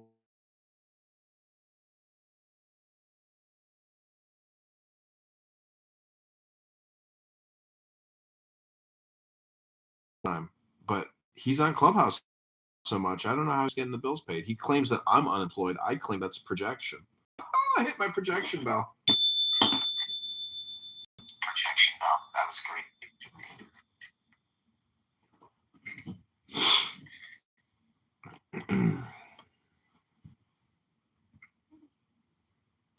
Hey, could you believe there's people online saying I don't have a job? Imagine if Black America, the way that we, when we get some money, whether we finesse it or not, we gonna build some shit. It's just like So I'll be like, imagine if we touched a couple bees in just one city, or we found a couple plays that we could get on the if we really finessing like motherfuckers been thinking we've been finessing, we would have been way up.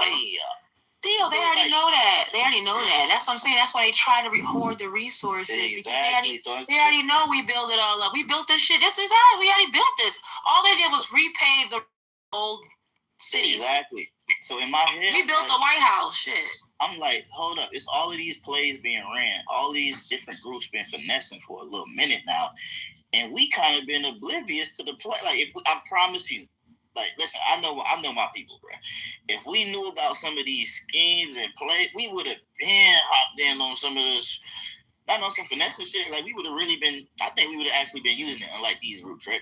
But we would have really been running the bag up and using that capital to really invigorate our community. You gotta get the information, bro. If you don't get it, you left out of the game. Exactly. So it's whole little games running. These Somalis ain't do this shit on their own. They didn't learn this shit, right? Nobody told them about it. Exactly. That's what I'm trying to say. So it's that information flow is everything. You don't know what you don't know. So why our people won't come back and tell us shit? Butterfly, Theo, Lux. You guys want to host a after room? I think I'm gonna wrap this room so we can keep the replays. That's whatever, bro. I'm chilling. We feel like we can get cool. What you say, right? Do y'all wanna open up a second room? Because I think I'm gonna wrap this room and save the replays. Think about that, bro. Big moderator. If y'all think about it, I always wondered. Somebody's been bragging about this for a little minute, right? You know they got a whole mall and stuff in Minneapolis, Minnesota. Inheritability correlation of 0.6 is what's reflected in the statistics based on their heritage, their parents' performance. Okay, but it's not that your individual IQ is 60%.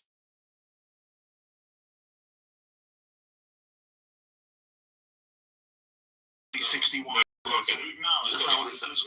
Yeah, you don't understand what it is. But I think the whole corpus that's historical also, I don't know. It's not the question. So, Don't treat me as someone who is going to jump to conclusions. It's not giving me the benefit of the doubt. That's just your trauma experience from engaging with people on Clubhouse or And something. anyways, what's the benefit of even bringing this into consideration? Like, what's the goal? Just highlight that the question, that the very claim itself, if you would take into consideration empiricism, the academic consensus, it's already refuted or dealt with. So the question is invalid in light of academic consensus in academia. Oh yeah. Retard bitches.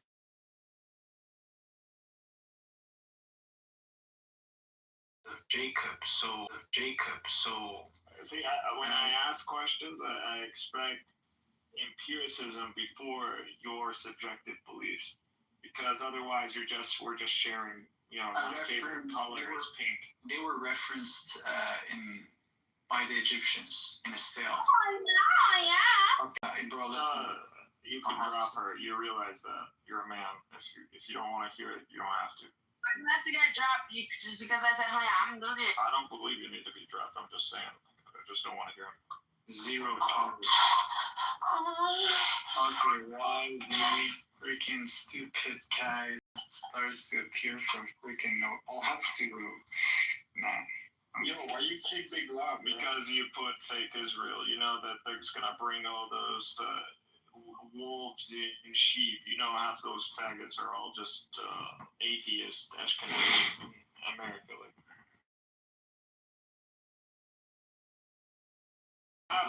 You don't know, bro. That's the thing. It's because you're not American. You don't understand. I do. I'm trying to help you understand. No, Bob, you're a friend. You don't know our ways. That's just how it is. I know my people. No problem. These are my people. I know them. I grew up with them. I know how they're behaving. I know from the tone of their voice. Sure, man. CM, welcome on stage, brother. You give them the benefit of the doubt because you don't know.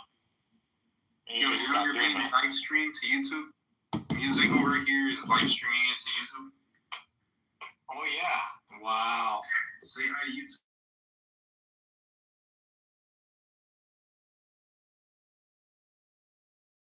On YouTube, they just come out. No reference my YouTube channel. I mean, the meme, that's my name. So anyone watching, you could just subscribe. There's no watcher. Pin the link. Pin it to the top. It's gonna be there forever. No problem. We never know. Yeah, you never know. Sam, look at your haircut. Your disgusting face, your ugly beard. Yeah, I mean, get a haircut, bro. Okay. At least I have a beard. That's the way you're mad about your fucking bald. Let's all getting like problem. Wow, that's some great. I mean, cute man bun. Does your boyfriend pull on it? Okay. So topic. So does need to go. A lot of these guys need military, bro. That's the thing. Yeah. So okay, now that I referenced the Israel, they wouldn't be talking this way if they were fucking shoved on bus. They're fucking second day after not sleeping, getting your ass chewed. All fucking. I lived the military pretty much. What military? Bro, my life was strict, man. Did you join the military? No, I've done this. Okay, then don't. When I was younger, I've done this. You don't know. I've done. No, it's not the same. That's not the same. I've done I was doing martial arts. That's not the same. None of that's not. I live in an Arab household, Moroccan household. Discipline, being part of some sort of practice. That's like saying I pray 5 times a day, so I know what it is to be. No, anyways, it's. You just need someone to fucking put his foot on top of you after you're push up and fucking push you into the ground so you realize how the world actually works. Yeah, okay. So going back to topic, covenant, right? That's the pattern that is happening. So covenant take place when the society is, destroyed in a sense, pretty much. And and then there's a need to follow a certain law, and the people don't go by the law somehow, and if they don't go by the law, destructions happen. And that's what we saw first temple destruction, and that's what we saw in the second temple destructions, and throughout, like before any destructions, whether it's with Israel or any civilization on earth, according to the narrative of the Abrahamic faith, there were messengers who were present. Because of Abrahamic faith. Okay, Islam and Christianity. There was messengers. Why are we including Islam? Because that's true, no? No, you're speaking in the name of religion. That doesn't dogmatically hold what you're saying. Nor does it actually. I would even argue that it doesn't even hold what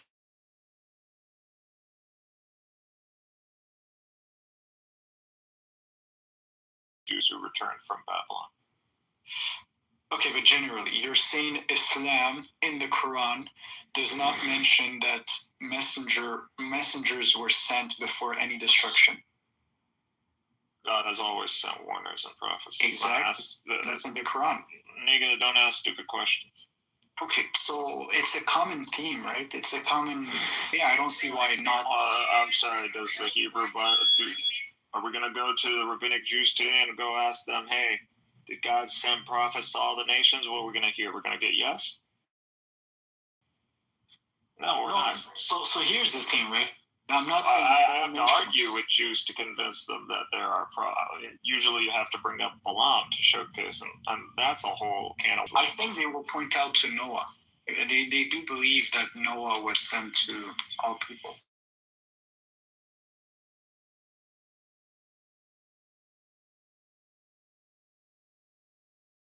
Not insult any people, okay? So we have. They are. I mean, when you're still believing, and you still hold to shut the fuck up.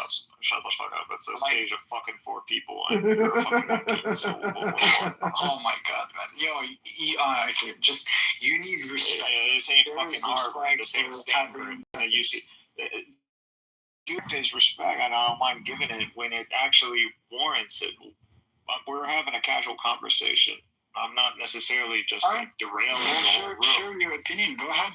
But I mean, if you're gonna hold me to a standard, and it's gonna be that high of a standard, then the very minimum I expect from you is the academic standard. Okay. Yeah, but that's the point. I'm. No, you can't be positing if it's about dissecting a claim. From jump straight into your subjective beliefs, and we're gonna, and then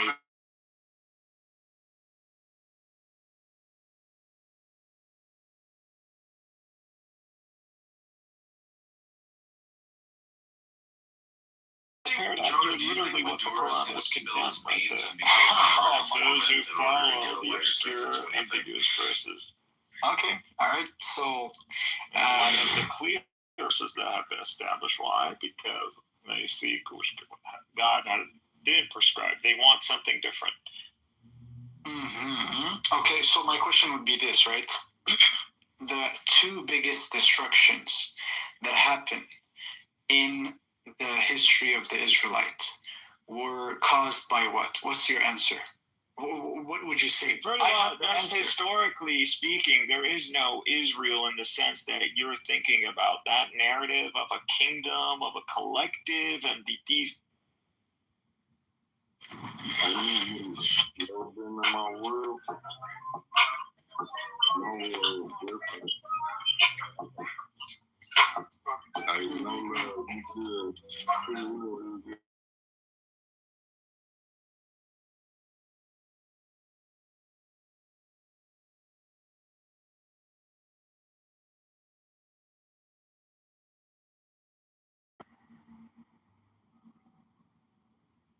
Person named Jesus, but never self-examining themselves and knowing that it's you, the one that's creating the dysfunction.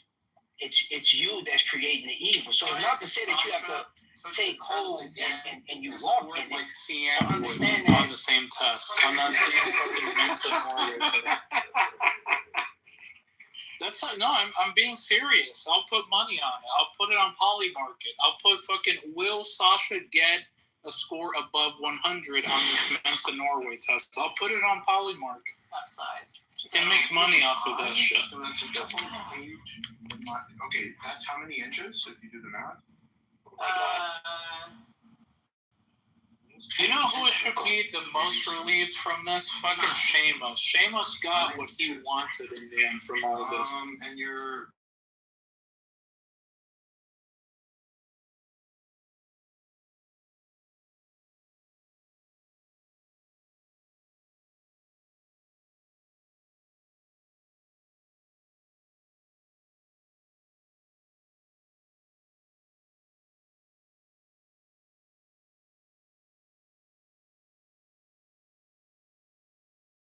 That was like when Jack used to just go into a room and fucking just dominate an entire VC. Now you're not gonna. Now where's Jack? In fucking digital Venezuela with Monkey Boy, with Maduro Monkey Boy. We're gonna have to take out Monkey Boy this year. Let me tell you, that guy cannot survive. Yeah. What the fuck? Yeah, he's just a pedo enabler. Fuck that guy. He's also a retard. He hangs out with Monkey Boy? Yeah, and he's out with Monkey Boy. You know why? Because if you return to Discord... There's no way he hangs out with Monkey Boy. He hangs out with Dude, look at Monkey Boy's channel. All of his videos are with Jack, Venus, and Deformer. Obviously, he's not going to get, like, people from this generation on because they just think Jack is a retard. But... Dude, this faggot, he runs lives with Jack and all those people, and they like to demean the worst theists on the planet are the theists that debate Jack, right? He's not debating any smart people. Not a single, I've never seen a single video of Jack debating a smart guy in any one of those TikTok lives. Since Dark? He's debating fucking people who would call into Matt Dillahunty's show, right? Oh, look to a tree, therefore God, right? Like those.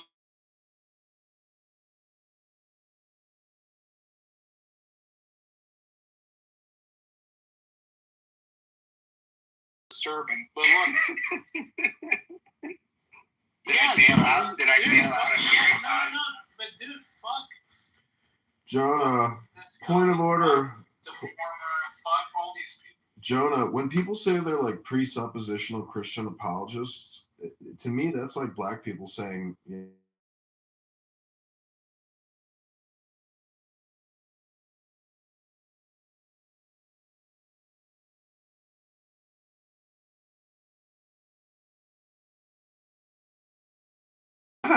that's a good way of putting it. If you see what he did with Saitan, remember Saitan? Yeah, he's really old. He's a fucking legend. Like him. So if you're doing like Saitan sort of pre-sup, then you're doing a good job. 10 is a legend, bro. Well, what is presuppositionalism? Like, supposition is like an addendum, no? I want to see what Daniel, what do you think about the current situation? Because Daniel probably has been around since before I was even around in these spaces. Oh, no, he was. He's not as... Daniel hasn't been around as long as we have. No, I met Daniel like...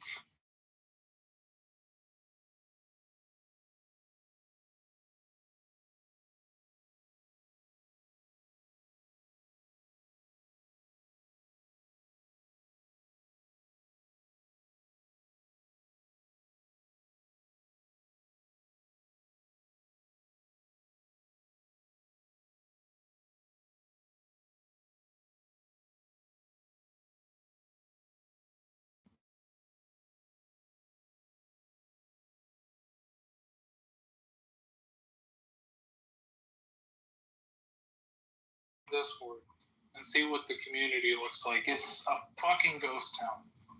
It's actually incredible to watch. You know, everything. Yeah. Go on PNR right now. It's just Jack and a VP telling Haiti, oh yeah, well, you know, maybe I do find some 12-year-olds to be hot. Like, damn. No, he's still doing that. No, he will continue to do that until he dies. I didn't know he could move it like that.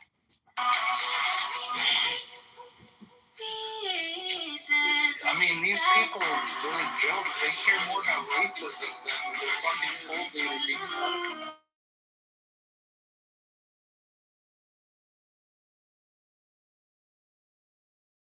BN word on PNR, you get banned. Like, say that you like 12-year-old kids, you want to fuck them, you get a lot of... Yeah, Banshee and all those guys, they're fucking stupid. What's the other guy's name? Banshee and Blackout? Yeah, Blackout, they're all retarded. Oh my god, he's still alive? Banshee, really? You still talk to Banshee? Dude, I don't talk to any of them. I just come in here for like 2 hours and that's it. Unity is dead. All these losers, all these anime debate losers, they're fucking irrelevant now. All of the Jack people are obviously...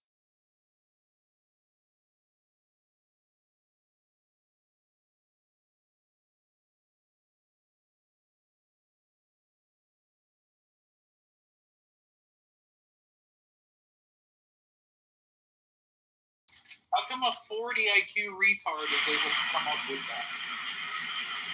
No, that's a good question. I mean, me personally, I don't even know how anyone gives him the time of day. Like he gets a lot of burn. I don't know why. They're always interested. Okay, here's the thing. And here's the thing that's probably the most scary.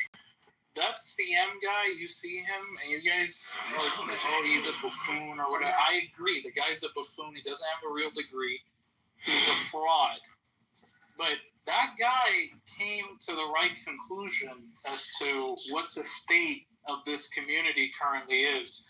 The people in Gestalt who have way higher IQs than somebody like CM, they wouldn't come to that conclusion, probably. They wouldn't. You can just ask them. Oh, look, let's ask my Jewish...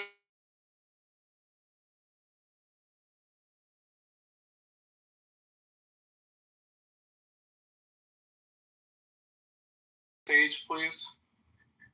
He's too worried about what people say about him. He's not going to give any comments. No, Mel doesn't care what people say about him.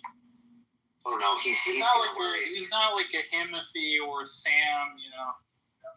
Sam is super Yes, I know, right? If everybody came out tomorrow saying that Sam is retarded, he would literally he would live stream first what he would do to himself, and then he'd kill himself. Scumbag pig moron and baby blackmailing Handler if his lips movie is lying and low IQ. That happens. It's over, dude. I'd be the first to like the stream. Is it the Switch?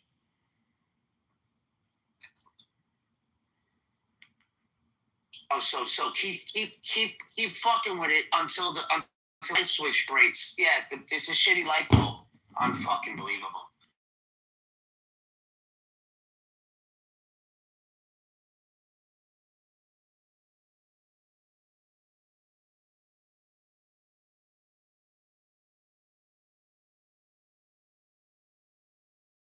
The leave quietly button. Oh my god. I will say something about CM. That is one stupid motherfucker. That man bun. I heard his boyfriend likes to pull on his man bun while he takes it up the keister. He's a fucking retard. I can't even deal with that. All he wants to do, he can't. People in his community insult each other, so he feels the need to come in and start insulting people. He never kicks it. He just always does it every day.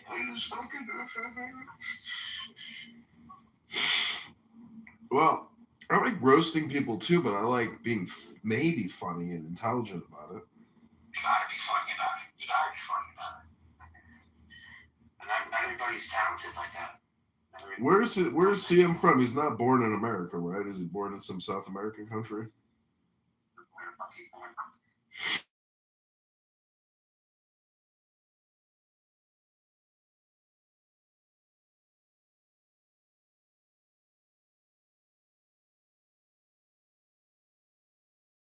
I think, actually starting an Islamic church or Quranic, based on the Quran, and then but like using it as a way to like clickbait people because people are intentionally obnoxious. I had this website called QuranVerses.com, and if you put your telephone number in, you would get texted Quranic messages, and you'd get charged $9.99 a month. And I had ChristianVerses.com, Jewish verses, and Hindu verses, and I was advertising to the faithful so they could pay $9.99 a month for a subscription service to the sacred texts that they claim is the reality of life. And then I retired a multi-millionaire after I suckered all those losers into sending me $9.99 a month so I could send them a text message with a verse from the Bible. Thank you, Jesus.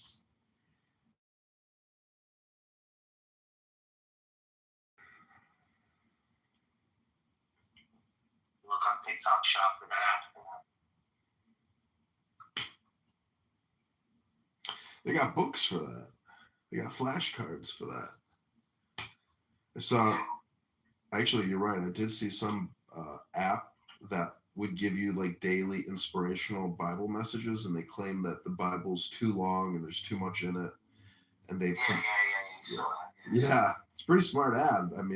But I have Bible flashcards. It's like the same thing. Flashcards. Yeah, dude. So what are you doing with Bible flashcards? I read them out loud, and then I'm filled with the wisdom of the Lord. What's wrong with that?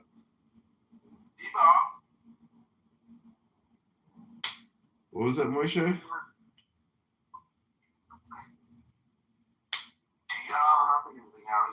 know that I own every single size paintbrush? Old.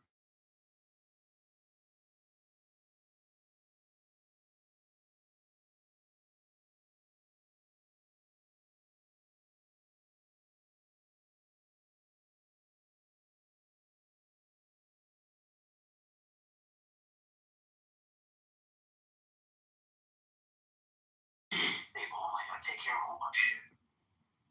Ugh, such a fucking mess. Painting is a lot of work, man. It's backbreaking. You got muscles you never knew you had until you use a roller for 2 days. You gotta use a 7-inch roller. Yeah. You're using the wrong roller. Some rollers are so shitty, like they get so,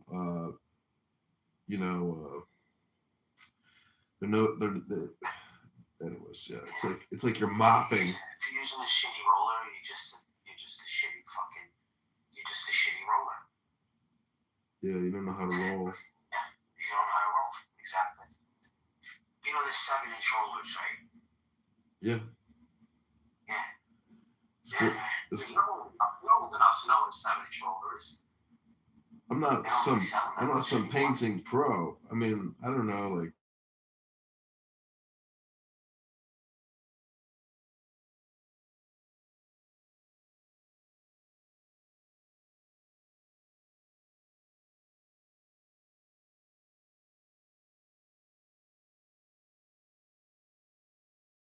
Plain, like if you were an 8-inch roller versus like a 14-inch roller, like it's too much. She would complain, yeah. I never seen a girl complain. With regards to size. They usually complain about the apartment that you live in, the squalor, and they're like, fucking Tulsa. They complain. Believe me when I tell you they complain. Barth, one time you were like, next time, it's like my whole life, if you're with some hot chick, just dump your load in her. Who cares? What are you worried about, boys? I was like, that's what I told this guy. I'm like, yo, if you don't do that now, when is it gonna happen? I told him the next time, girl, you sleep with, I said, fucking dump a load in her because you're not gonna have any chances after that. I'm kind of agnostic when it.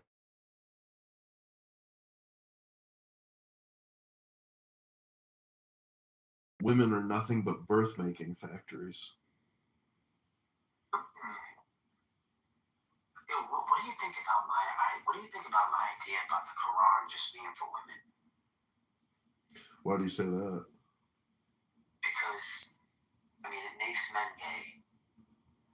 If women read the Quran, right? I think it'd be better because they become very submissive. They follow the rules. They're always being threatened by Allah, the most merciful, the most. And it's like man worship. Yeah, that's interesting. It's like perfect for women. Yeah, the guys get really insulted when I say that because it's so fucking true. So you mean to tell me that it's like, what is a male-oriented society called? It's like, what is it? Chauvinistic? No, patriarchal. So you're saying that because it's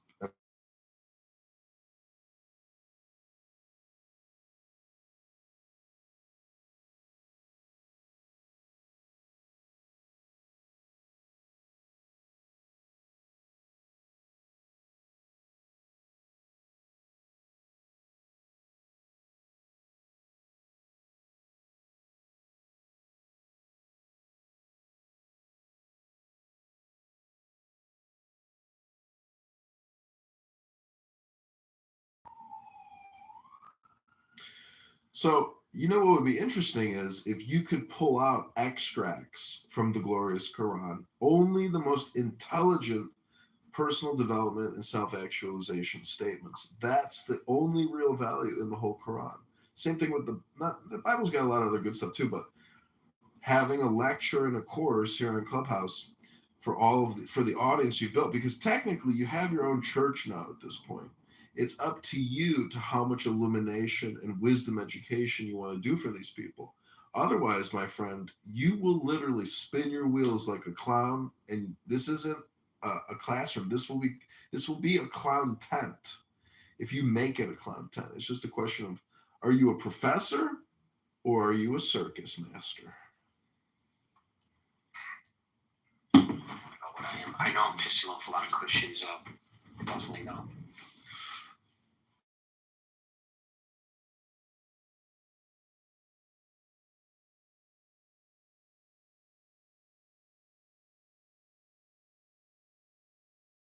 Admit your complaint. I'm getting a lot of shit from the Christians going, well, why do you talk about this? Why do you bring that up? I don't know. Is Daniel? I just like playing against the underdog. I think that's my problem.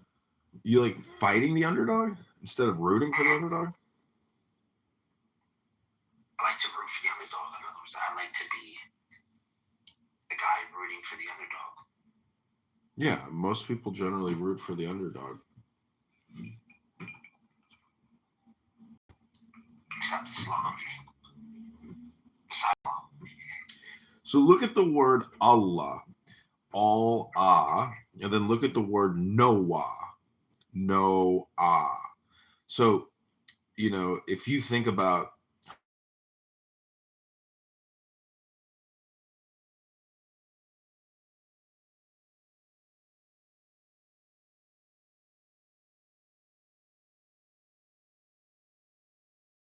go, and backwards it's, do, G. So all and no there is a relationship in the between Noah and Allah. There's a religious deity objects or concepts.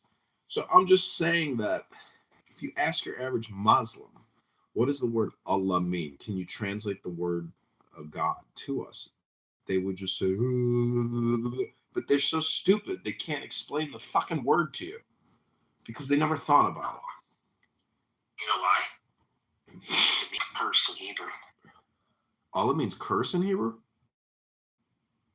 It means A-L-M-H. Oh, really? Let me Google that. Means curse. Means curse.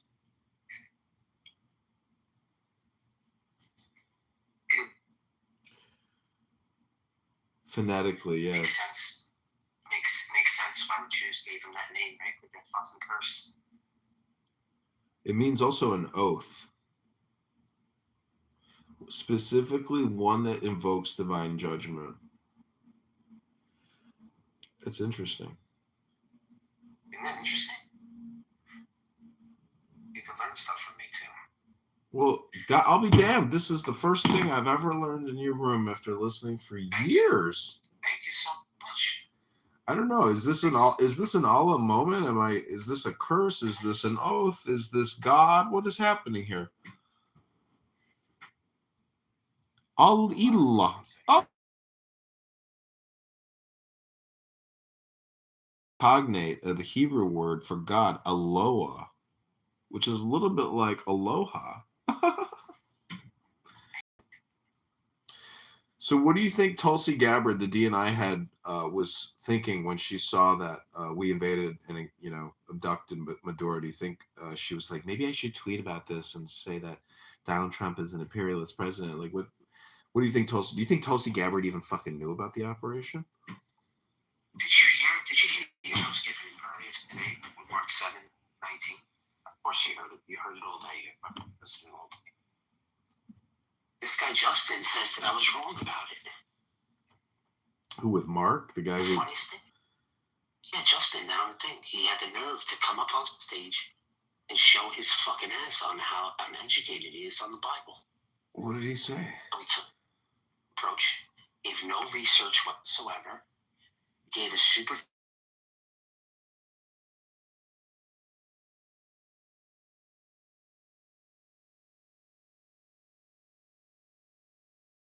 Jesus wasn't even a Torah-observing Jew. I said that? Yeah, you said that. You said that Jesus. No, I'm a Seventh-day Adventist. I don't believe that verse suggests that. I actually believe that there are unclean foods, which is why I don't eat pork or unclean foods. So then, I don't know why you came up defending it. I did it. You weren't defending me. You're confusing me with someone else. Maybe Andrew. Andrew.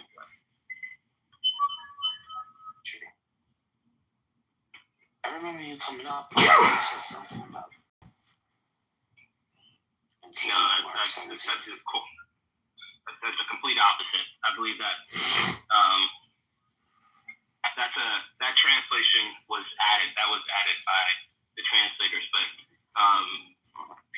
really, So Justin, interesting how memory works.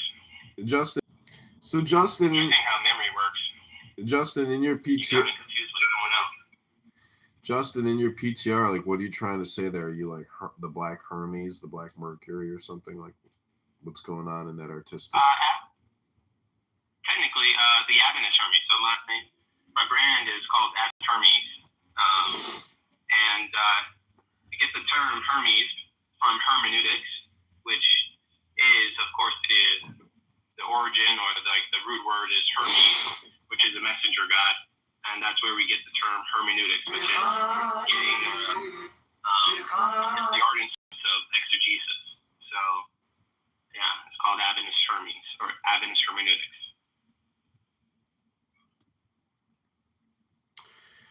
What's exegesis mean?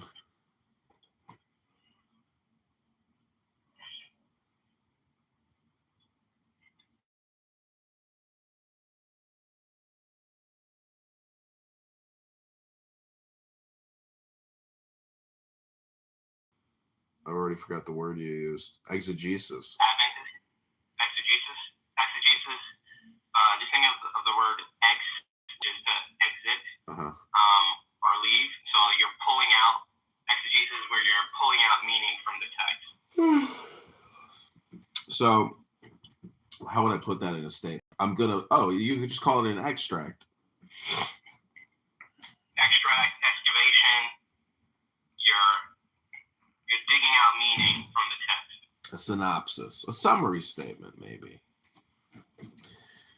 So, you believe what's an Adventist? That's like an advent or an event, basically, right? Plus event. So you believe in esoteric events? Is that what Adventist Hermetics is, or you know? No, esoteric just is.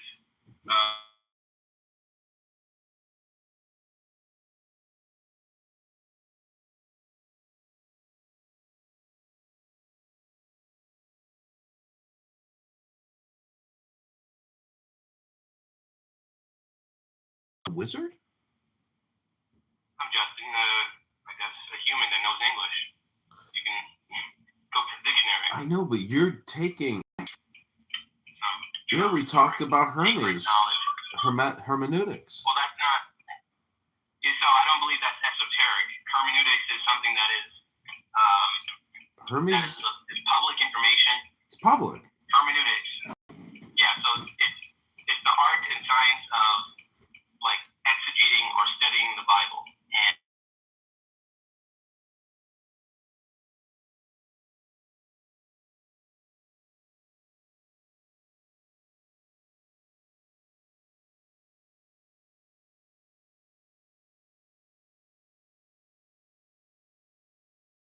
illusion. So An illusion. Because they both share the same idea, such as messenger. Because Hermes was a messenger. He was a delivery man for the gods. Hence, He ran UPS for Zeus? He ran a FedEx shipping business for Zeus. I'm trying to ask you a question here. So behind on the sides of his helmet and also his feet, which is supposed to suggest how swift he is. Swiftness. So you're alluding to how swift you have to be a mailman or a messenger. Communication, you could say. Yeah, we all want faster internet. So want the message to get. If you could give me your exegesis of the Bible, what would be the 3 big idea takeaways? It's kind of hard. I guess the big idea takeaways.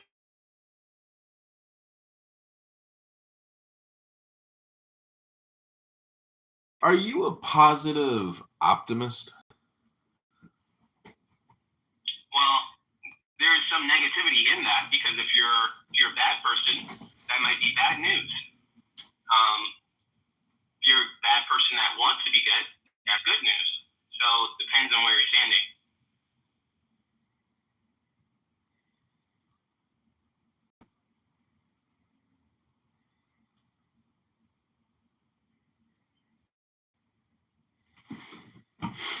Don't you think your 3 big takeaway ideas are kind of simplistic?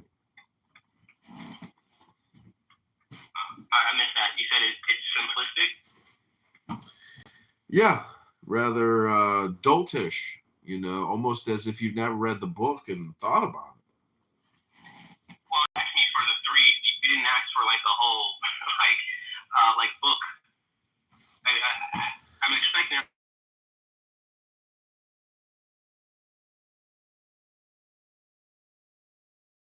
What do you think about the soul? Well, I believe the soul is a physical thing. And in fact, I believe that the soul is a small little seed in everybody's core, their brain, and it stays there even when a person dies. And God will. That's the place that God would resurrect you from. And when you go to hell, or if you go to hell, that's the very thing that'll be destroyed or annihilated. Do you have a learning disability, Justin? My signal is really bad. What do you say? I said, do you have a learning disability? do I have a learning disability? I think everyone.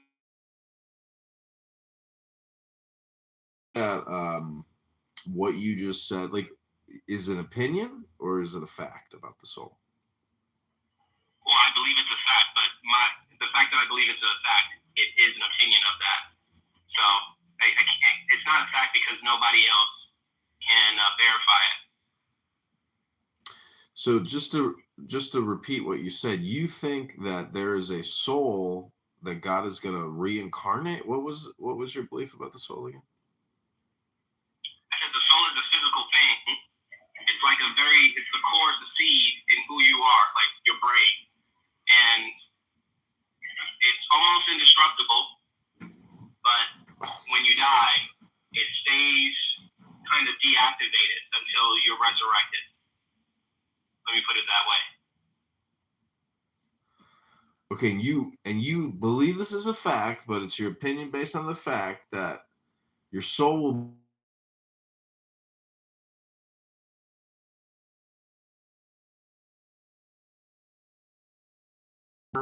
of your existence.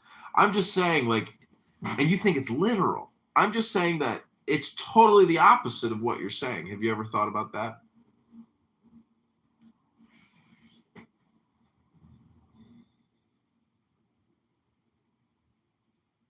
Yes, man. What was that? You're not comprehending. Yeah, I have a learning disability, so I apologize. I can't tell. Sound seems to go in and out.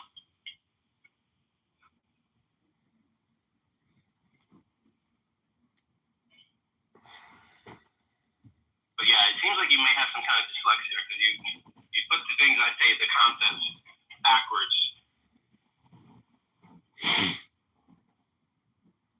Roy Voss, Happy New Year. I hope your musical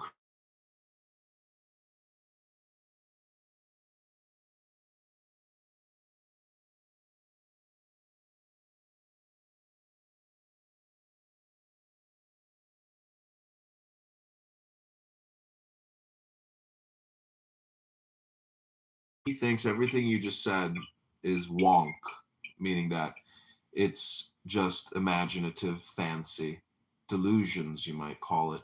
You could call it a mental illness, actually, according to Roy Voss. He thinks you're schizophrenic and delusional.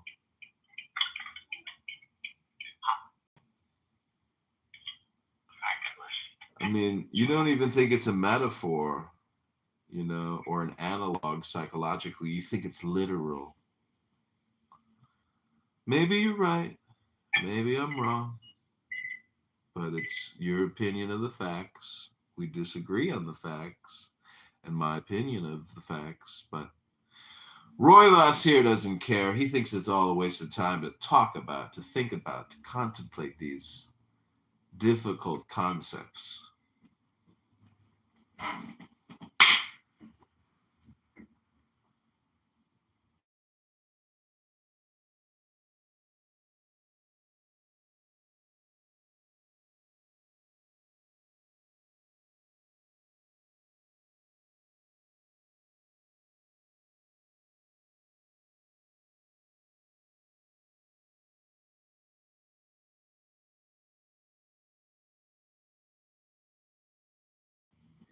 Logically. So logically and scientifically. Material, yeah. I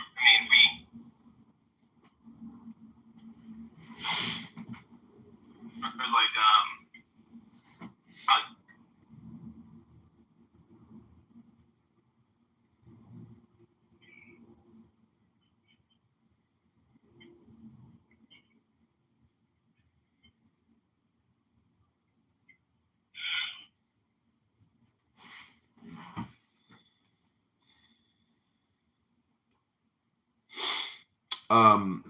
Roy Voss, I heard a rumor about you. I was wondering if I could confirm it. Are you there, Roy Voss? What? Is it true that you have a micro penis? Yes.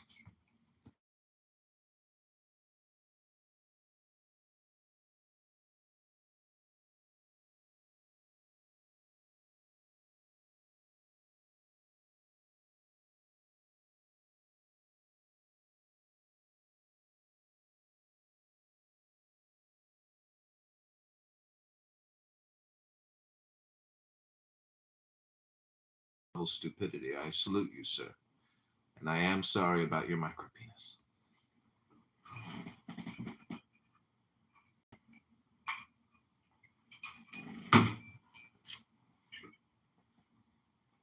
Causation doesn't necessarily imply causation. But I've detected that here on Clubhouse, based on the amount of hours that people have spent here,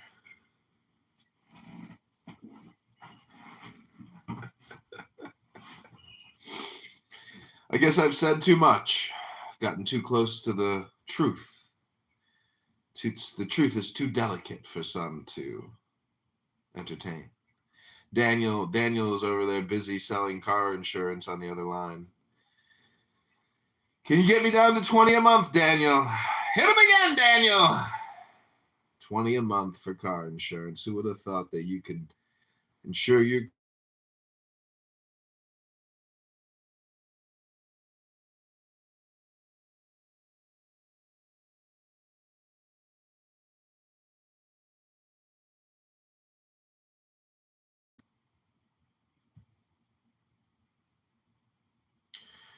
I want to salute Daniel for being such a tough moderator. It's not easy being the green bean, the big macher, the censor, the mute speakers, mute all. What a career. What a destiny. Mazel tov and l'chaim. I salute you. Now take the deepest breath of the day and hold it for 10 seconds. We're going to focus on Cora's as she screams at us about some nuanced topic that she is so well educated on.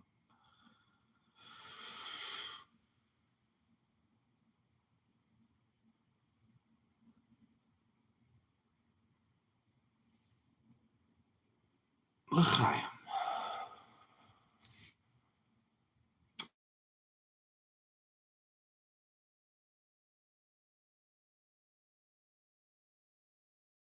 Drug charges with his beautiful wife, Miraflores. Not many people know this about Black, but not only am I a world-famous comedian, musician, and politician, I'm also a Clubhouse magician. No, it's based on English law, right? So your property split is probably, I wonder if you've gotten to that point. Do you understand the difference, Sachik, how it works? No, it's the same thing, but you cannot rely on people. Abby, you're too smart to realize you can't rely on people like that. Because one day she can wake up and be like, well, yeah, Jack, I think you're being a cunt yesterday. I'm going to divorce you and I'm going to take off your assets, you know. So let me just leave you dry like that.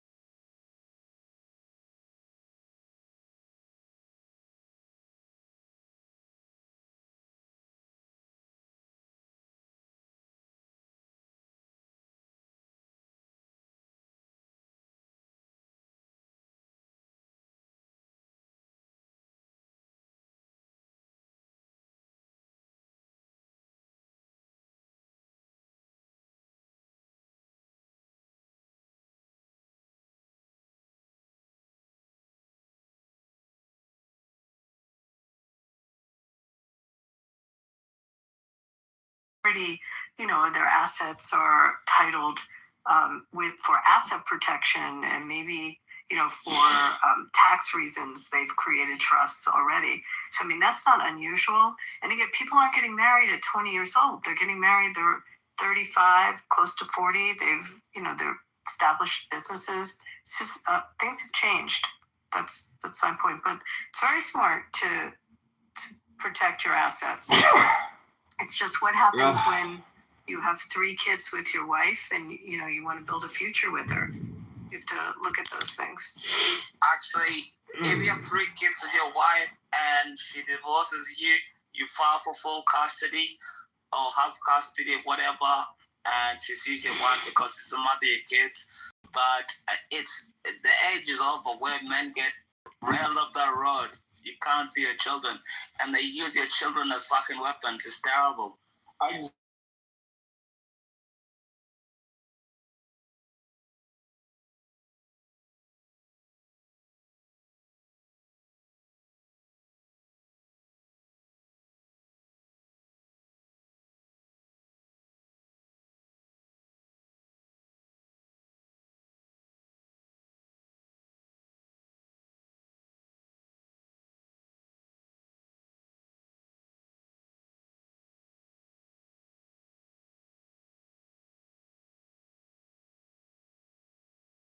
Right. They'll use kids against you. They'll use money against you. People use the pussy against you, fucking right. It's a terrible thing. But they do this. Women do this. So you're saying that men should not fight for joint custody? I said men should fight. No, I'm not asking you a shit. Maybe I'm just ignorant on the whole joint custody thing. How does it work? Joint custody, full custody. I don't understand how many. It's a split. Yeah, it's just that. Okay, go ahead. No, I mean, it's, again, every states are different, but usually you'll have joint custody. You might have someone with primary custody in this question of the. Okay, so maybe I meant joint custody. Most situations are joint custody. Why would you want to take full custody away from the mother? Abusive or something? She's a drunk. They wanna make you kill yourself. That's why they do it. Yo, chill, bro. It's true. Women are actually evil when it comes to kill yourself. Yeah, but you gotta That's be why more, they file for full custody. It's a fact. You gotta be more poetic, diplomatic. What's the I'm word? telling the truth, but on the concrete, it's just a fact. Yeah, Women really want you to kill yourself if you don't stop it. He's gonna lose people who need the information. Yeah. He's so extreme. You gotta lace it up, bro. You gotta lace the medicine, bro. You gotta strap it in candy or something. This is exactly why they hate me on the side. I tell the truth without. You just get too old for this. Any softness. It's just pure truth. Well, is the question, why would someone want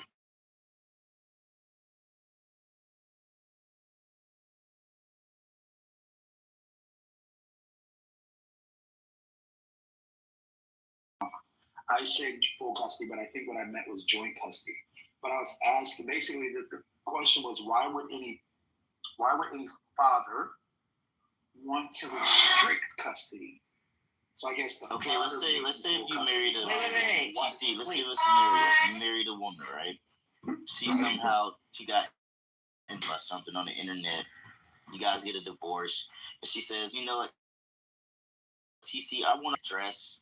And they're gonna call themselves Tina, and they're gonna take hormone suppressors. Oh hell no! You know what I'm saying? That's the reason that you would probably want full custody. Like, what the fuck? And you get a judge that's a liberal judge, and you may not get it. Oh my God! I mean, I just have to tell you. But what you can request when you're in those situations is you have the court appoints therapists, and the court will appoint, independent evaluations of, and what the children's need.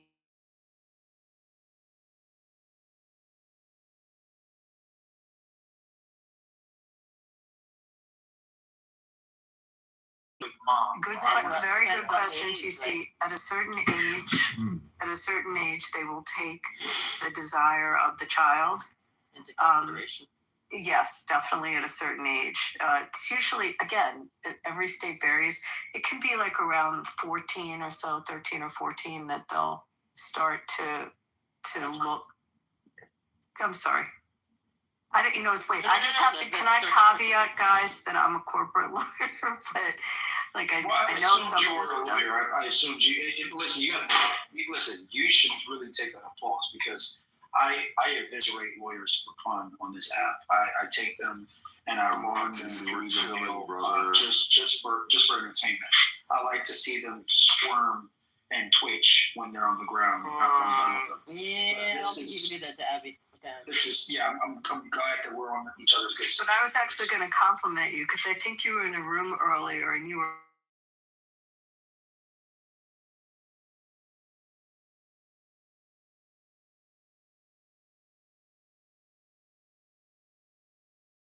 on. He really doesn't. So You talking about neoliberal? yeah, The European guy? he was TC was great with him today. Concrete, I turned the fucking recordings off, bro.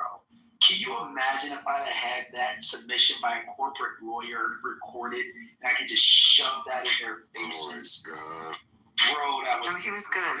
You were very good. Because that guy tries to, he cites law that correct. You can witness what you just witnessed here. No, I'm being straight with you. He cites as if it's authority, but it's actually not. The law he's citing does not apply to the fact patterns. But he'll say it in a way, and it'll be derogatory or disparaging to the person that questions him. And I just thought you held your own very well. And they say in a condescending manner, like very. You know, you're below, you're not a lawyer, you don't know, so whatever I throw at you, should me. Those are the type of people that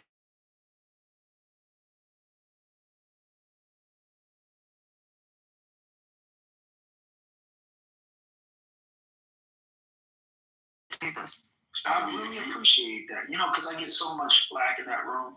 And so I do it for sport. I like to go in and shut them up. Concrete. If you knew the level of carnage that you have just, unleashed upon the world through that complimenting of TC, you wouldn't have done it if you would have known. If you would have known the havoc. You will now be the bane of existence now. You just gotta call it when you see it. I mean, I have argued with this dude so many times, this Neo guy, in Page's room. He goes in.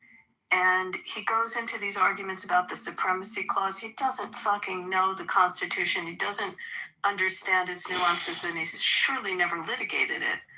But I'm watching the hockey. Sorry, they just scored. KK, are you watching? Sorry.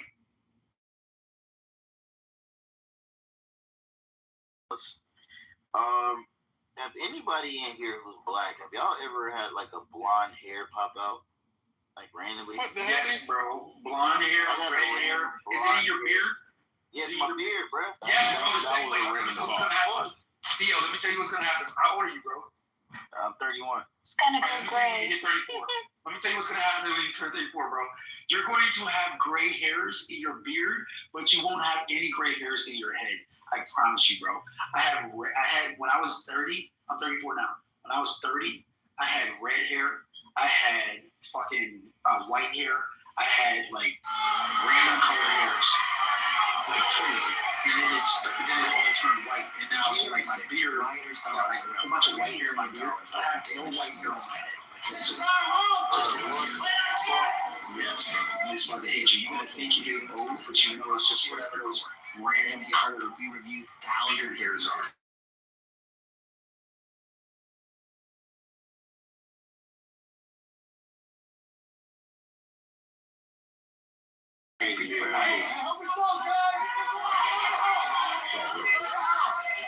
Party. One rioter told me it was like a bunch of frat bros stormed the Capitol. People smoked and got drunk and high. Do you think you still cool? The damage was not just inside the building. Outside, rioters destroyed cameras from the media. So yeah, you're bringing me here right now. Isn't this Lou's house? Is this Lou's house? Convicted rioters were supposed to pay restitution. Yeah, where has he been? Help with the cost of fixing the Capitol. The president issued mass pardons for the defendants. They no longer had to pay. Holidays and stuff. We live in the same city. Y'all got lunch yet? Yeah, On January 6th, I'm rioters gonna caused around stay on $3 neutral million on worth of damage to everything. He's great. We haven't met in person yet.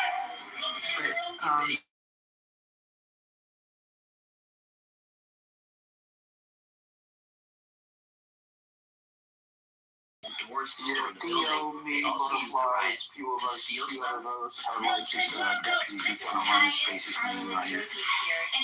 Which is cool because, you know, we get to size up the liberals. Yeah, but No offense if you're a liberal. don't let them all out the other conservatives, though.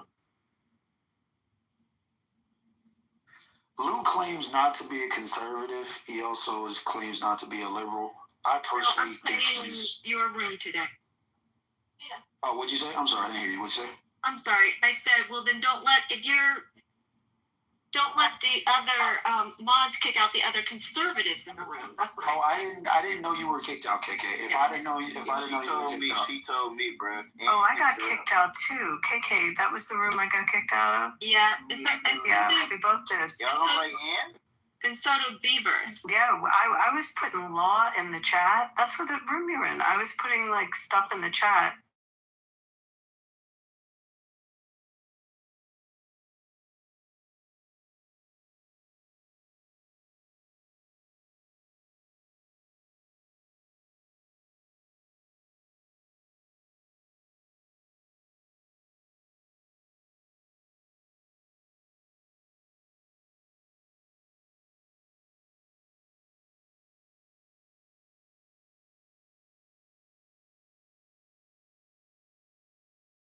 Have you ever met Tira? Tira. Mm-mm. Oh, Yeah. Concrete, we gotta set this up, bro. In the Millionaire Marathon. Concrete, we gotta set her up against Tira, bro. That'll be a good Who's one. it? I've gone one-on-one with some of the liberal lawyers on here. There's some idiots. So Tira would be considered like, if you've gone head-to-head with liberal lawyers, Tira would be kind of like, how can I describe her? As the fairy godmother in the corner that sits in the wings. That's a bad description, but you get the point. She's so matter of fact, and she knows the law. I can't say she doesn't know the law. She tries to argue her knowledge of the law opens her to cross-examination.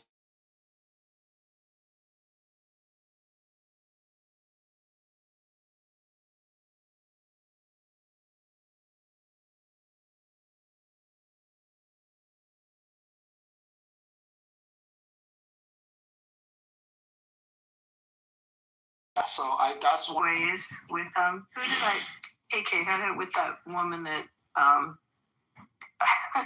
she goes, what's her name? Khaleesi, whatever her name is. I don't even remember. Oh my god. Khaleesi is actually retarded.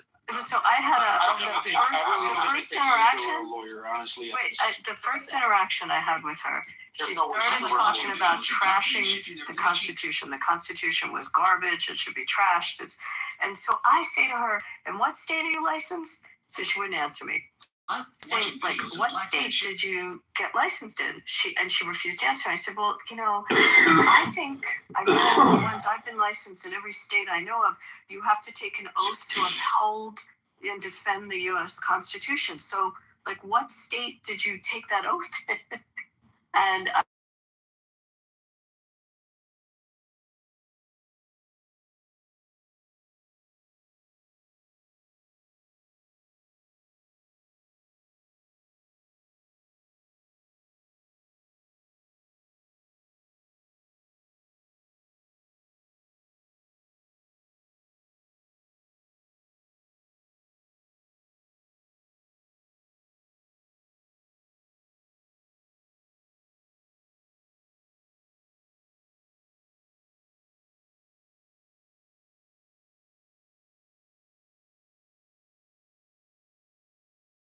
we had a law house, like when we were all doing these houses, just like Louise's house. There was a law house that a bunch of us put together early on. So I used to be in rooms a lot more with them, but I have no problem going head to head with them. I mean, KK's heard me, and so has Joby. No problem. No problem. and she whipped buck stops with me about. Not all the time, but they're just illogical on there. When you get these super liberal ones, they don't know how to apply the law. The sound didn't record. Please join these spaces more often. I'll try and ping you. I'm telling you, you were great today. You held your own. I appreciate that. TC, when are you going to law school, bro? I wanted to, but I decided to get into business, and so the rest was history. You're never gonna not have that itch, so you might as well go. You know it. I know it too.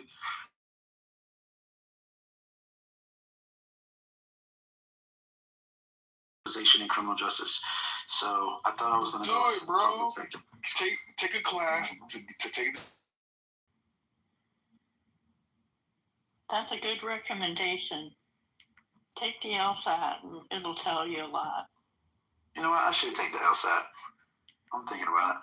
I would take a class, that way you prepare, and then sure you go straight required to get your JD. But there are states that you don't need to take a bar. I don't know if they're still around. When I got out of law school, Wisconsin, and there might have been another one or two states that. Isn't it like Virginia? You can get your you don't need to go get your Juris Doctorate or something like that.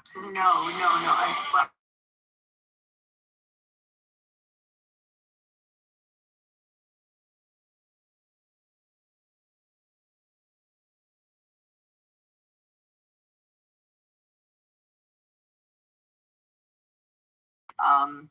But they did have that law. I've never heard, maybe like in the old days, like in the old West, but I think most states require people to have graduated a law school. I don't know, you could check that. In fact, check me on it, because I could be wrong.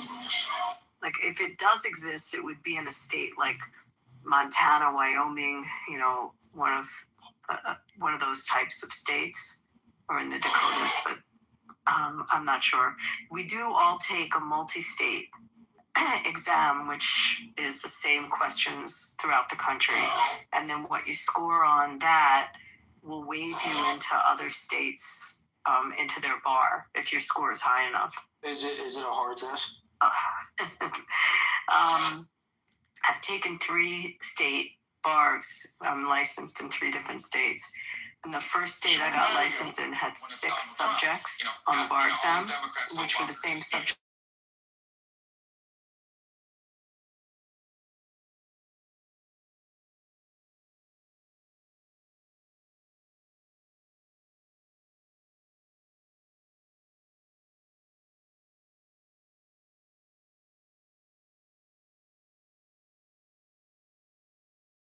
Very, very difficult and very low passage rate. Wait, the 6 subjects is difficult, or the 24? The 24, because you have to learn things you never studied in school, and you have to learn them for the test. And, they take certain subjects very seriously that never come up. What's so difficult about the test? Is it like multiple choice? Is it like handwritten? It's 3 things. So again, it's been years since I took a bar, so they're very different. I imagine they've morphed and changed, but it was 1 day of multiple choice all day, and then 1 day of essays. And you have to, in those days, you wrote, like, physically sat with a blue book and you wrote your essay. Now people obviously type it. And then we had a 3rd day that was called practical. So you don't know what the subject will be. You could be told to propound interrogatories or write jury instructions. Or I got lucky on the one I took when I moved to Nevada. It was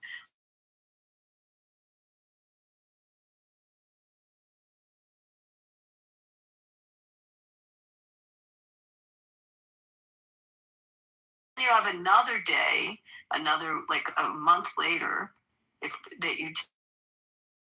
and that's a whole test into itself. Can you break down how you use net turn effect better for like the layman? I did it, no template. No, I didn't even use templates. Yeah, that's true. But today they have open book exams. Like,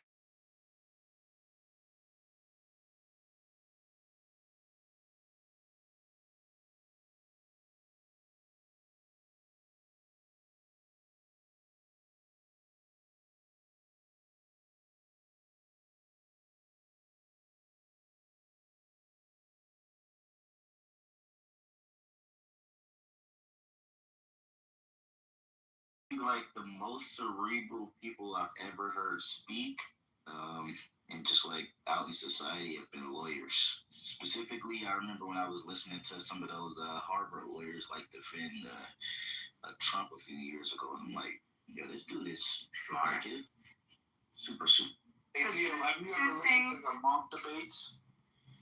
Nah, I have not. Yes, I know that. So 2 things I will tell you.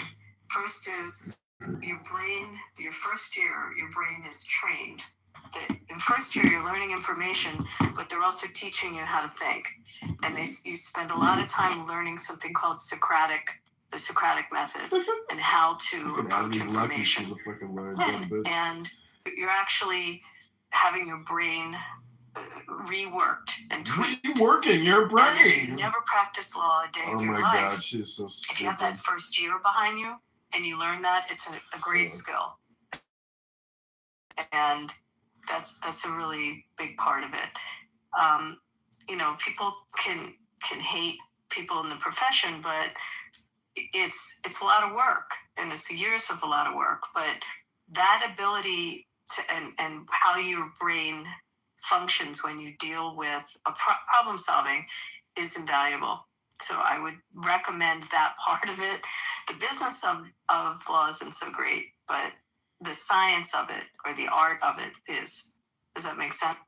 Yeah, I used to want to get into law, but it was like my difficulty with it was feeling as if I had to pretty much pick a side, right? Because it's either you're gonna get pushed towards like the conservative, that's somebody theory of things, or the liberal theory of things. And I'm more modern on things, just things. But there are particular specializations in the type of, and we don't have those engineers. We don't need them. We don't have the type of oil that they have there. So that's one of the reasons why we don't have those kinds of engineers. That's not the only place in the world that has heavy.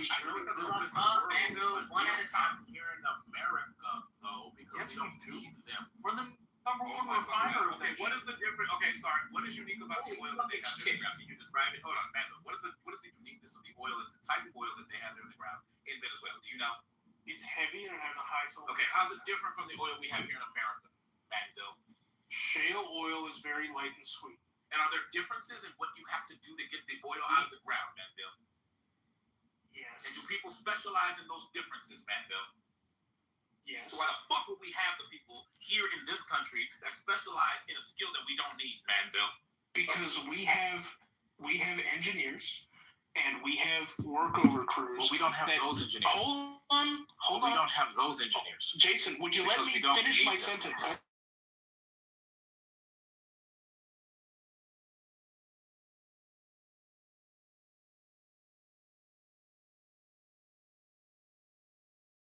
Okay, so then what are you talking about? Can I fucking get it out? Yeah, what are you talking about when it comes to shale oil? What are you talking about when it comes to shale oil, Manville? Shale oil? Cracking at all? Is that what you're trying to tell me? Look, Black, I hate to agree with man. Sydney, shut the fuck up. I'm talking. Give a fuck what y'all agree with. It's a one-on-one. Right. I don't give a shit what y'all agree with. Y'all looking too much. No, that's fine. Wait, no, that's fine.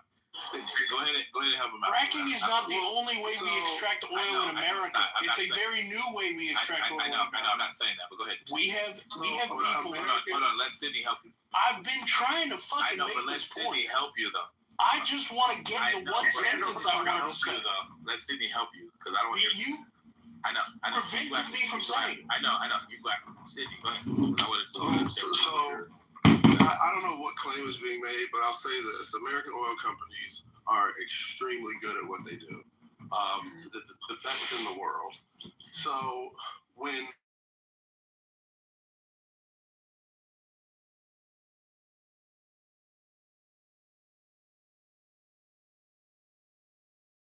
technically, because of a lack of ability for the Venezuelans to have their oil industry thriving, because of the pressure we put on their industry, they have not been able to gain the expertise and to build the technical capital that you need in order to actually extract their oil. So what you actually have here, just to be clear, I'm gonna land. Are you saying Are you saying there's nothing unique about extracting extra heavy crude oil? No, I didn't say that. I said because that's the kind of oil they have. That's not what I'm saying at all. Well, what I'm saying is American companies.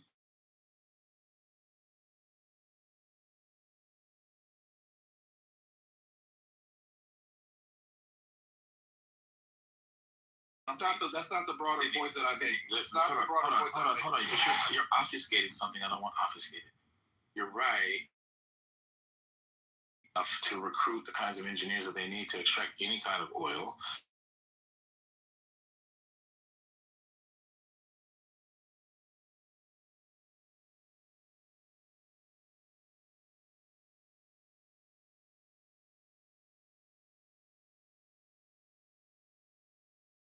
This is the thing, right? It's not only that American oil companies are extremely great at it, it's the fact that we haven't been over there and we have put so much pressure on their oil industry. Their oil infrastructure is at like 10-15% capacity, like their refining capability. It is abysmal. It's not because of any lack of smarts or anything like that. But let me. Can I just land? I promise I'll land. Relevant to the point we're making. I'm trying to bring it full circle. And if it's not, then I'm sorry if I wasted your time. But I'm gonna land in like 20 seconds. My only point is that their oil industry has not been allowed to flourish, and any ability that they have to work with their oil, like they are unfortunately not the best at it. They're just not good at it. Their industry is in a sad state, and it's because of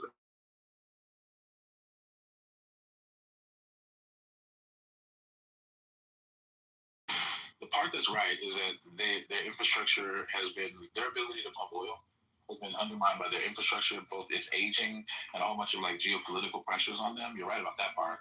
But like what we were talking about were like the engineers that they have that specialize in extracting extra heavy crude oil, which are specialized in that is because that's the kind of oil they have here. And the reason why America doesn't really have a bunch of specialists in that deal is because we don't have that kind of oil here. That's it. That's all. So America in the mainland. Back to what oil sands. Can I fucking make the point I've been trying to make for 5 minutes? Jesus Christ. Utah's oil sands, the bitumen deposits in Kansas, Missouri, and Oklahoma. I'm not saying shut about me.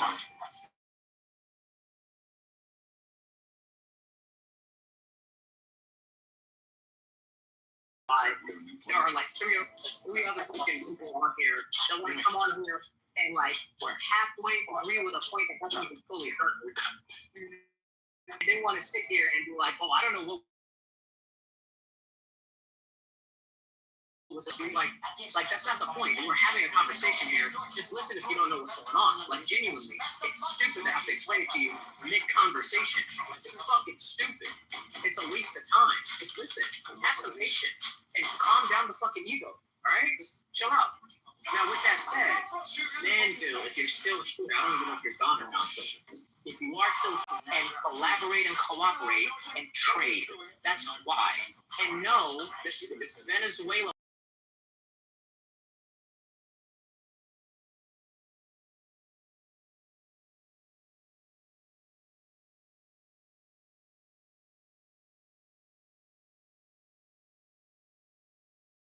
Basic economics. So it's a problem that I have to explain that to you, and then you have to sit here and play mental gymnastics to pretend like, for some reason, Venezuelans who have sat there know the geology and the geography of the land, and also know their actual output. Their actual infrastructure as our companies. Our companies, by the way, just to be clear, our companies, we just hire them, just like Black said a second ago. That's exactly what the fuck we do everywhere else.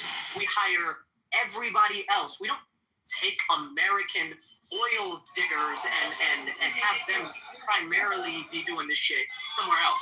We don't have them go up there and set up the entire manufacturing system out there in a different country. That's just not how it is. And it's a problem that we are sitting here needing to explain that shit to people who've already decided literally invade and take the resources from a different nation and fundamentally destroy our entire economic status quo that we've established across the world.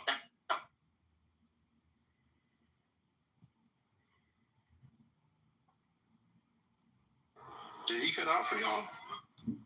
Yeah, a couple times. Okay, all right. Well, I already said it, so fuck it.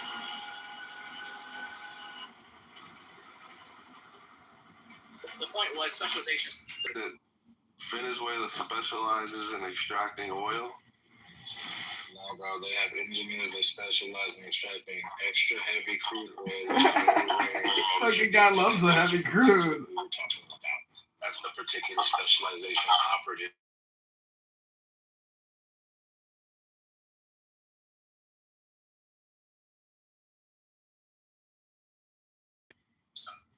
That's it.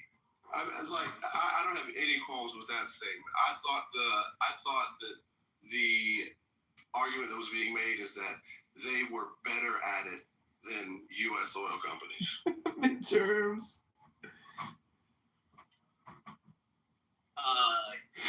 Wait, how do you even wait? What? So like you can have. Sorry, go ahead. You cut out, so I didn't know you started talking. Go ahead. I'm trying to get you to elaborate, so yeah, go ahead. Okay, so if you live in an area where you only have this one type of oil, in order for you to get a drop of oil, you have to know how to get out that type of oil. So everybody who is there, who is getting oil, knows how to get that type of oil. Do they know how to get that type of oil better than U.S. oil companies?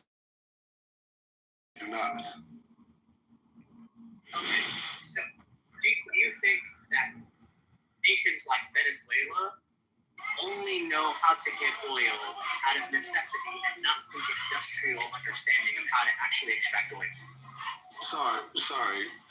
I don't understand your question. I'm directly addressing your statement, right? Because there's a separation between two things. Number one being what you just characterized as someone just getting stuff because they need it. And number two being someone who knows how to get the stuff because they actually need to build an infrastructure for trade, as in they need to actually know what the fuck they're doing, right? So do you think Venezuela falls in the first category where it's just a nation that because they need it, or in the second category where they built an infrastructure in order to do proper trade and maximize their GDP? That is what has not happened. It's the second one, right? But that's what has not happened.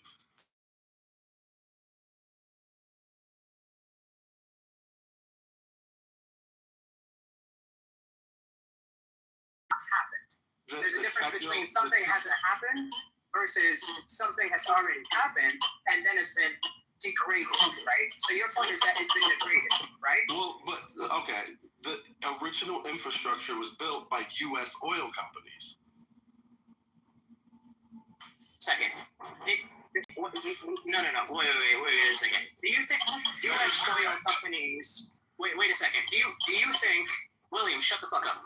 Sydney. Do you think U.S. oil companies built them, as in U.S. workers went out there and built them, or do you think U.S. oil companies built them, as in U.S. companies financed Venezuelans who built them? Okay, they brought the technical expertise, they brought the blueprints, they brought the methodology, they brought the research, they brought like the ground penetrating radar, like they brought all, and they invested heavily. Their part of the deal is you guys show us how to get this shit out of the ground, and we'll guarantee you this many barrels. So it was because of the expertise, right, that they were able to get their oil production to the level that it was in the first place, like you could say pre-Chavez or right after Chavez took power. But over the entire, from Chavez on, there's been no outside investment in infrastructure, no maintenance. Their refining capability has steadily fallen off the cliff over the last 20 years to the point where like they're at a trickle right now. And so it's not because they couldn't or they're not smart enough. It's just that they don't have domestic companies that have had the capital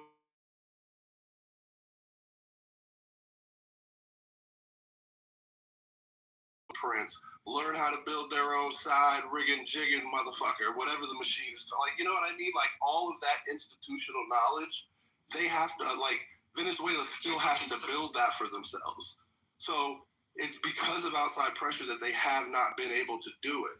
So I'm not saying that Venezuelans don't specialize in getting the oil that they have. I have no problem with that. I really don't have any problem with this conversation at all, but I'm just saying if we're trying to say that Venezuelans have some knack for getting it out that allows them to do it better than U.S. oil companies, that's what I don't agree with. Sure, like, so as far as like resource allocation and understanding like the process of just digging the oil and all that, yeah, U.S. companies were like the initial ones. I'm not gonna disagree with U.S. companies being like the initial funders and playing a central role.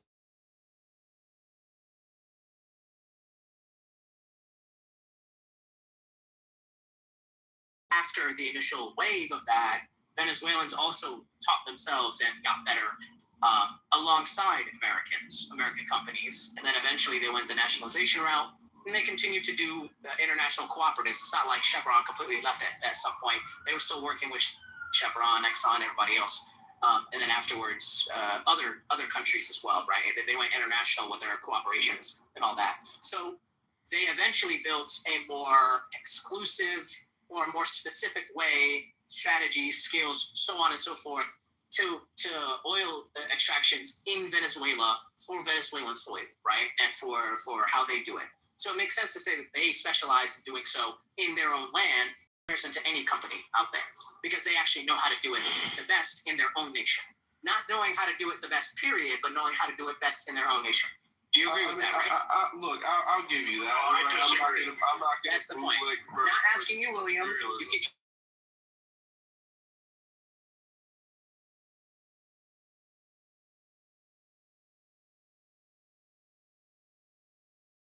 Like, I'm not gonna bootlick for like imperialist fucking U.S. oil companies and shit, right? So like, I'll give you that.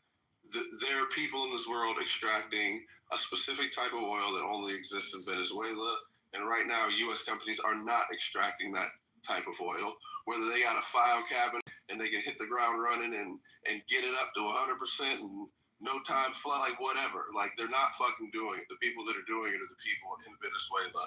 They are experts, and they are the people who are the best at doing that thing, because unfortunately they're the only people doing it. And like you said, like they are getting better, they are learning, they are improving. But you know, I think that if we could just back the fuck off of them, then a lot, like I just hate this, like this is what social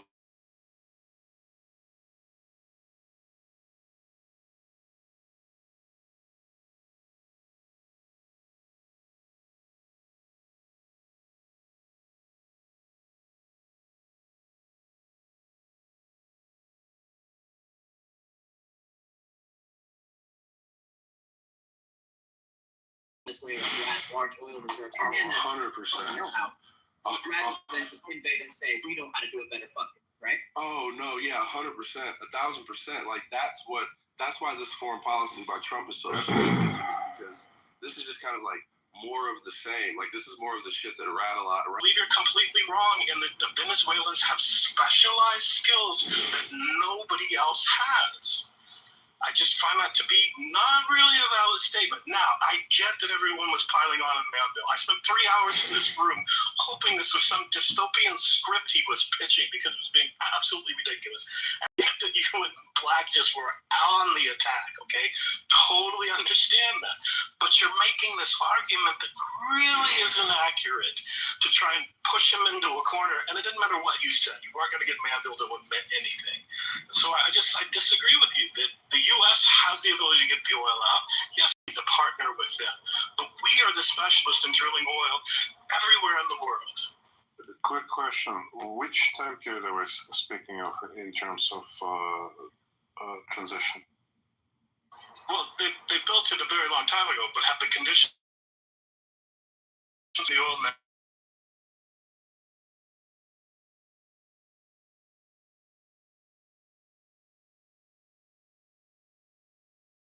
In technological maintenance, providing the technologies, servicing from like the major oil players in the United States, but like Halliburton, Baker Hughes, I think, was there, and Weatherford.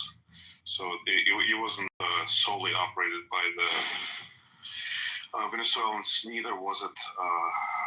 They were still getting trained by the United States professionals up to 2000, I believe. So let me ask you a question. Is your job to go in and start getting the oil up from the 900,000 barrels a day to 3 million? Are you going to use the Venezuelans that are there? Or are you going to bring in the experts from Halliburton, ExxonMobil, Chevron? Whose engineers are you going to hire? Right now, I think the latter, and I think that's the same way, they attempted to the transition.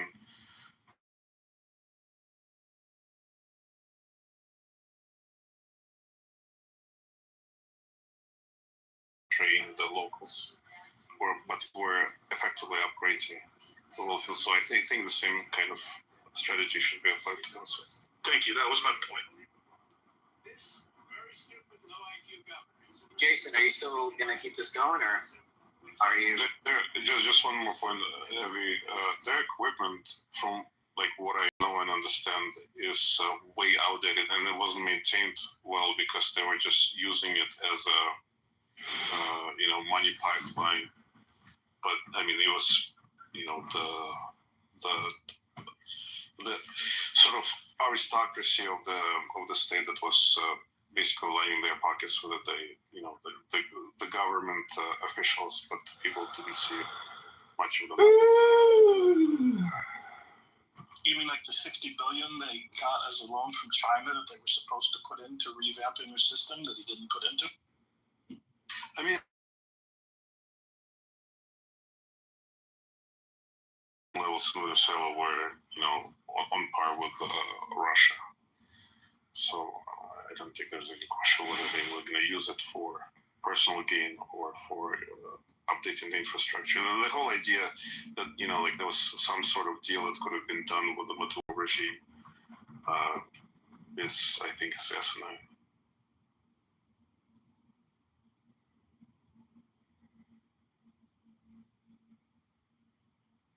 But you don't think there could have been a deal that would have been done with the Maduro regime?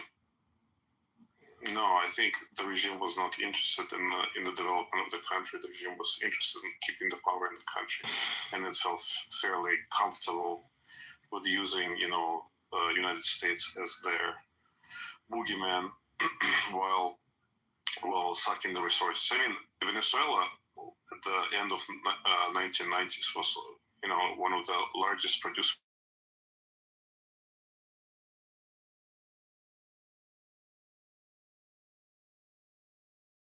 Like strong agricultural sector, and they completely destroyed it to the point where people were. I mean, it's on the record that people were trash diving and dying from hunger. So it's horrible. Hey, Jason, are you still here?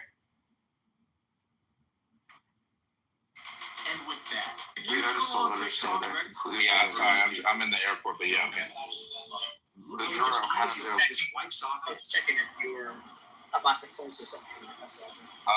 Yeah, when I get through security, I will. If you guys want to keep talking. Sounds good. Maduro didn't have any cards left. He was going to make a deal. I just don't see a world where he wasn't going to make a deal. like he was fucked, and he knew he was fucked. And the only card he had was he knew that the U.S. doesn't want to occupy the country. So if he would have made, probably would have made.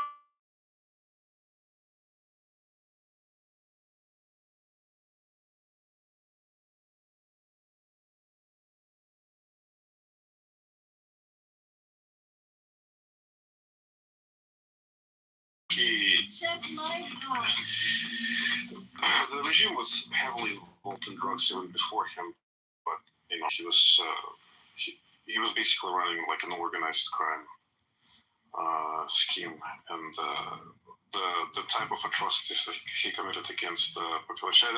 It would be just a very very optics for the United States to make a deal with a cannibalistic monster like him.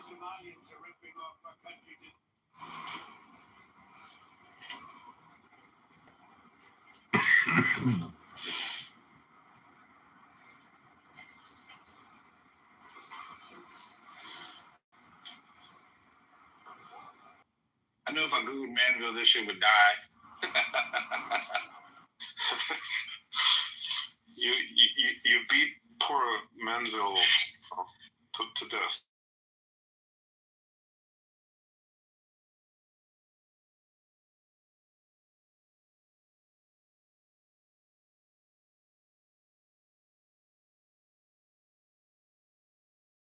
Right, like it's just honestly, I think didn't he act like that in your room all the time? Yeah, basically. I think, listen, I honestly don't think he means bad. You know, he doesn't have a bad intentions. I think it was a fair. And that dude Horrified implications. Yeah, and he doesn't know how to think through the ramifications. He can only fixate on this utopian plan he has.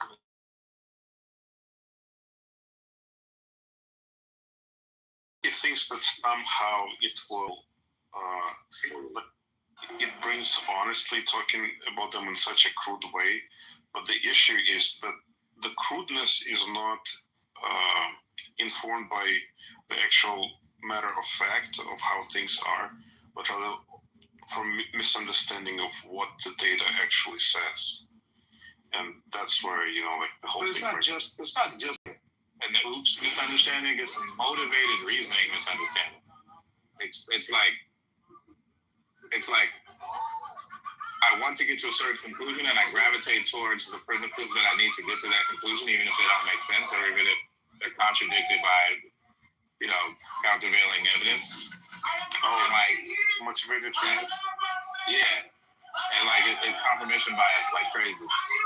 And with this added dimension of like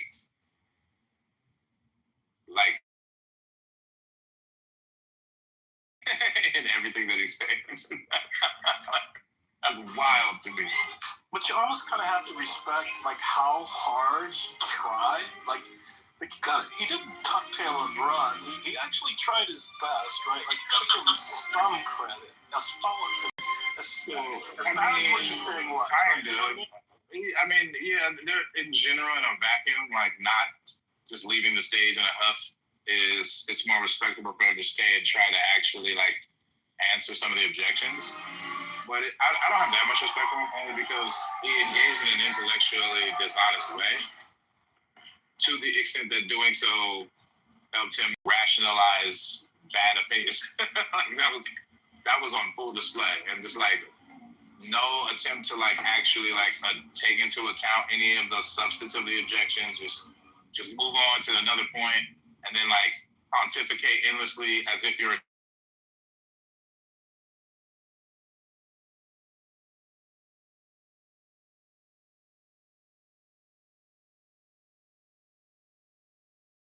But it's bro, you're not even addressing the issue.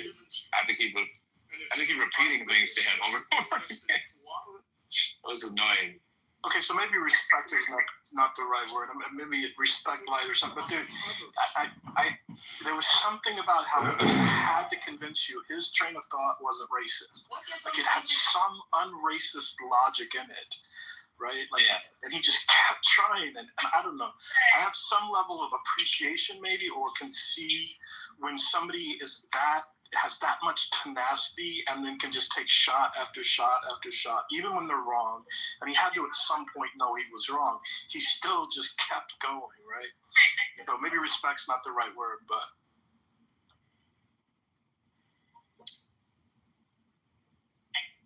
good. Yeah. Now you're good.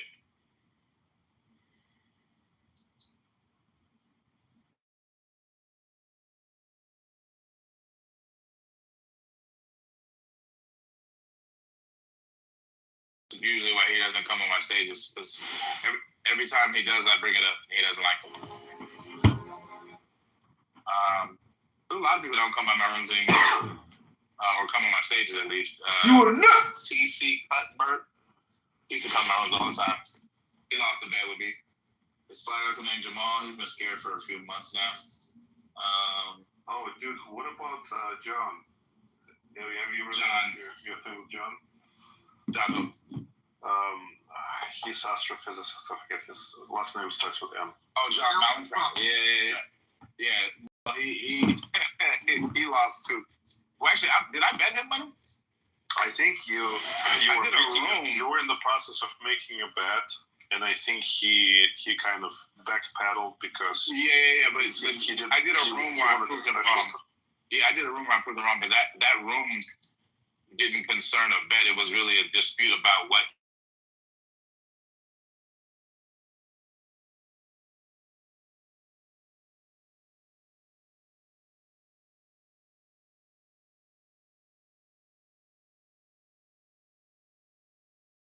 Damn, you've been making friends, Jason.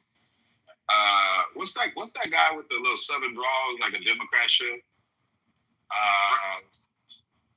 What? Brent? Yeah, Brent. Brent owns $1,000 still. Wait, Brent the judge? Brent? We need him to show up. The guy who has the southern drawl is a Democrat. Brent. You take There's on Brent and Brent. that you're limited. Black is So telling you you think Brent. that you're Sorry, limited. do we need to? Think that you are. I gotta go through security. Sorry, guys. I mean, it's all good.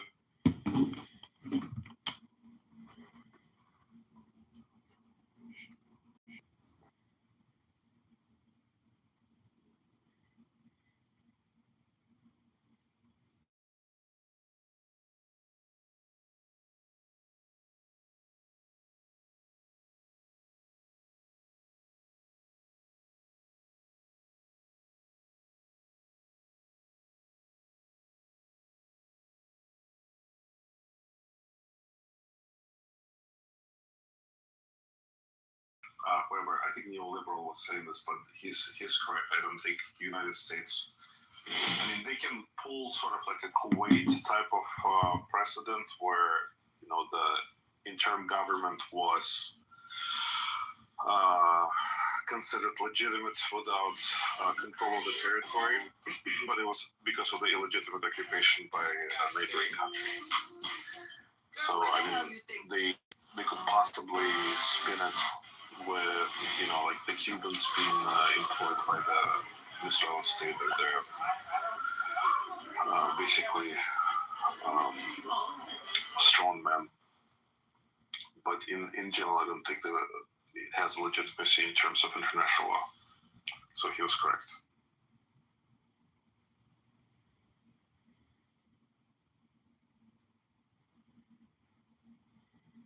What about the congressional angle?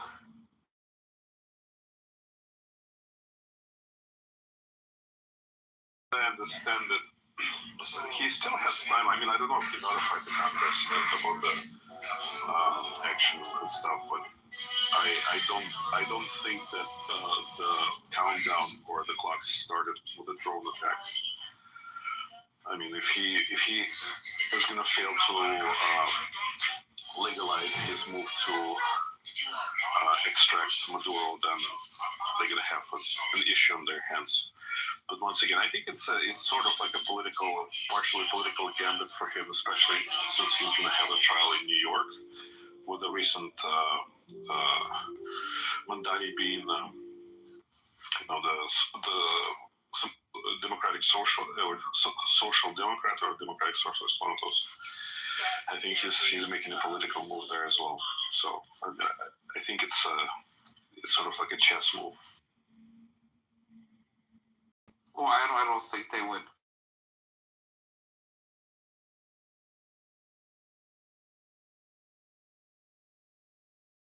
Overthrowing a dictator of another country and extracting him as reasons for, expulsion, especially without troops on the ground. I don't think it really matters. It's probably some sort of executive action, but, whatever.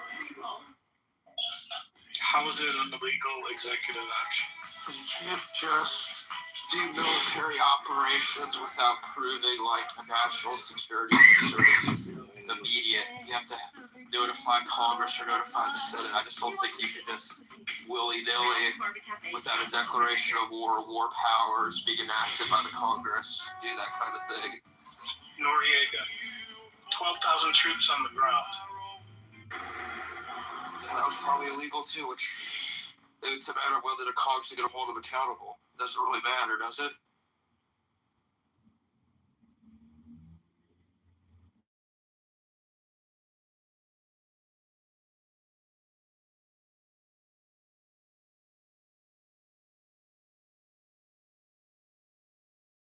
So interdiction. I thought it was interdiction. No, it's. Okay, my bad. No worries. I actually put the text of the War Powers Act when you guys were talking about it earlier in the chat, and I was a little shocked that it says introduction, and when you look at it, it's pretty vaguely worded, to be honest with you. I didn't see anything about when one military action ends and another starts. But the argument Neo was making earlier was that it started when they did the embargo. I'm sorry, the quarantine. The military action started when they did the quarantine? Yeah, that's what Neo was claiming, was when they started the quarantine, it started the clock. I must have missed that. Why? Why would that be starting? He's saying basically the embargo is an act of war, and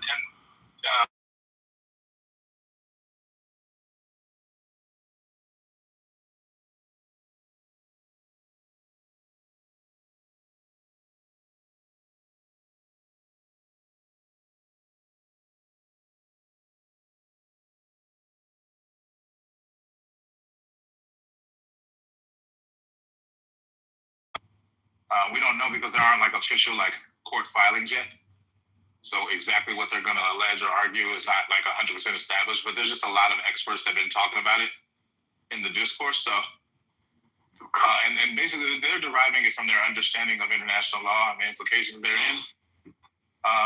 But also the War Powers Act is a law that we have on our books, and the was it 2-4 of some kind of a treaty that is derivable from international law that we have on our books. So they have teeth in our domestic courts, and so they think that those are at issue.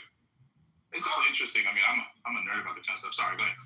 So another question I have is, what about the 60-day clock? I mean, or a 30-day withdrawal window? Does that apply in this situation? I mean, that entails that you can, I guess, put the boots on the ground and you have 30.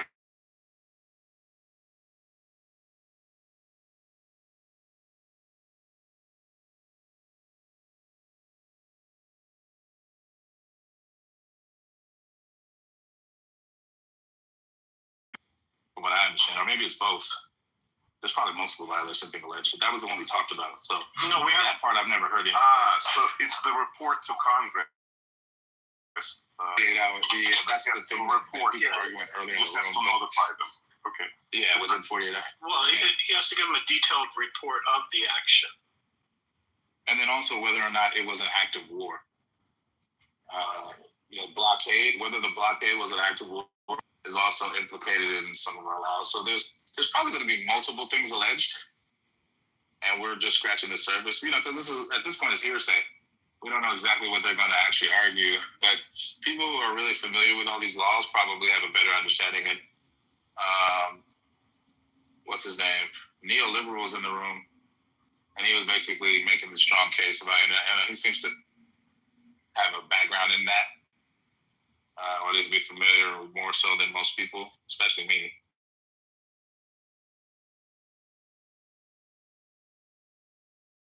Satisfied to basically constitute a violation of law. The actual blockade itself wasn't enough, which is an interesting nuanced take. I wasn't convinced by it, but that doesn't mean it's not valid.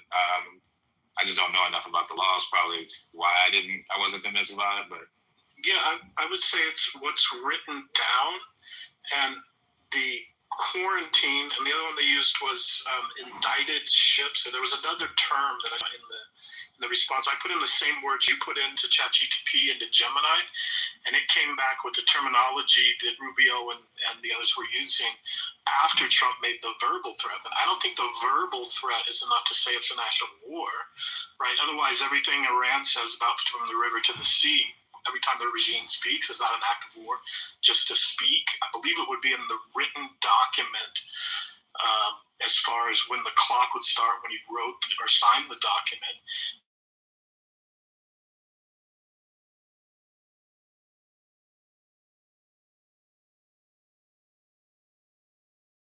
Ships, therefore it was not an embargo. yeah, I mean, we went over like the criteria for an embargo. You keep using embargo for blockade, but that's one of the things they're going to argue because it is nuanced and there's going to be some kind of judgment or interpretation. But they'll probably make a case that it was a blockade. And one of the things that's being cited, although I don't know if it's sufficient, is that the president called it a blockade in a post before the verbiage got changed to quarantine. So I don't know how much weight that argument's going to have legally. But we'll see. Yes, so, I missed that part of the conversation. So was it brought up that the blockade, in order to be an act of war, has to be restriction of all the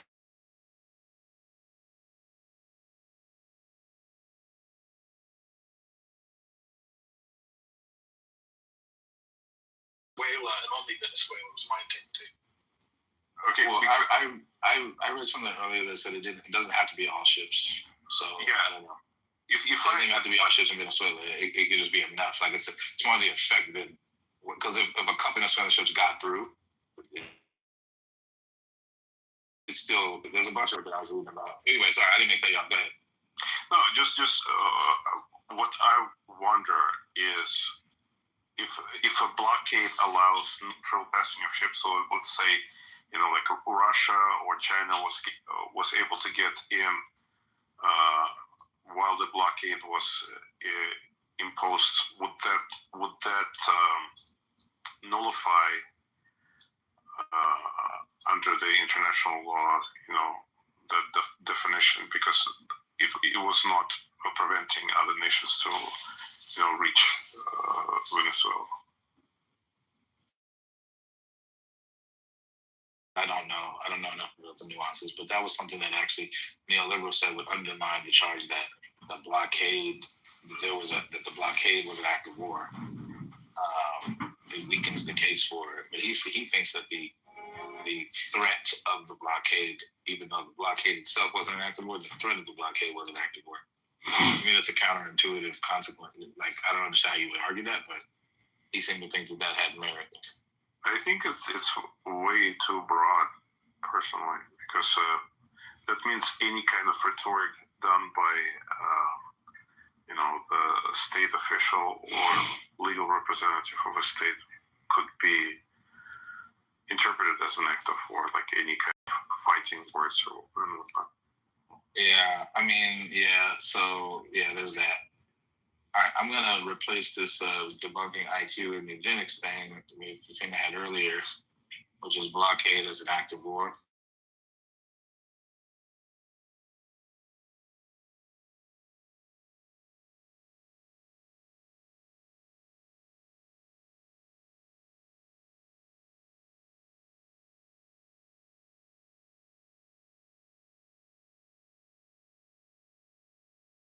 So the original question that I asked was, what is the criteria for a blockade to count as an act of war? Did the U.S. meet that criteria by setting up a blockade of Venezuela ships?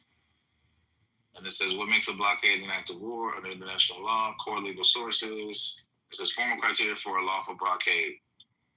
Under not lawfully blockade another state in peacetime. If no armed conflict exists, a blockade is automatically a use of force. 2, declaration and notification. A lawful blockade must be declared, notified to the blockade state, neutral states, international shipping interests. Secret or undeclared blockades are unlawful.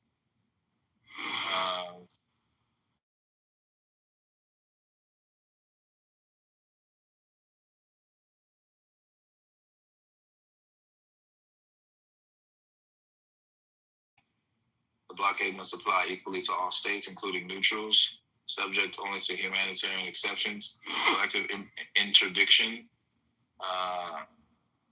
Didn't you say we call it introduction? This is selective interdiction equals unlawful. Humanitarian limits. A blockade is illegal if it causes starvation of civilians, blocks essential humanitarian supplies, is disproportionate to the military objective.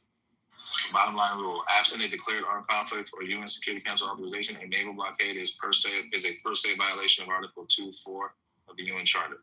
That makes it an act of war as a matter of Use of war powers. Oh, okay.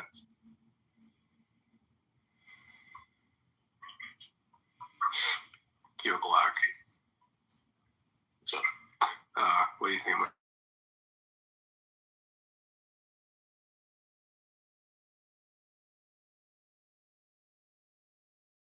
you're being adopted? Bad news by Michael. That seems cool. It's funny though. Yeah, I think. Oh, go ahead, sorry. So this is interesting. So effectiveness does not equal legality, which means that even if this is very, you see, this is why the international law is, to me, is just so contradictory and backwards. On one hand, it says that, you know, it's only blockade if the neutral and what's other, anyway, neutral ships can pass through, then it's not considered as an act of war. But then at the same time, like when I ask a question with the United States and the fact that it allowed shipments to come in and out of Venezuela, unstopped, whole explanation that effectiveness does not equal legality, and that the fact that, you know, there are some leaks through the blockade still can qualify the action by the United States, the blockade, as an act of war. So even though there are those exceptions that would, you know, excluded from the definitions, they still can't qualify it as an act of war because they could claim it's just the optics or, you know, lack of effectiveness. Yeah, that was one of the things that we went over before. But it's nuanced. I mean, it seems like the argument can go either way.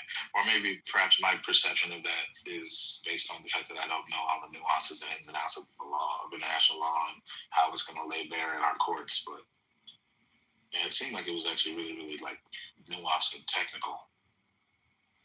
But it's certainly a blockade. You can kind of know that's debatable.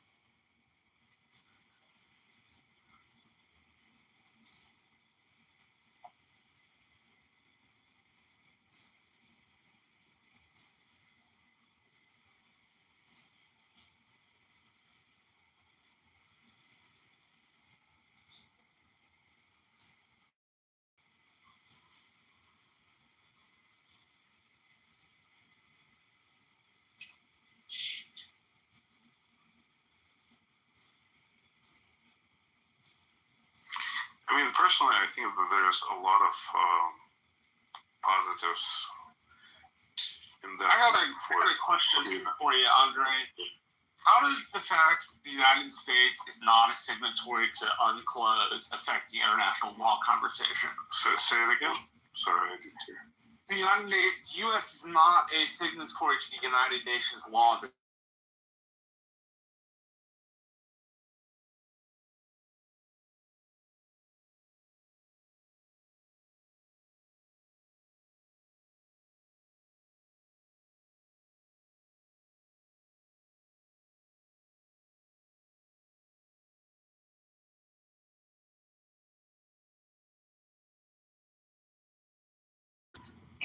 Less to no confidence in United States as being able to carry out the policeman role in the world because it does it willy-nilly. Yeah. Special rules for special people, basically. Yeah, I mean, what we like goes, what we don't like goes. I mean, listen, like my position, you know, I'm sure Jason disagrees with it, and I know many people too, is that, you know, given the alternatives, yeah, you know, the United States is acting hypocritically and talking out of both sides of its mouth, you know, like we do what we want when we want. But at the same time, you know, allowing Russia and China to do just that and not doing anything about it, I think the consequences of that are much more dire. And if there are certain precedents in history in the 20th century when the United States tried to be, you know, step away or be a little more neutral.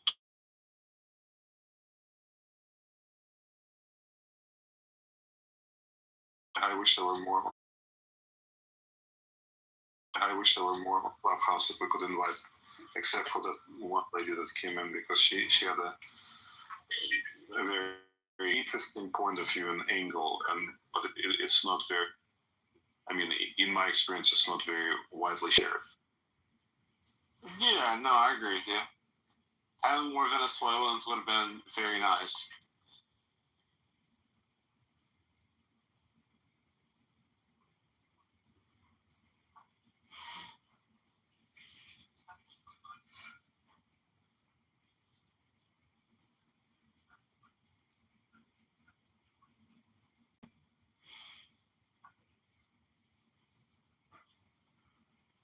Because one of the things is, you know, like some of those anecdotes and stories, they could be corroborated by the, you know, like documented the widespread nationalization at a whim of a dictator, or not at the time he wasn't yet a dictator, when Chavez was just basically walking around streets. It was called, like, there was a program that he ran in the morning. It's called Good Morning, Mr. President, where he would just walk through the streets of Caracas and like make a huge show in a very, ironically, in a very Trump-like manner. I would point at the business and nationalize it on the spot. And it wasn't just like, you know, big companies, what we would think of as a corporate whales, but it was just, you know, like regular people, shopkeepers who will have like a pharmacy or a barber shop or a grocery store. Interesting. It's good to be the king. I guess.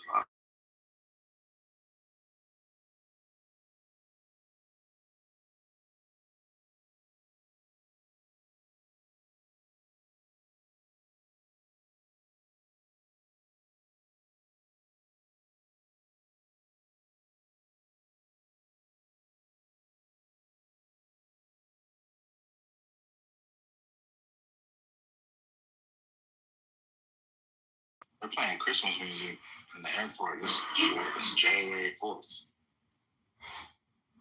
It's interesting. Dude, I can't get me enough Christmas music. I fucking love Christmas time. Especially like the old school, you know, like Nat King Cole, Sinatra, all that stuff.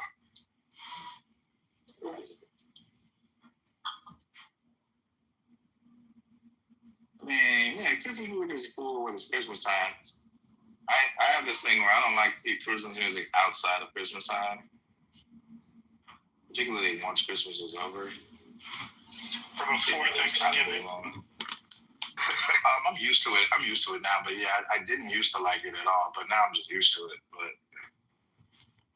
But it they start Christmas music right after Halloween.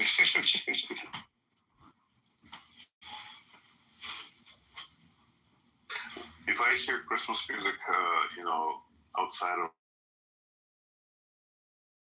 it, I just get raised. Okay, the ultimate Christmas question: is Die Hard a Christmas movie or not?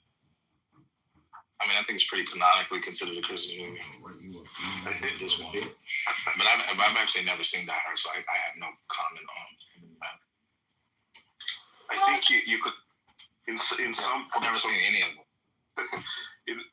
That's a crime against humanity, Jason. But I could top that. I've never watched any of the Godfathers. Are you kidding? Holy shit! That is a crime, Jesus. I'm gonna come up with a couple of copies of it. We're gonna watch it. Dude, even in the back when the Soviets before the fall of the Iron Curtain, it's like in Rambo. Have you seen Rambo? Don't tell me. No, I've seen like clips, but I've never seen like the whole thing.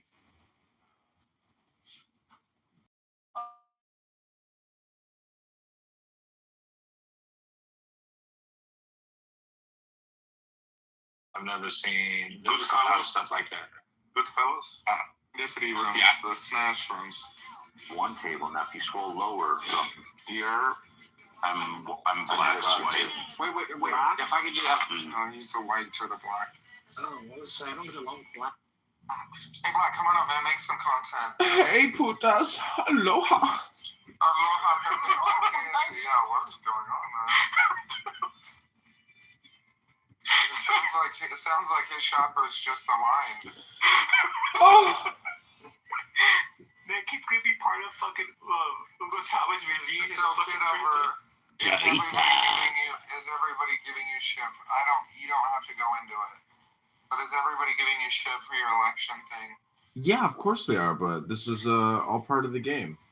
You notice how I didn't? I listened to you first. Yeah, I mean, listen, it's exhausting having to defend myself.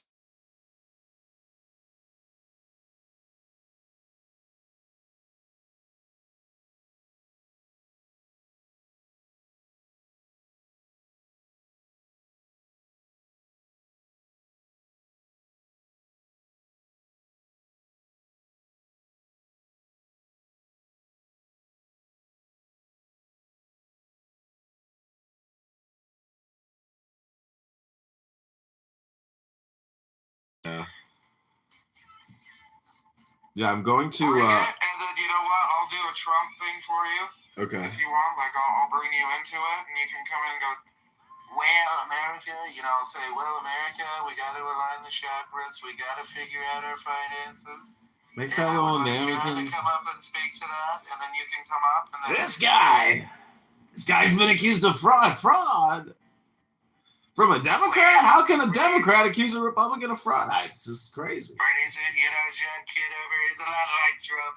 A lot like Trump. They don't want him to win. They were calling him the mini Trump of Chicago. You know what? You know how you win, John. You just gotta go to Israel and touch the wall. Oh, is that the secret? That's the sauce. Well, Lindsey Graham's done that about 100 times. On a serious note, though, Ben Shapiro, right? Yeah. That dude's little hat's getting bigger and bigger. Tell me I'm wrong. Like,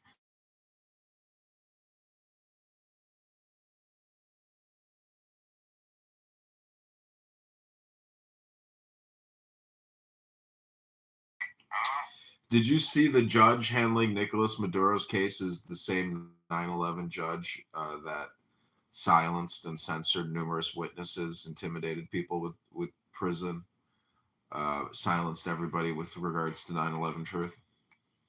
No, I didn't see. Yeah, look up who the judge is, who's presiding over the Maduro trial. It's all connected, my friends. The whole world is governed by Jerusalem. So Venezuela, the new president, it's going to be Marco Rubio. Little Marco's going to take it over. Dude, these people are so stupid. They're at Mar-a-Lago partying like rock stars, and they're sitting there watching football like a bunch of depressed people. Because you know why? Because they can't smoke weed. They can't, get liquored up and have fun. They got to be serious. The Venezuela thing, and respectfully, because there's people on both sides.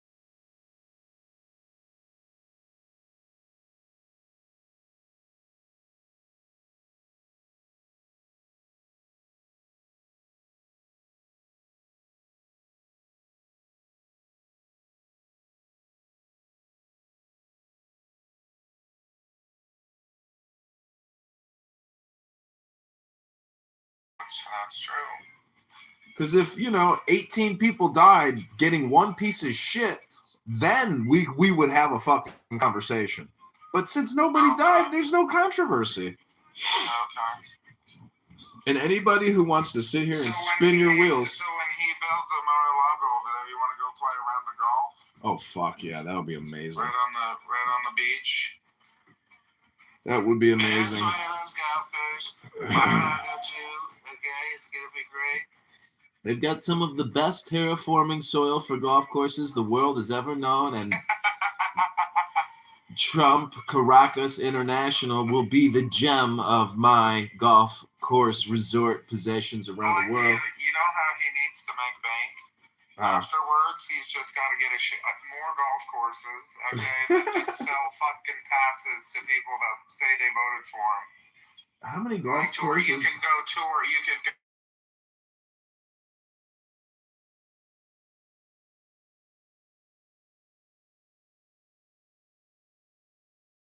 Everywhere.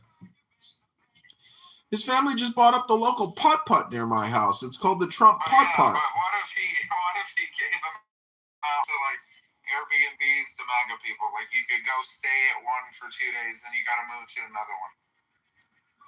I don't know. I mean, I hope you have a great new year. Never mind. Bad idea. Not good for business. Dude,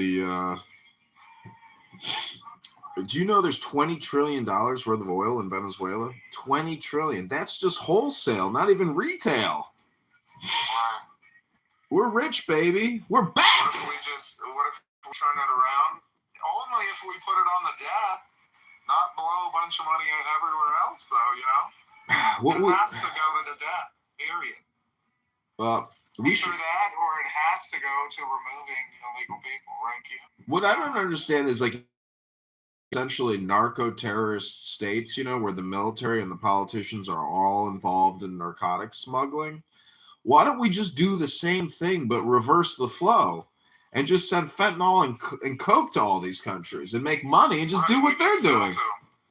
I mean, what's the deal with this moral police? I mean, why can't I go grow cannabis and cocoa plants in my backyard and just hire a bunch of slaves to manufacture it all and ship it around the world for me? Would you want them to be laid? They lie all the time, and they're always looking to slip their penis inside of you, even though they're incapable of orgasming. What the fuck? I smoke cigarettes. I'm not tranny. Well, if she smokes, she pokes. You know what I'm saying, Koala Man? That's retarded.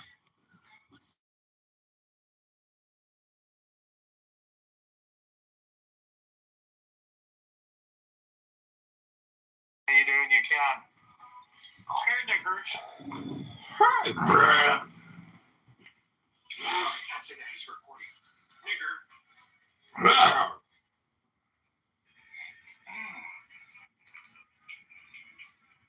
Israel's a conspiracy. I can't say that. So wait, I heard China's gonna fly into Taiwan and pull the same shit and arrest their president. That would never happen. Or you have no local standard to even point out anything you feel any country want to do anything. So Ukraine, you have no local standard to even talk about it. You need to side with this country. So it's okay. It's a fair play for everyone. Tomorrow, what Russia was asking, I don't want your NATO places here. And then you just support Ukraine. Well, you're saying, we don't want anyone in the Western Hemisphere taking the Venezuela.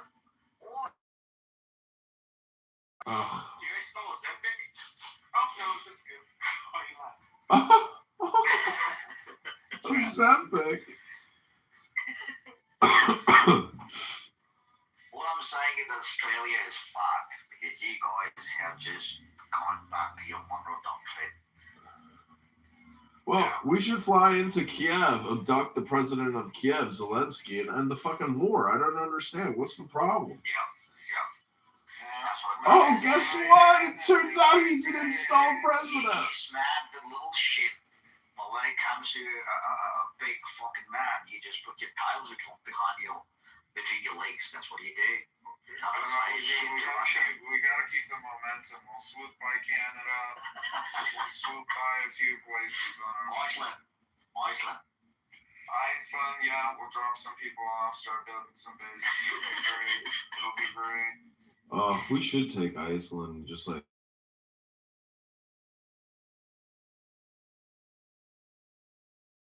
We wouldn't even need to take it, dude. All we would just be like is, look, we'll protect your people just like we did Puerto Rico, but we want this. And it's strategic in where it's at for Cuba's next. Trade routes. Cuba is probably coming up.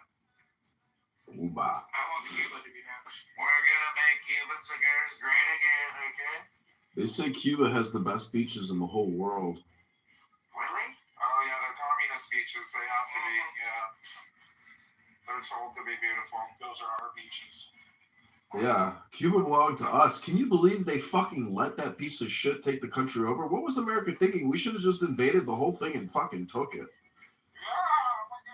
Fuck Fidel Castro, that disgusting piece of shit. We should have fucking murked him and took that place and opened up fucking Disneyland over there. We may as well pick up Trudeau. He's still retarded.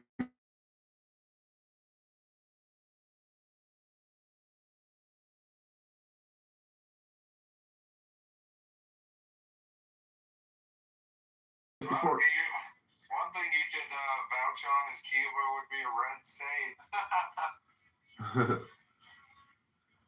That's true. And they would vote Republican every fucking time. They'd be like, me gusta todo trompeta. Don't need it. Don't need it. So if the Venezuelan currency has completely collapsed because everybody's anticipating the U.S. dollar becoming the standard currency in Venezuela, when it's basically already is, I think that they're going to issue in a cryptocurrency in the same way that Bukele in El Salvador, converted his whole country to Bitcoin. And the CIA controls the world. It's going to be very rich. It's going to be a very rich place. So are we. How many people live in Venezuela? Let's check.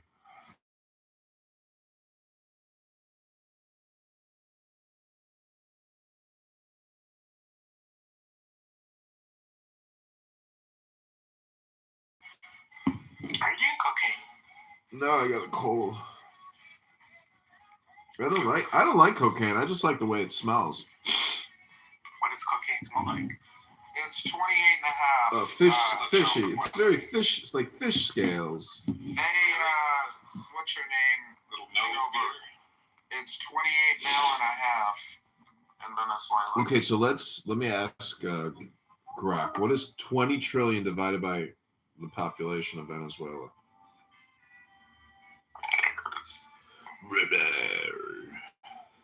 Hey, Grok, help me answer this question.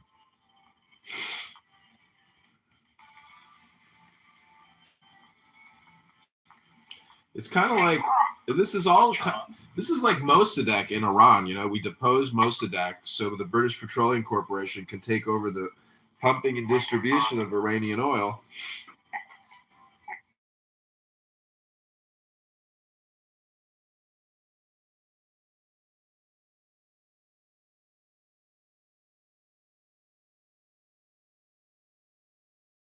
No, 25 years.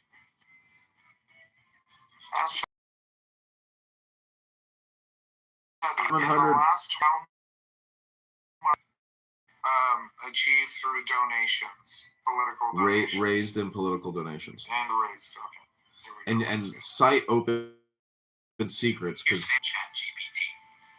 Okay, over the past 25 years, he's raised substantial funds for the blah, blah, blah. In 2015, he raised over $73 million from more than 1 million, averaging 27 a person. My 2019-2020 campaign had raised over $96 million from over 5 million donors. Woo! These figures highlight his ability to mobilize. Blah, blah, blah. Ooh! 735 million. That's what Grok says. That'd be an amazing interview question. You've raised 750 whatever million. What have you got from it? What have you done with your 750 million you raised, you socialist fuck? All right, keep that money safe. He gave us Mamdani. I love Madonna. So Erica, were you having marital problems with Charlie prior to his assassination? He was watching porn. Really? Between watching football every Shabbos? He never watched football. That's a lie. What are you talking about? He would come home. He would turn. Oh shit! What's your secret? I had a Oh shit! Kanye Kirk is here. Holy shit! Kanye Kirk. That's great. Oh my god. I'm gonna create a new profile called Kanye Kirk. Can I say I'm black, or would that be racist? Technically, you are a Jew. I'm a triracial. I'm not even bi. I'm tri.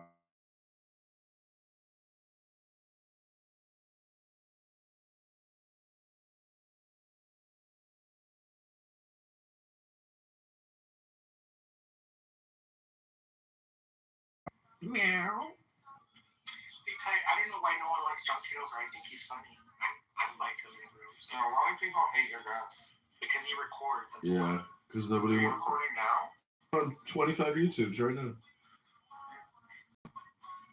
That's why if you say nigger, he gets clipped. I get nervous when people start saying it too loud. Oh, hit it, Erica. Somebody in the Philippines might hear He's it. like, well, you don't look at the black folks. Well, actually, I can do the audio, but I can't film them anymore because people complain and Google keeps striking me saying I'm violating what they call third-party content guidelines. And I claim I own the copyright because I'm sitting here recording it. You're using, you're coming from a different platform, that's why. Well, see, the whole thing is generated by complaint. And so if, like, I didn't tell people I was recording, my shit wouldn't get, there wouldn't be any complaint.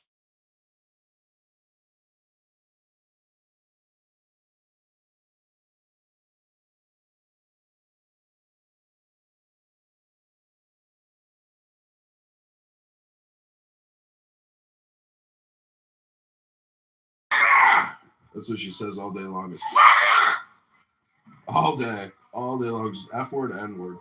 It's like, holy shit, bitch got F word, N word Tourette syndrome.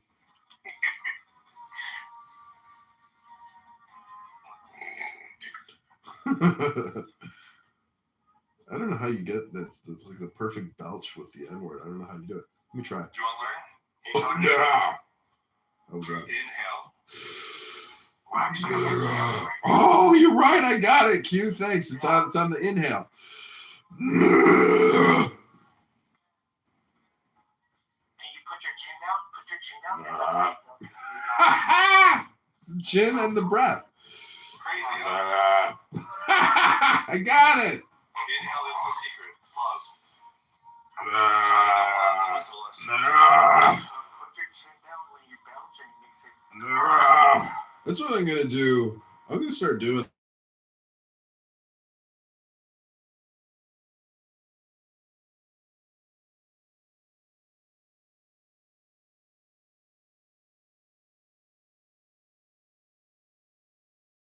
GPT and like screaming at me, and I'm just gonna go, no. Get the fuck out of my room. Get the fuck out of my room right now. Get the fuck out of my room. Click. Bye, bitch. No.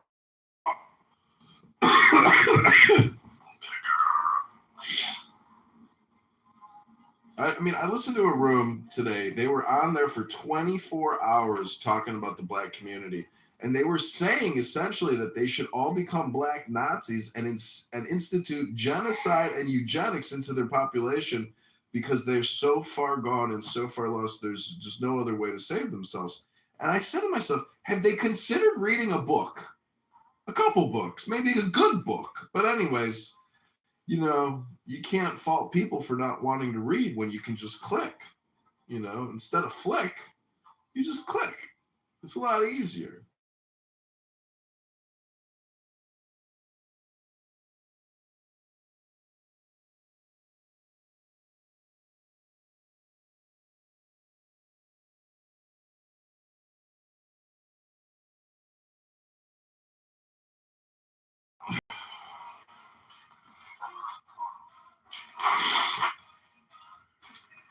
What a nigger.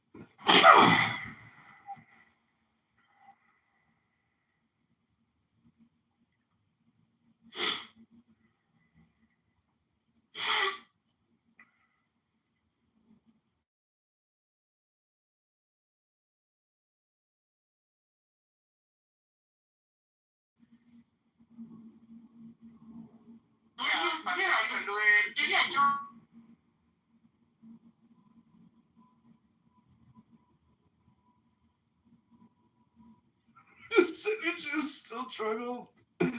Oh man, I'm gonna roast this fucking guy. This is my last fucking dinner. My last appetizer before I go to sleep. Synergist still struggle to interact. What's a synergist?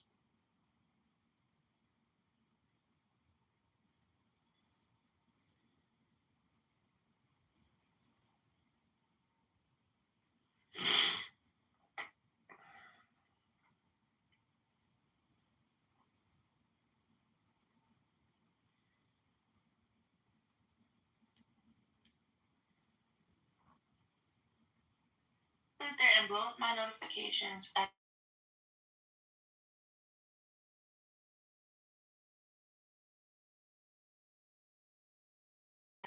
And then it says this tape shows. Yeah. So I first prepped it. I said, can you digest a book in a link if it's like a PDF file? It says right here, I cannot access or read files on your local computer based on the link. On your local computer. That's something saved on your hard drive. It can access the internet though. So what it did was, don't trust that. That's not what you can trust. You know what I'm going to do? What do you mean? Because I tested it by isn't trying to pull that up the a PDF? specific chart. Yeah. Isn't that the PDF that they loaded up? Yeah. Well, no. At Library of Agartha. Well, I won't stop you guys from what you want to do. Go ahead, do what you do. No, but I just try to put that link in there I'm with saving that PDF. I'm saving the whole book. But it's not going to be able to access your files on your computer. But if I can drag this into. Yeah. Okay, here we go. Let me see if this will work actually.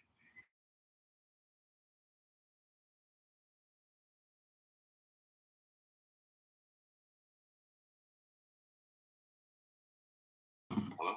Say that again, bro. Are you citing chapter 5? Yeah, he's gonna use the computer, the book or whatever. Chapter 5. Only chapter 5, right? Why would it make a difference? Because I'm putting the PDF in, and I'm gonna ask it to use the entirety of chapter 5. Yeah. Are you gonna say chapter 6 afterwards? No. Okay. There is no chapter 6. Right now, so put it in the back channel, AK?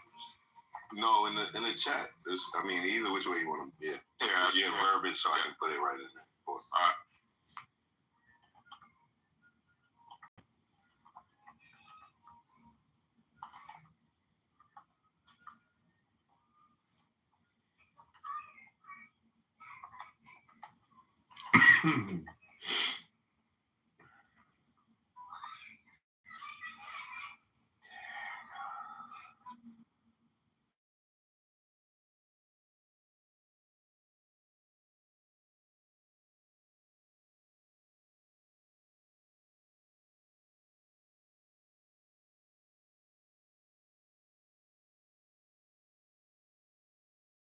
Oh, Lion, well, yo, as soon as Lion came off mute and I said, Lion, what you think about that nigga was out, nigga. Mr. Scripture was here. Jacobus is afraid of, you talking about Jacobus or Lion? Jacobus scared of Lion.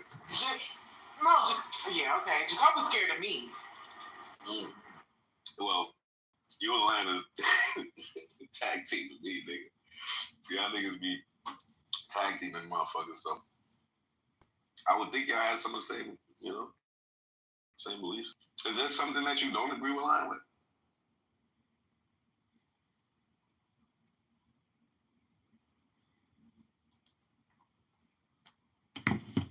When it comes to the tax.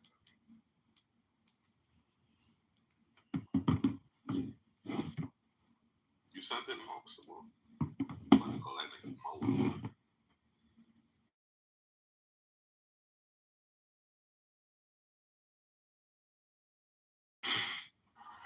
Oh shit, I'm on mute. I'm over here talking to you. What did you say?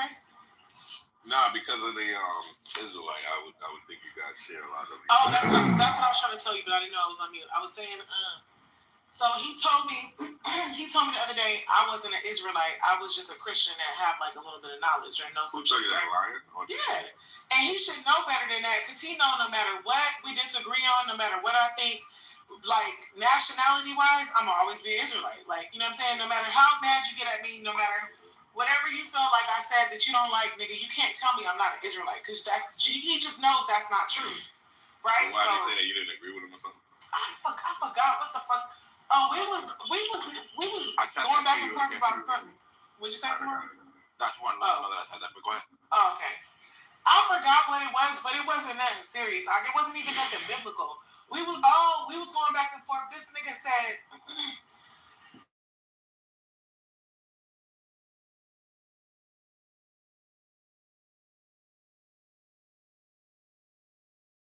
and I was like, men have a type, but that doesn't mean that women outside of their type aren't in the league.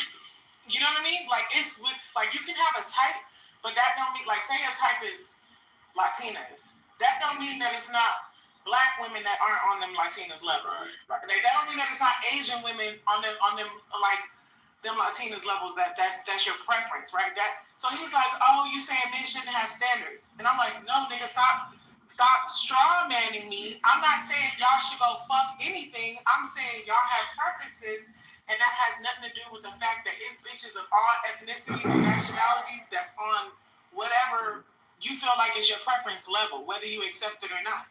And what we were really talking about was, I was saying, like, the dude who kind of sees beauty in all women and feel like any woman who meets the standard can get it is a man who loves women more than a nigga like only like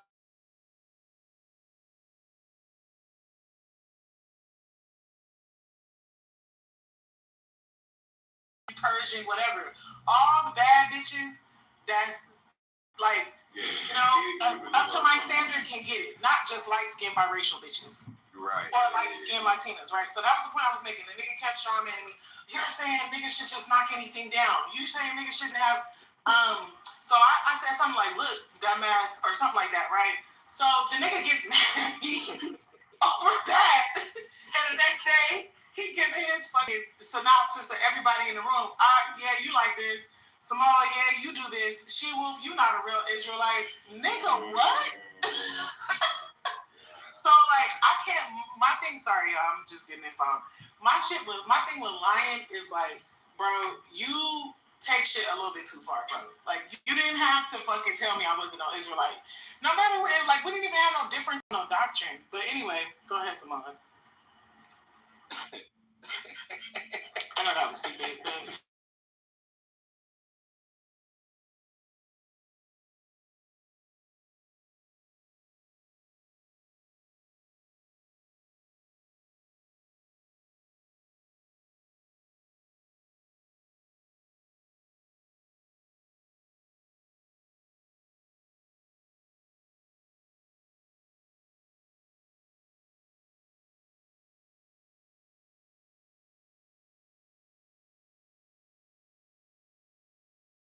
In motherfucking couple states. I'm pressing send some more. I'm putting it in my chat GPT right now. This is a good real world example of what Walton and McCagnall are talking about in interpreting straw man argumentation. Let's analyze it cleanly. Oh, you got it already? Yeah, I just put in exactly what you.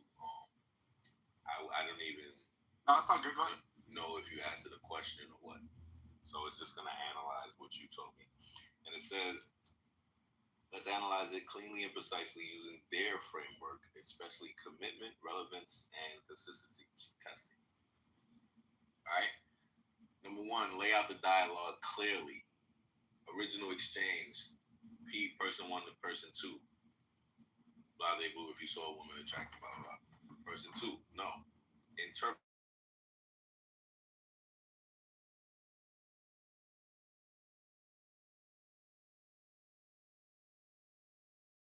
Maybe. Interpretive claim. It says P3. That's because you've been socially conditioned to prefer heterosexual. Yeah, that's person. Yep. Person one, person two, person three. Yeah. So I just. Because Matt's in here. I just did this whole thing right now. If you want to hear it. Yeah. We're right in the middle of his breakdown. Then we'll run to yours.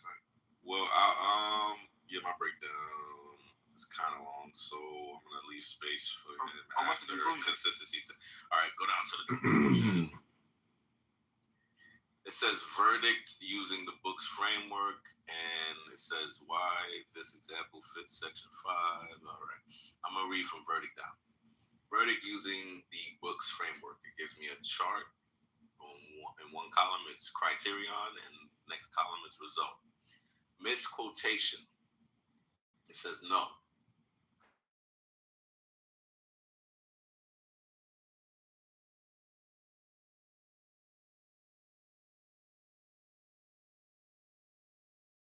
Critical move, yes.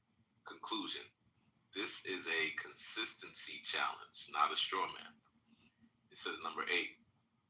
Why this example fits section 5.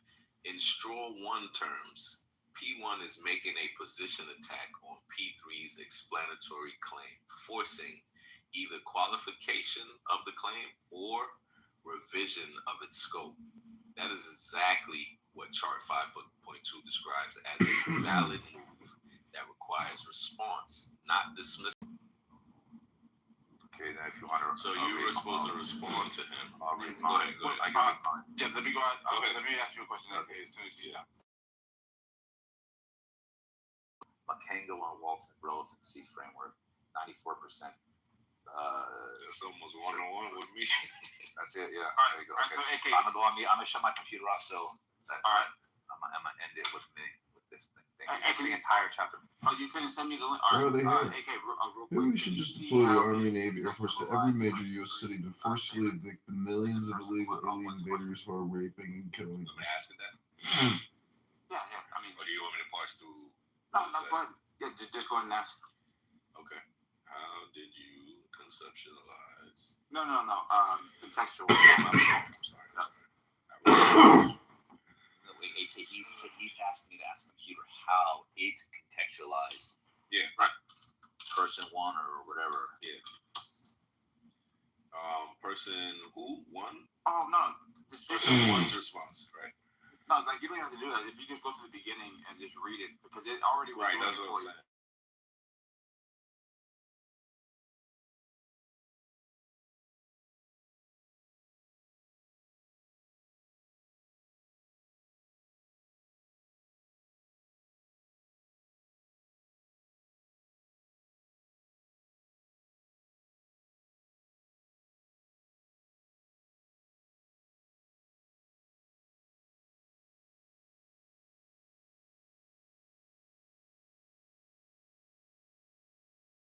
And it says, right under that, it says, this is not just commentary. It attributes a reason and a normative explanation to person 2's answer. Consistency check. Consistency test. Person 1 to person 3. If you saw a woman you were attracted to, minor. I'm just reading through everything. But it didn't say anything about like a narrow or like general. It didn't apply any of that? No, let's go down some. Let's see what person 3 actually committed to. Yes. Oh, there you go. Yeah, identifying the commitments, right? Person 3 actually committed to general There you go, right there. Attraction, rejection in scenario A is caused what's by wrong with you, social bro? conditioning rather than intrinsic. All right. So This is a theoretical claim, All not right, an opinion. Yeah. So can you tell me the exact wording that you put in? Exactly what you told me. All right. So it says hetero over homo, right? In what you sent me in the back channel. Yeah. It doesn't. Yeah. Conditions by society to prefer hetero over homo. All right. So then, can you say analyze this sentence? Person 3 is tethered to person 2. Narrow scope domain, hetero over homo. Analyze this sentence. I mean, as we're doing that, but now he used your wording, the entire chapter 5, and it didn't agree with you. Wait, hold on. So I'm saying right here that it got the context wrong in this here. Oh my God. So hey, it's like, AK, hold on real quick. It's like when you read this exact same column line, in yours, it said narrow scope.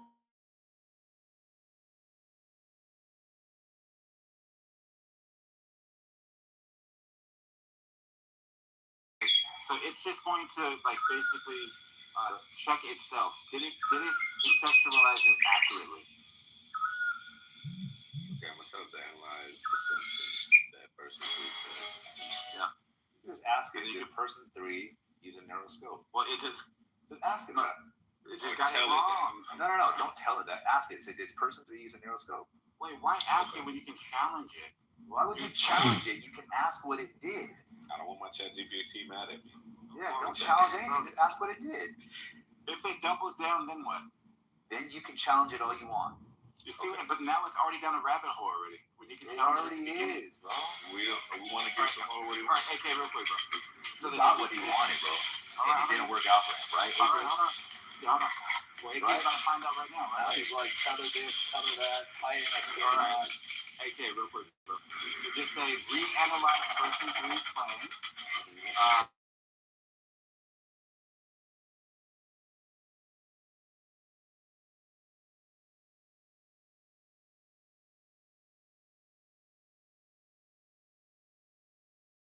Not if it's thinking that it wants you to do it. Person 3 is tethered to person 1.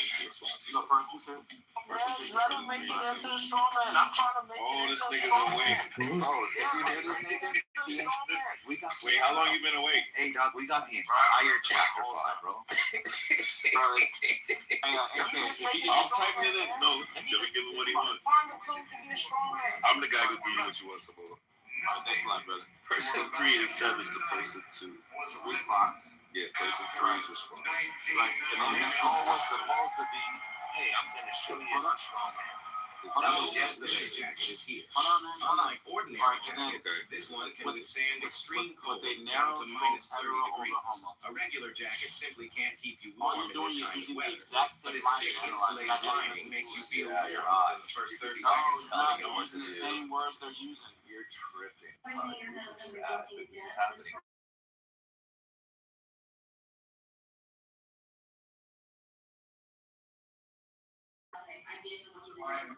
Reanalyze person 3's claim. Person 3's response is tethered to person 2's response with a narrow scope. Reanalyze person 3's claim. And then you gave me another sentence. You said person 3's response is tethered to person 2's response with a narrow scope of hetero over homo. That's good for you. Yep. I don't like that sentence structure. I mean, it's either going to reject it or it's going to switch it. Okay. It says good. That clarification does change the analysis, and you're right to focus on the scope tether. Let's reanalyze person 3's claim precisely using Walton and McGough. Okay, number one, restate person 3's claim accurately. With your clarification, person 3 is not making a broad.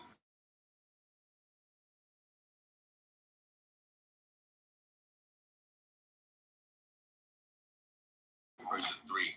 Person 2's no is explained by social conditioning and privileges, heterosexual or homosexual key features, blah, blah. Let me go down.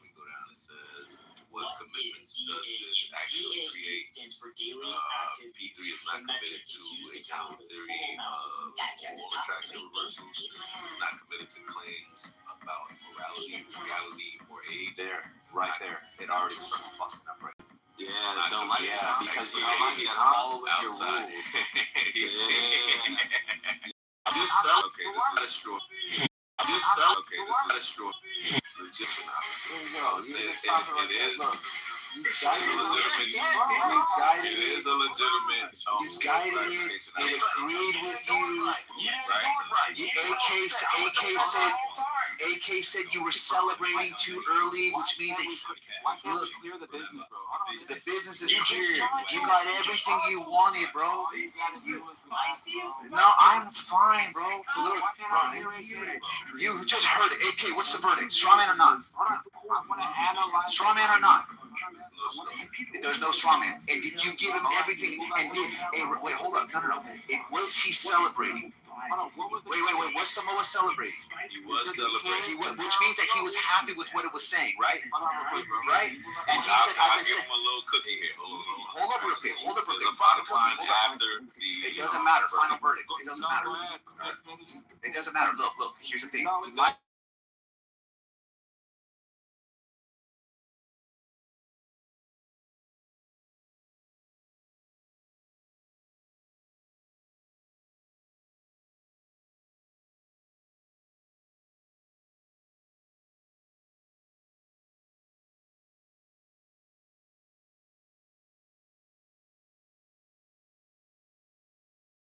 At the end, we put the entire chapter 5 in.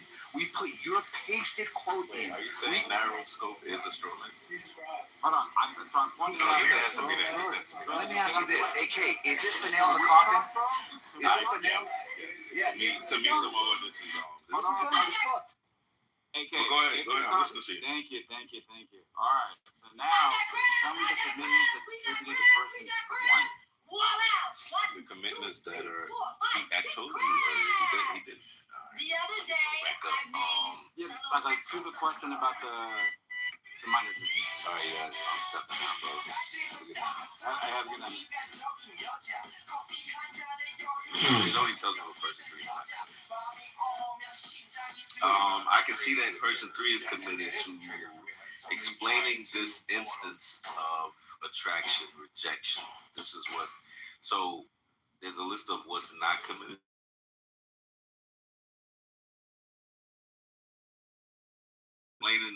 So person 3 is committed to explaining this instance of attraction, rejection. He's committed to framing the explanation within sexual orientation norms. Okay. Right? And he's committed to implying social conditioning is a sufficient explanation here. Okay. Right? So those are the commitments for 3. Yeah, so what about person 1's question? Person 1's question. This is the minor one.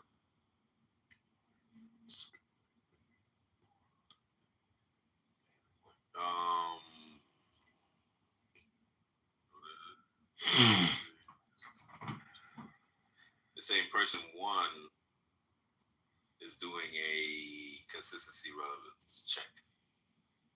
Right? It says the adjustment still hold when the okay. Does your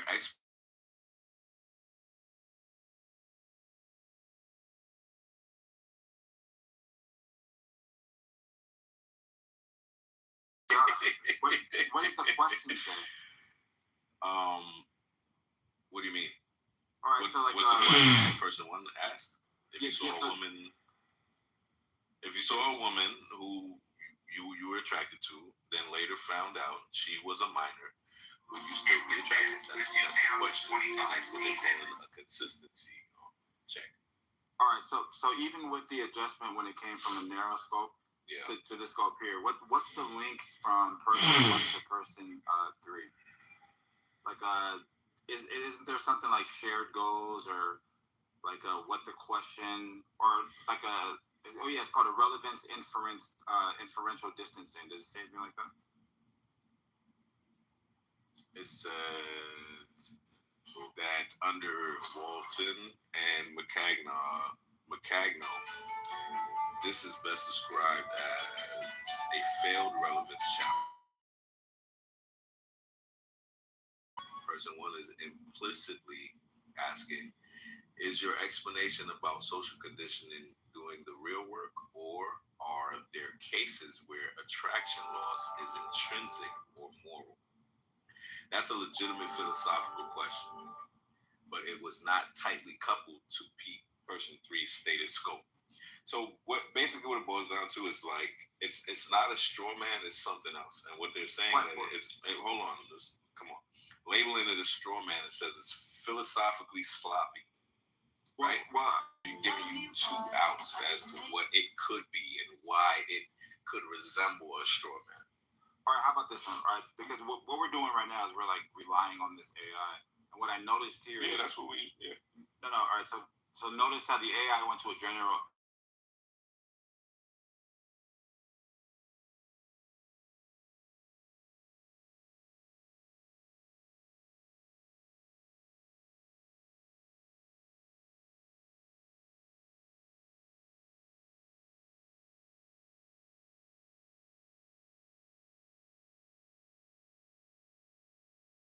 the way that you prompt it is by utilizing the letters and the words that are there and asking them, hey, you like what if you did right on this or focus on that. But it's like what's happening is like my thread is gonna get convoluted because after you told it to focus on this sentence and narrow scope, right?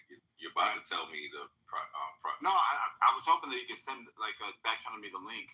Okay. And it doesn't give me your information and that. It just gives me the conclusion. But the reason why I'm asking for the link is you can see how. I give you the whole thread. No, it's it's all good.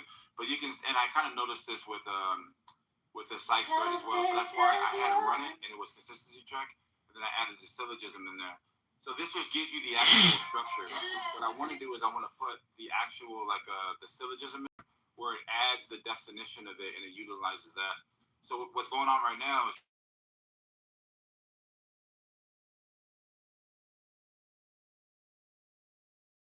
stuff like man, y'all done gave me a book about straw man.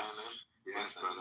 Y'all about to turn me into a monster. I'm telling you, bro. All you fuckers is trying to win arguments. I'm actually reading this. Now you know what is in a straw man. Listen. Samoa, what is in a straw man? I'm getting so good, bro. And look, I'm not even going to talk like I know for like another month and a half because I'm still stuck or commitment. Did you send it already? Yeah, did you send it already? I'm sending it. Hold on. All right. No, I mean look, like with all. I got things. Yeah, I'm gonna be pretty clear, bro. Like this method is, and this is when I use the term, and a lot of people hear it. When I use the term, you didn't read the book, bro. Why are you trying to bullshit us, bro? Like, why are you bullshitting us, bro? Like, you lied right in our face, bro. Like, why? Hey, you know what's crazy? This nigga's okay, baby. This nigga argued with Andrew because his chocolate chick put a battery in this nigga's back thinking intention was a requirement. And he doesn't feel embarrassed just believing some dumbass. And I'm over here trying to be a brother. Intention being a requirement for a straw man. Stupid shit. This nigga echoed it all day, right? And then that person came back and was like, anyways, I try to pull this nigga to the side, bro, one-on-one. I said, hey, man, let's read this together and we can run it. This nigga just sat back and let all these clowns trying to get him a win because this nigga's that desperate, bro. Like, don't you just want to be smarter? Like, who the fuck cares about a win? Don't you want to be smarter? Come on, bro. bro. Niggas kowtow these dumbasses that come on here, bro. You see what he's talking about? You see how he didn't talk about him finding the straw man? He wants to talk about irrelevant shit. I know exactly what the straw man is.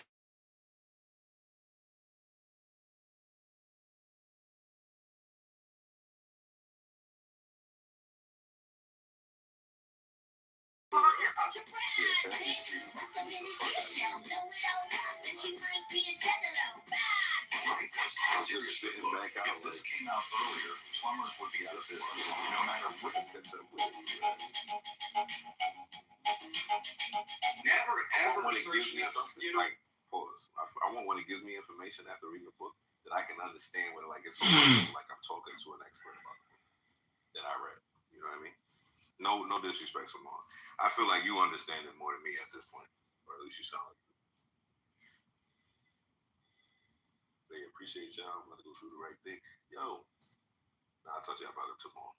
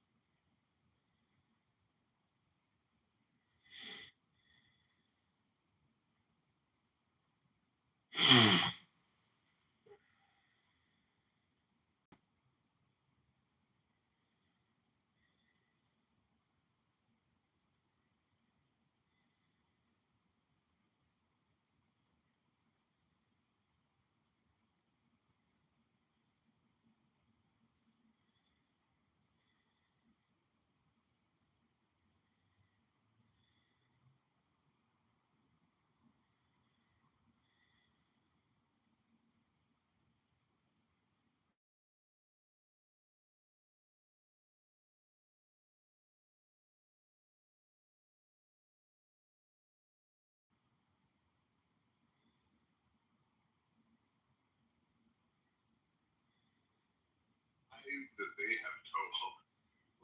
Lies. The perfect. Over a bitch having an asthma attack, niggas is not on the app no more. Like, anyway, so she had the asthma attack. We like, Beamer, why the fuck would you fuck with her when she already, down or whatever? Like, you trying to jump her? Fuck. Okay, so now it's just like beef. It's just beef being cooked everywhere, right? Fuck, man. Then Carolyn, being the centerpiece that she likes to be, That main character, thinking that she's the main character, constantly wanting attention, she says, remind you, we all fighting for the fact that we felt.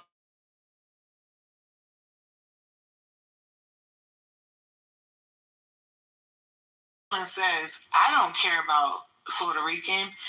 I'm like, what? Like, oh, I forgot a part. So Bima called Carolyn a bitch. She was like, bitch, shut the fuck up.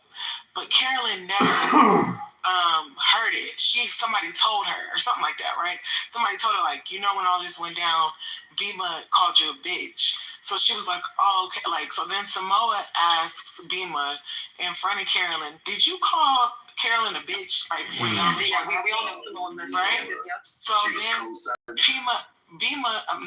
Carolyn was pretending like she was asleep, quiet in the room. But as soon as Beamer was like, yeah, I did call Carolyn a bitch. Carolyn was like, oh, for real? Bitch. Yeah, he's like, you call me a bitch. Okay, I got you, bitch. I'm very you type shit, right? So then, this shit's so stupid, bro. And then, this is stupid as fuck. It is. Did you read my PTR?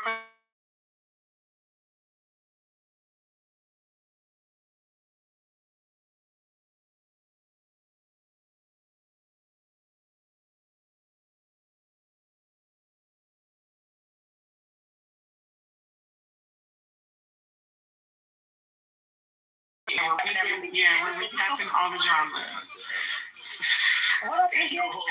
Actually, Incan is part of the drama. It got so deep. Puffman, it got so deep. Pockets and Incan are part of the drama. Everybody on this stage is part of it except for you and Rhea. Everybody on this stage. So then I'm like, the fuck, bitch, what are you talking about? You don't care about her. You would have just said it if it was anybody, And I'm like, what? You trying to make it seem like Kendall, get rid of your pig ticket, but don't lose the room. Kendall was my partner in crime, man. Kendall, it was me and Kendall opted up against the big three, and we fucking slayed a 3-headed dragon. Like, I'm sorry. Like, it was flawless. But anyway, what is Kendall doing in here? Oh shit, I forgot Kendall. Yeah, you don't remember? Yeah. I forgot. No, I really did. Lost his damn mind on me. I smoke weed. No, you're not coming up, Kendall. You're not coming up, Kendall. Not after how you spoke. What if he say sorry? Do you remember he was like, I'll come beat you up, bitch. I'll come beat you up, bitch. I'll come beat you and these stupid boys. I didn't hear that part, Pockets. He called you a bitch. You were there the whole fucking time. Don't do that to me, bro. Nah, I didn't even say I beat you up. I literally said you're abusive. You're like, I'll beat you, bitch. Bro, listen. Wait, you said he beats women. I said he's not abusive, and he was like, I'll bitch. Yeah. He's abusive, bro. All you can do was yelling at me, Kendall. I wasn't even there. I wasn't even there. Kendall, can you I don't want to hear this shit. No, I don't want to hear this shit. I don't. Throw me out. I'm not gonna throw you out. I'm not gonna throw you out. Throw me out, you white.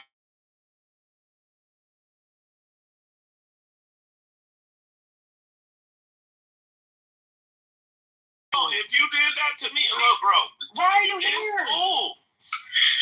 Why am I here? I'm like, but I don't give a fuck. Like, I didn't know this was your club. It's a I didn't know this was here. It's a You white bitch. I don't give a fuck about you. Bro? You pace queen. I don't give a fuck about you. You mad at me for something because I wasn't even there, bro. No, You yelling at me. I'm really mad at you because you a dumb robotic white bitch who get controlled by every other narrative. Okay. That's why. Yeah, I got you it. ain't got a mind of your own. You gravitate to the shit that's comfortable to you. No. And I don't give a fuck about you, bitch. Yeah, I got it. Suck dick. Okay, I will. Damn. Like, I'm telling you, bro. Like, this is the shit I wanted to leave in the hallways. Cause I don't do that shit. Like, yeah, I feel like Kendall was the damn mom. Let me tell Puffman was okay. So Puffman, all the shit that we went through over the past 2 weeks with these bitches bringing up my personal shit, but I'm bringing up like it was 2 weeks straight, right? Pockets disappeared after they tried to insert her into the drama, so she didn't know how fucking deep it got. She didn't know how deep it got. The bitch went to fucking Talking Apes. Yeah, I fucking for like a cool little minute. So she come back to the room last night, and she says something. What did you say that triggered him, Pockets? No, you guys were talking about Ashley, and I said, man, no one should be arguing with a retarded lady anyways at 4 a.m. No, you said something that triggered him, and it was something that you basically was saying you wasn't picking a side, you was in the middle or something like that. Oh no. Oh yeah, I said I don't owe you shit. That's what I said.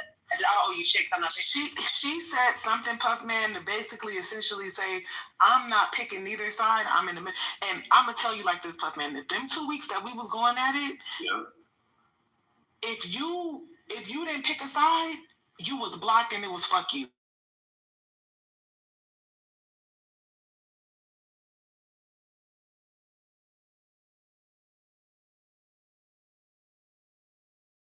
Fuck you, or if you was in the middle, it was fuck you. Was standing in the middle, and she didn't know that was standing with them, and the nigga crashed the fuck out on her, just like he did just now. Like he did now. Yes. Yeah, and what's crazy though, and to be honest, Puffman, she was pissing me off. But Pockets know I got a crush on her, and she didn't get away with shit. So, no, because listen, not that I want no. So, I'm gonna tell my side. I'm gonna tell my side real quick. Puffman, go ahead.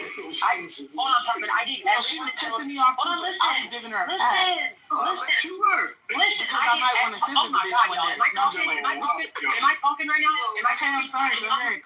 Yeah, am I talking? Because I gave everyone I gave everyone and showed them a warning. If anyone tries to come for me, I'm dipping for children. I'm not staying here. I'm not staying here to listen to this drama. I'm not staying here to be called out. I'm not staying here to be fucking blamed for no shit. I'm leaving. And I told everyone, if the same thing happens to you,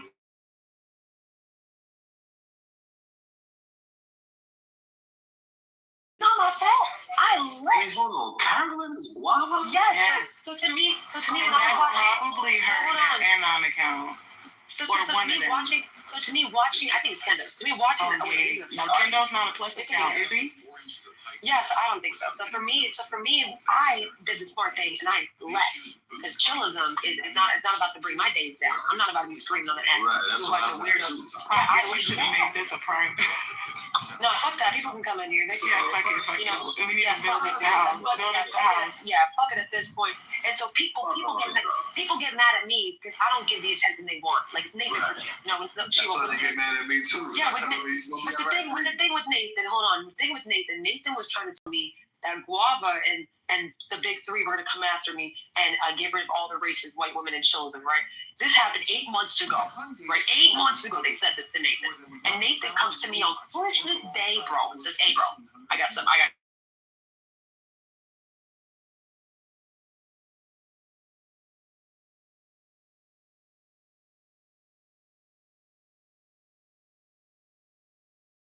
Yeah. Which is why she didn't know about all the shit Kendo was going through, and why Kendo was so mad. Yeah. When he felt like she was just kind of like still fucking with them. Yeah, but what had me lead chillism was the fact that Nathan trying to play both sides. Yeah, but the fact that me and Guava are not friends. We don't like each other. Guava called me a racist big at least 3 times a month. At least, bro. Once a week. He called me that. People thought we were friends. So when Nathan was telling me, oh, she's gonna come after you, I'm like, dude, I'm scared. It's racist. What the fuck is going on? This happened 8 months ago. Why are you telling me now? Like, it's obviously not that important to you. Obviously, you don't care about me. What the fuck is this? It was performance, right? So come the next day, Guava comes in, and I'm just like, hey, yo, you gonna run me out of chillism? And she's trying to say that Nathan never said it, that Nathan brought up the white person, so she said my name, and blah, blah, blah, blah. So I was like, you know what? I'm fucking out of here. Like, everyone's fighting, everyone's dissing their kids, everyone's dissing their dead spouses. It's all just, like, fucking nasty work in their up. Like, just nasty, nasty work. And you're right for all of this shit that's happened. People came after his kids, his family. But we've known Kendo for years. Pup, we've known him for years on this app. He's never stooped low. He's never stooped that low at people like that. Like, he's always kept his composure. I think chillism is making people lose their minds, honestly. Because Kendo was not the one to even play into that shit back in the day. I think this whole culture of chillism is making people crash out. And to me, it's just, Kendo is not the one to talk about nobody's kids or nobody's spouses or no. He told me that he would resurrect my dead mother from her ashes and fuck her in the mouth. And I had to screenshot of that shit in the chat. Like that was last night. No. That was like last week when I told him, I was like, Kendall, you're not the one to be talking about kids, even if they talk about yours. I was like, bro, that's not your character. And that's what I mean, Marcus. You wasn't around, and you was telling him he's not the one to talk about kids, but you didn't know that he was being purposely like extra to prove a point. Say overly egregious, disrespectful shit about other people's kids. But people cared that he said so. That's where it proved himself wrong. They started dissing him even more for it. Now they call him a pedophile in that room. So that's what nobody I said. believes that though. Yeah, I know, but that's what I meant. So like his character, obviously, that's not your character, bro. Like this ain't even this thing. And he actually said, when your daughter's 18, I'm gonna rape her. Yeah. So if you want to call him something, call him a rapist. Yeah, exactly. Well, what the fuck is going on? He was being extra. It was the truth. My ex-wife is finally being around. This is hilarious. Yeah. Who's your ex-wife? Yeah, this is so fucking. Oh my god. Are you being stalked right now, bro? In this room? I thought it was. Oh no, you're not. You told us everything. Hey, Ricky, let's run a game. Let's run a game while this is all happening. Let's run a game. Yeah, let's do it. But quick question. What are y'all about to play? Call of Duty mode. About to play COD.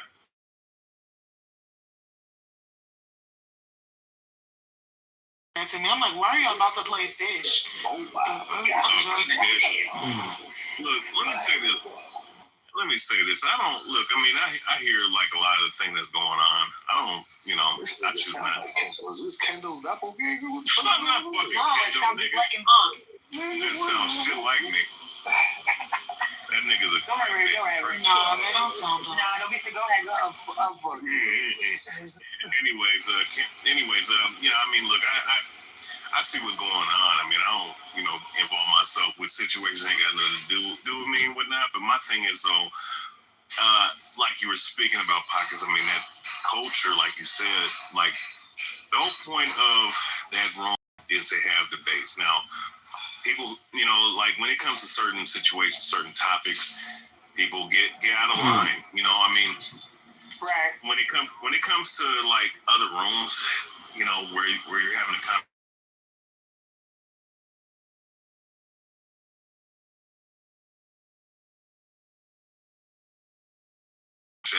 it doesn't go to that fucking link to where it just, someone turns into a complete demon. Like, I mean, like with certain people that I met before I even came up in that room a year ago. I never seen to name Cindy act like that before. You know what I mean? Puerto Rican. It's Mochi. Yeah, Mochi. I never seen that come out of her. And She-Wolf as well. I never seen She-Wolf at somebody like this either. When she passed up Guava, I was like, oh my god. She's telling all the Guava business.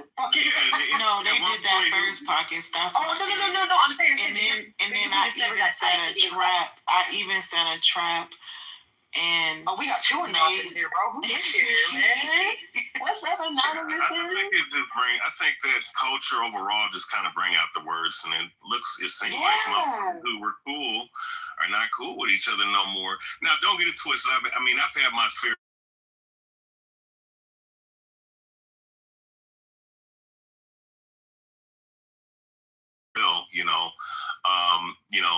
But I'm only doing it just because that's the nature of the room. But at the end of the day, like, when you start to hear people talk about, I'm gonna fuck your grandmother or fuck your mother, fuck you, dig up your, like, see, shit like that.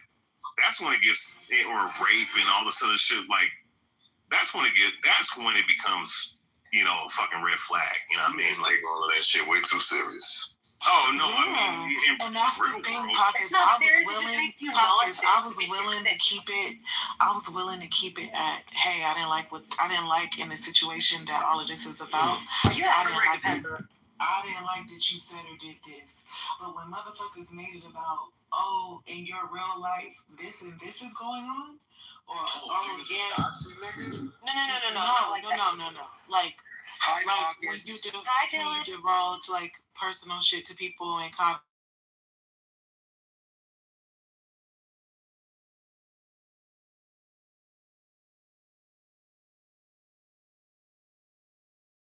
to keep the dispute at what we're talking about. Not remember you said blah blah blah blah blah. I'm not doing. I don't do all that. So when they kept doing that, Puff Man, like I like. And it was 3 against 1, by the way, Puff Man. It was 3 against 1. Actually, it was 3 against 2. That's what I'm saying. Kendall. Oh yeah, you and Kendall. Yeah. So like, I kind of just was like, okay, that's what we're doing. We're saying what we know about each other. That's fine, because I don't play that game. But if you want to play that game, I can play that game 10 times fucking better than you. Because like I say in there all the motherfucking time, I'm Josh Allen in this motherfucking bitch. That's a bad, girl. That's a bad. This is the main reason why I get off this app. Exactly, bro. I had to take a break, man. I can't even be in there anymore, dude. It's just, you hear the same shit over and over. Livelihood of my 4 children is the most important thing to me. And your mental health, man. Like, that's happening on here.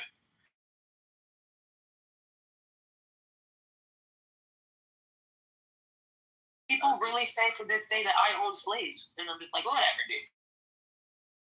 Like, you know, it's just shit. It just gets it's over repeating. You know, like they've been talking about the same shit in shows of 4 days. Isn't Black rich? Isn't that rich?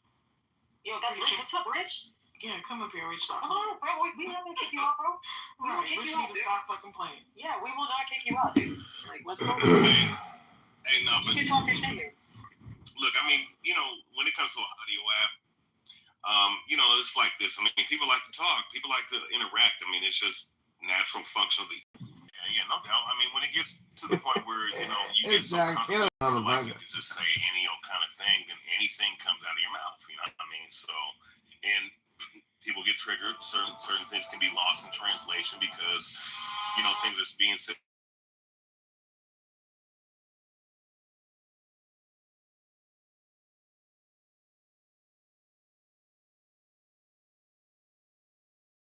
So, you know, that's the reason why people come on this app to do these things or to have these conversations. But at the same time, you know, when it gets too comfortable where things are being said that can be very offensive, you know, or even just straight up vile, right? That's when it's time to just say, fuck it, man. You know?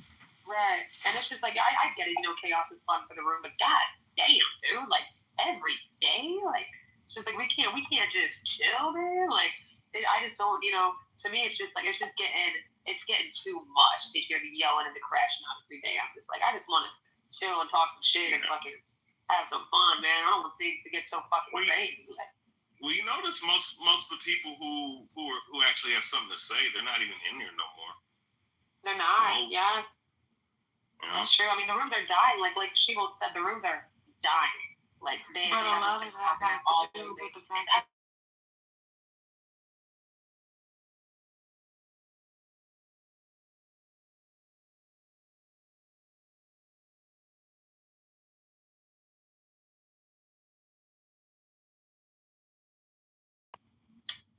Samoa, why does he keep bringing up the same topic about you know the age of consent? Age of consent for the last 2 months. Come up here. 2 months, man. What? I'm just tag up. I love you, bro. I'm just thinking. No, Ray, if you talking about the age, you talking about the age of consent thing, the article. Why is or the question that Nate asked? The nigga still, that's the straw man. That's the straw man. That's the straw man argument. The question that Nate asked about being attracted to an underage person, that's the straw man argument. Yeah, that's what they've been arguing forever. Yeah. To the point where the nigga was willing to give up $50 to keep talking about it.